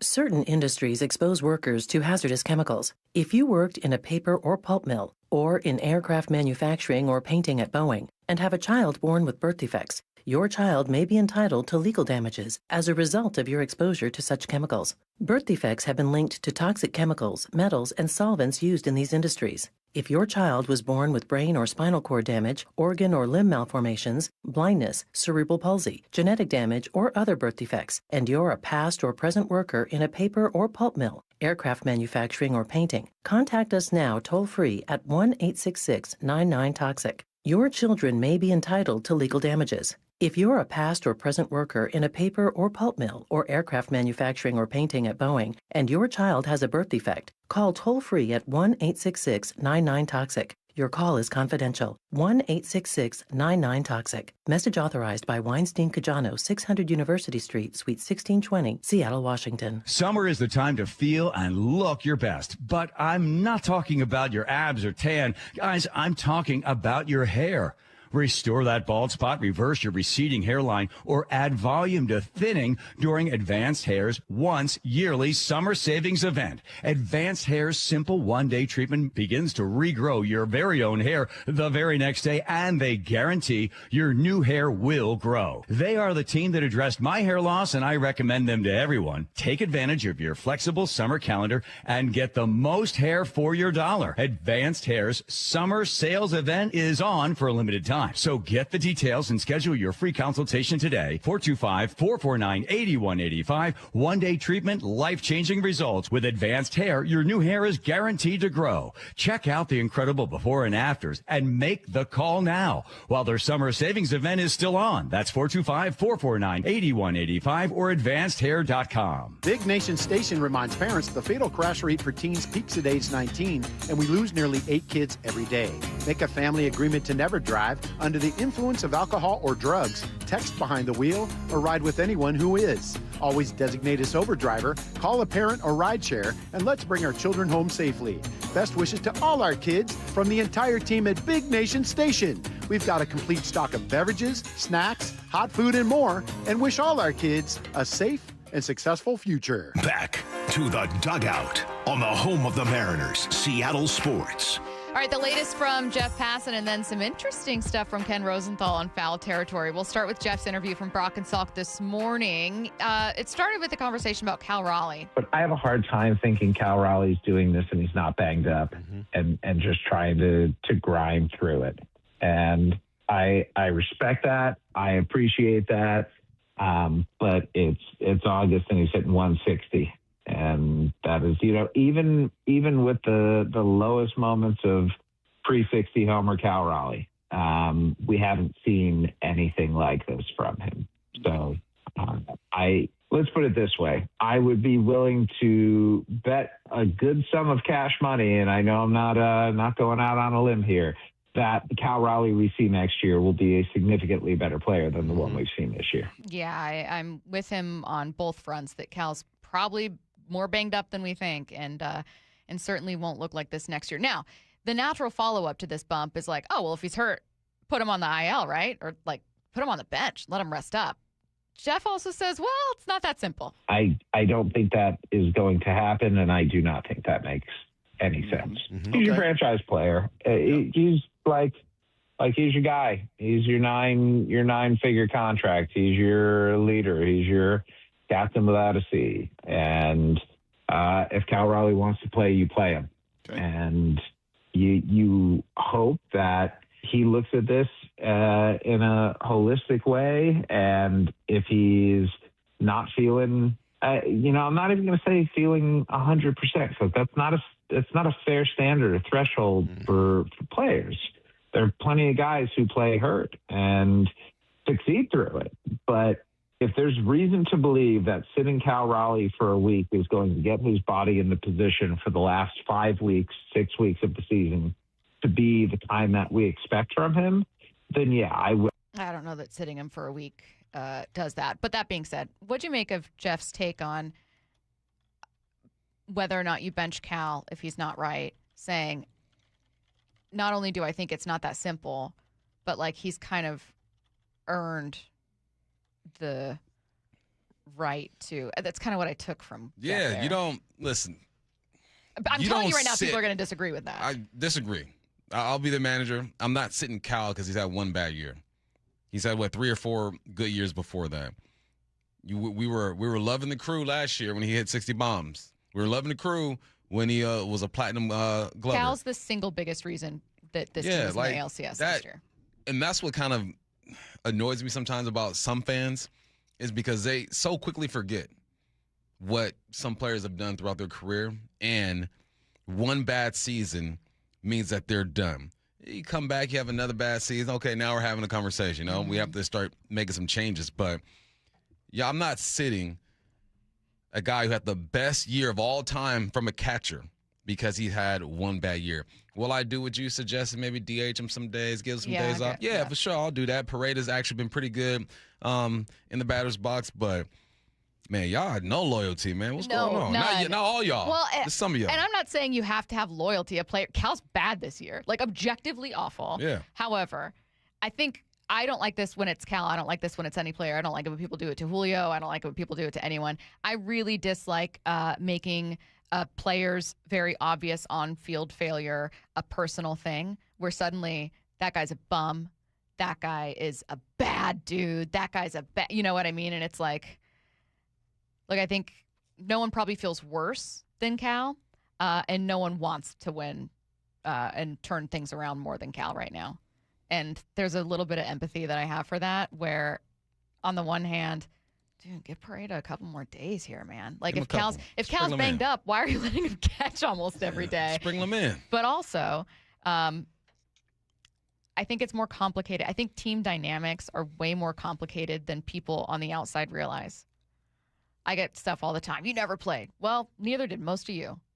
And a lot of us, most of us, will never understand how complicated those locker room and clubhouse and team dynamics are, and will therefore frequently overlook them when it comes to things that will impact this team. And I wonder if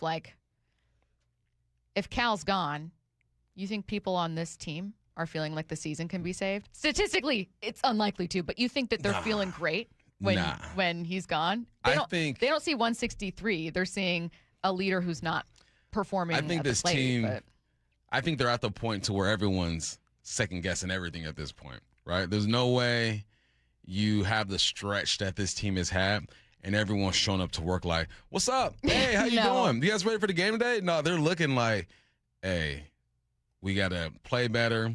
We gotta manage better. Some of us might not be here next year. Trust me, I've been on teams who ain't good, and you show up to work, and you are questioning everything. But all it takes is a good road trip to get it done. But this is going to be the toughest road trip of the year. Hugely important, and I will stand on that. If Cal is banged up, which we keep hearing, and you're not going to put him on the IL, then let Pareda catch more days. Yeah, I do believe in that for right now. Barring Pareda being horribly defensively, but like that's just kind of where I fall on the Cal thing. Is like I get why the team is still like, hey, we don't exactly have like a bunch of MLB ready catchers waiting to come up here who are going to fix this team. So for right now, we'll take someone who at least knows guys and can figure it out. But yeah, maybe a few more rest days, I think. Yeah. I like this one. Someone says Bump. Wouldn't say it's a loyalty thing. It's a running out of patience thing. I can get that. But what moving Cal and inserting Pareda, I think does what you said for this team. It messes up the mental of this team, right? I don't think it can get any worse. Like, this is as bad as it's going to get. It's pretty low. You remove your leader in Cal, then everyone who's a leader on this squad is like, dang, they got no loyalty. I think that the team shutting down Cal signals to the rest of the team that they're out of it. It's over. And even though we can mathematically look and go, oh, my God, this offense is pretty abysmal. Cal probably should be shut down. He's probably not going to be right until next season. 6 weeks left to play with a 30% chance to make the postseason. Like, you're also doing yourself a disservice. It's kind of that thing of people going, well, they're clearly not a good team. Give it up. It's not how sports work, man. No. These guys get paid too. They're out there still trying to win. It's deeply frustrating to watch, but like a team that has never made the World Series hasn't really earned the right to shut down 6 weeks left in the season and go, we'll get him next year. Yeah. You kind of have to keep going. You might think it's dumb. You kind of have to have that mentality. You do. Got to keep swinging. So, yeah, you truly, but maybe sometimes not, you know? Yeah. But maybe sometimes not swinging can help.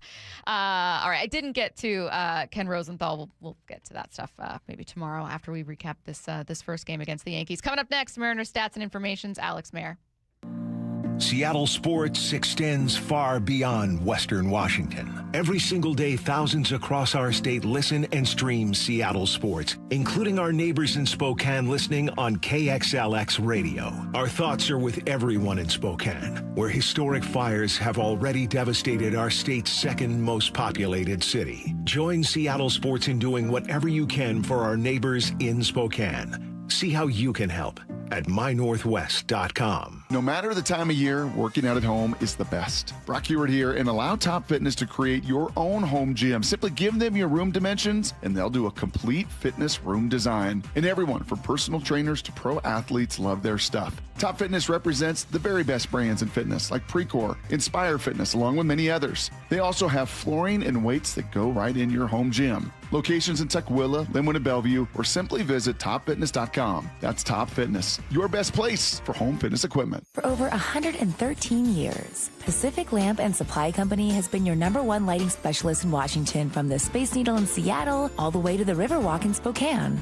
With the largest lighting inventory in Washington, Pacific Lamp's knowledgeable and experienced staff can assist with any lighting issue, including intricate lighting and control designs. Plus, they work with all utilities in Washington to get you the best available lighting rebates. Pacific Lamp and Supply Company, Washington's lighting experts since 1912. Visit pacificlamp.com. Earn money while you listen, earn money while you drive, earn money while you sleep. Dave Wyman here, and I know we're all looking for ways to add extra income without adding extra hours to our workday. How about joining a credit union where your money earns money? That's Harborstone Credit Union, founded in 1955 for local, hard-working people. They have a money market special offering strong returns for your hard-earned money. All it takes is a couple clicks of the mouse at harborstone.com/money market to open one. As soon as it's opened, you start earning 3.75 annual percentage yield. The best part, you retain full access to your money the entire time. Harborstone Credit Union is the hard-working credit union built for people like you and me. Get the most out of your money with Harborstone Credit Union. Open a money market account online at harborstone.com/money market. That's harborstone.com/money market. Insured by NCUA. Summer is in full swing at T-Mobile Park, and it's not too late to come on board as a Mariners season ticket member. Lock in a Mariners Flex plan and choose your games, seats, and number of tickets as you go. 6 seats in the bleachers one night, 2 right behind the Mariners dugout the next. It's all up to you. Plus, you still get all the perks of being a member, like priority postseason presale access and discounts of 10% or more, and no fees on regular season tickets. Join the team today at mariners.com/flex. My goal is what's best for the customer. You know, I truly believe that I won't ever deviate from that. Lee Johnson Auto Family, the LJ way. I love days like these at the pool, but my moderate to severe plaque psoriasis can sometimes take me out of the moment. I'm ready to make a splash with clearer skin thanks to Skyrizi, risankizumab Riza. Skyrizi is a prescription-only injection for adults who are candidates for systemic or phototherapy. At 4 months, most people saw 90% clearer skin when measured from head to toe, and many were even 100% plaque-free. People also saw significant improvement in psoriasis symptoms of pain, redness, itching, and burning. Don't use if allergic to Skyrizi. Serious allergic reactions, increased infections, or lower ability to fight them may occur. Before treatment, get checked for infections and tuberculosis. Tell your doctor about any flu-like symptoms or vaccines. Now there's nothing on my skin thanks to Skyrizi, and that means everything. Ask your doctor about Skyrizi, the #1 dermatologist-prescribed biologic in psoriasis. Visit skyrizi.com or call 1-866-SKYRIZI to learn more. What is that sound? Ugh, that sounds like a plumbing sound. Luckily, there's a company that fixes all the plumbing sounds across Puget Sound. That's All Sound Plumbing. Puget Sound's plumbing experts. Have a sound? Visit allsoundplumbing.com. Back to the dugout on the home of the Mariners, Seattle Sports. Mariners stats and info's Alex Mayer joining us now. Alex, how's it going? It's going well, Stacy. How are you guys? Good. Looking ahead to a tough road trip for Seattle, but I'll say this. Of the highest career August OPS in Mariners history with a minimum of 400 plate appearances, there is a current Mariner in the top 4, not just the top 5, and it's Julio. Tell us a bit about Julio's career in August and whether or not you think we could get a chance to see that version this year. They badly need him. Right. Yeah. So Julio's been really good in the second half of the season. I feel like that's been very well documented, but especially in August, his numbers really pop out. He's OPSing 1042 so far this August. So all signs point to Julio's August dominance returning. But yeah, he's been great in the month. You'll probably remember in his second season, August of 2023, he won AL Player of the Month when he set a bunch of records, including when he had 17 hits in a 4-game span, the most hits in 4 games in big league history. So I think, we saw the power surge from Julio earlier this season, back in May. And hopefully the power comes back and he leads this offense to some wins. Alex, unfortunately, the Mariners got swept this past weekend. We were celebrating 50 seasons, but I'm sure there were some positives going on over there. What'd you make of the weekend? Yeah, obviously, you know, the field the on-play stuff, on-field stuff didn't go as well as we hoped, but the weekend was awesome. Seeing so many former Mariners in attendance was really cool for me. And I thought the in-game entertainment and marketing team did an amazing job with the presentation. But yeah, we had 44 of the top 50 there. Other than the 2 that passed away, there were only 3 not in attendance and 4 counting Luis Castillo. So it was an excellent turnout. I thought the highlight for me was seeing Alex Rodriguez being welcomed back with open arms. It had been, 26 years since A-Rod was in Seattle as a Mariner, so to speak. So that was really cool to see. Fans gave him great pop. And then when Lou Piniella came out and threw the first pitch, that was probably the next best moment for me. That was really cool. The first pitch didn't really go as planned, but his entrance did. And then Rick Riz, Hall of Fame next year. That's going to be amazing too. Hey, take us behind the scenes for that group of players, because you were quite literally behind the scenes. I mean, was there anyone who was like way nicer and cooler than you expected? Anyone who maybe shared some insight into what he thinks is happening this year? Anyone who just brought back, kind of nostalgic, memories of like, man, this like baseball in the 90s or whenever, anything like that? Yeah, absolutely. I think seeing it span so many generations was really cool. I got the chance to meet A-Rod, and he was super gracious with his time, and it felt like he was very thankful that the Mariners welcomed him back with open arms, especially the fan base. But seeing guys like our first All-Star Rupert Jones interact with a guy like Jay Buhner, just like crossing generations like that, was really cool. Welcoming a guy, Bruce Bochy, back into the fold too. He said he had never been to T-Mobile Park before this weekend, and he was, an early star for the Mariners in the early 80s. So that was really cool. I'm trying to think. I got to meet Mark Langston, who was a very good pitcher for the Mariners, led the league in strikeouts a handful of times before he was flipped for Randy Johnson. So just seeing all the guys from different generations kind of mingled together was really cool. We got Woo about to do his thing on the East Coast. I was talking to Curtis and Stacy earlier, and I had a good memory, then ended poorly, right? He started off, 8 innings going in there with a no-hitter, and then obviously the collapse. Oh, and crushed. He's shown that he can do it. What are you expecting out of Woo? Yeah, last season we were about to go to the All-Star break. We had 3 here at Yankee Stadium and then 3 in Detroit. And like you said, Bump, the game where he carried the no-hitter into the 8th inning, I believe, it didn't go as planned at the end, but it was a really cool and emotional day. If you'll remember, that was actually the day that Brian Woo's grandfather passed away, and he was very close with his grandfather. But that just put everything into perspective. Being here for that last year, that it goes beyond just, what happens on field. These guys are people too. So I just remember that being a very emotional experience. And then a week later, I was with Brian in Atlanta, along with Cal and Randy and Munoz. So that was really cool, just the full circle and him getting to enjoy the All-Star game with his family, right after his grandpa passed.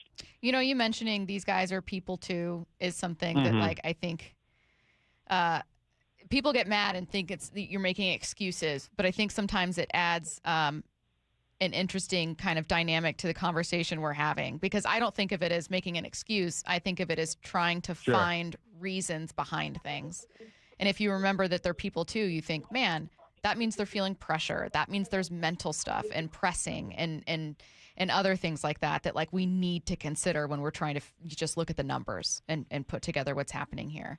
Would you mind speaking maybe to it could be the environment of the clubhouse, the people in the building, the leaders on this team, just kind of like your feelings on them and the type of person they are to maneuver through what I would say is an incredibly difficult moment here for this club.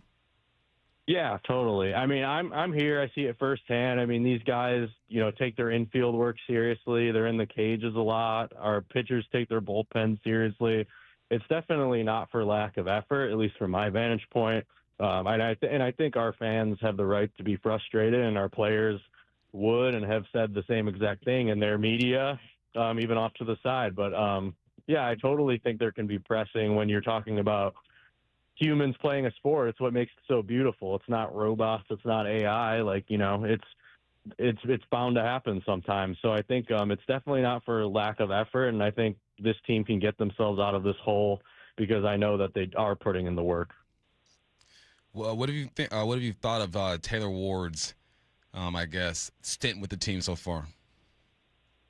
Yeah, not much to make of it so far. I think since it's been just such a small cluster of games so far, but it was really good to see in the finale back on Sunday against the Rays, even though it was a short-lived happiness for that game. But the leadoff triple, I think, sparked the offense, and then him scoring on the base hit. But, yeah, we'll see. I like his game, though. I like him as a guy a lot, too. But we'll see what this road trip has in store for Taylor. I know he's played a lot of games in this building, Yankee Stadium.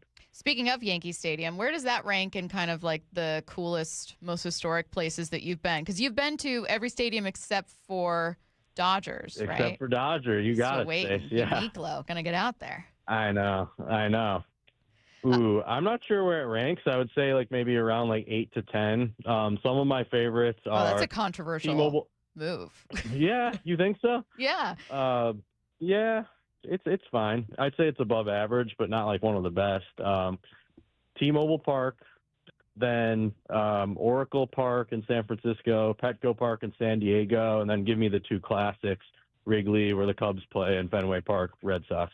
Yeah, I think Fenway was very, very cool. I think people just with the nostalgia or the feeling of Yankee Stadium being like, this is baseball, maybe have it quite a bit higher. And, the house that Babe Ruth built, they tore that one down. This one's only been around since, I think, like 2010. So whatever. I can take it or leave it. You know what? This is a great way to enter into this series. And I want you to have that attitude when you see Yankees fans walking around. Just, your stadium's stupid. It's not real. When they see me walking around in my Mariners polo, they're not going to be very nice to me. I don't think so. It's no Fenway. Just run. Maybe run away is what I would do. All right, Alex. Well, enjoy this road trip, and hopefully the Mariners started off with a win tonight. Thanks so much. Thanks, Alex. Let's get some wins. Thanks, guys. Looking back for just a moment at some of what we learned from Alex, I know that people are not in a place to take any positivity right now, and I respect that. But I count me among the people just like hoping that version of Julio is real. 4th all-time Mariners list of career OPS in August. 935 career OPS in August. That's pretty good. That's really good. It's time for him to be that guy. Let's be this guy, Julio. Man, this road trip is so important. I think for me, this road trip will determine a lot. I think for a lot of people, it will determine a lot. Yes. How much. I mean, because they could not get her done, but there's a way they could not get her done to where, like, okay, maybe there's some positive there. But if they go out and just get smacked, woo, it's going to be tough. It's going to be a tough week for us. It's going to determine it. I mean, that sound we didn't get to that I still don't have time to from Ken Rosenthal in foul territory. He said, like, look, this is it. It's not going to eliminate you from the playoffs. Yeah. But this stretch of 9 games, unfortunately for you, against some really, really good teams, this is it right here. And you get your first test today. 4:05 p.m. first pitch, by the way. Brian Wu on the mound. And an update, the lineup came out earlier. No Naylor in that one. From Seattle Times, Ryan Divish. Naylor dealing with right wrist soreness. Tweaked it on a swing during the homestand. So you're going to have... God, Curtis, did I say Weston Wilson at first? Or you sure did. Okay, thank you so much. So Weston Wilson at first. Again, Naylor out with, sounds like a sore wrist. Wyman and Bob coming up next. We have arrived at the moment. A celebration 50 seasons in the making. This is our 50-season celebration. Do you have goosebumps? It is my great honor to announce that Rick Riz has been unanimously elected to the Seattle Mariner Hall of Fame. This is the most incredible night of my life. A proud home of the Mariners, Seattle Sports. Holy smokes! We meet by accident, fixing every last bit. Accurate Auto Body. If you've been in an auto accident, you have the right to take your vehicle to any repair facility. Accurate Auto Body has been family owned and operated since 1994, and they work for you, not your insurance company. Your insurance company may not love them, but you will, because We meet by accident, fixing every last bit. Accurate Auto Body. Experience the thrill of the Kitsap Fair and Stampede with heart-pounding PRCA rodeo action. Wednesday through Friday at 6:30 p.m. Saturday at 5. Watch top-tier cowboys and cowgirls compete under the lights in bareback riding, barrel racing, steer wrestling, bull riding, team roping, saddle bronc, breakaway, and tie down. And on Sunday, August 30th, finish it off with the adrenaline-pumping Extreme Bulls at noon. Kitsap Fair and Stampede runs August 26th through the 30th. Tickets and info at kitsapfair.org. Ooh, that face. Quantum Fiber Internet loves that face. That's Jamila. Hey, Jamila. She's thinking outside the box from inside the box. Quantum Fiber Wi-Fi keeps her meeting game strong. From the back door to the front lawn. Rushing all of her video calls. Back to back to back video calls. Quantum Fiber Internet blowing the soxies up all those people in all those boxes. Yay to you. Switch today at quantumfiber.com. Additional pods may be needed to achieve Wi-Fi coverage in some locations. Limited availability. Service in select locations only. Less than 4 in 10 kids aged 6 through 12 are playing sports regularly. 4 in 10 kids? Let it sink in. Just 4 in 10 kids. ESPN is building a nationwide coalition powered by Disney called Take Back Sports, with the purpose of training more coaches, expanding access, and creating community-driven sports programming that puts kids and fun first. We're working on that story. We hope you'll join us. Visit takebacksports.org to learn more. I'm David Ortiz. When I lost my mom, she was only 46, and I lost my dad to cancer. It was the worst pain I ever felt. It made me think, what will happen with the people I love when my time is up?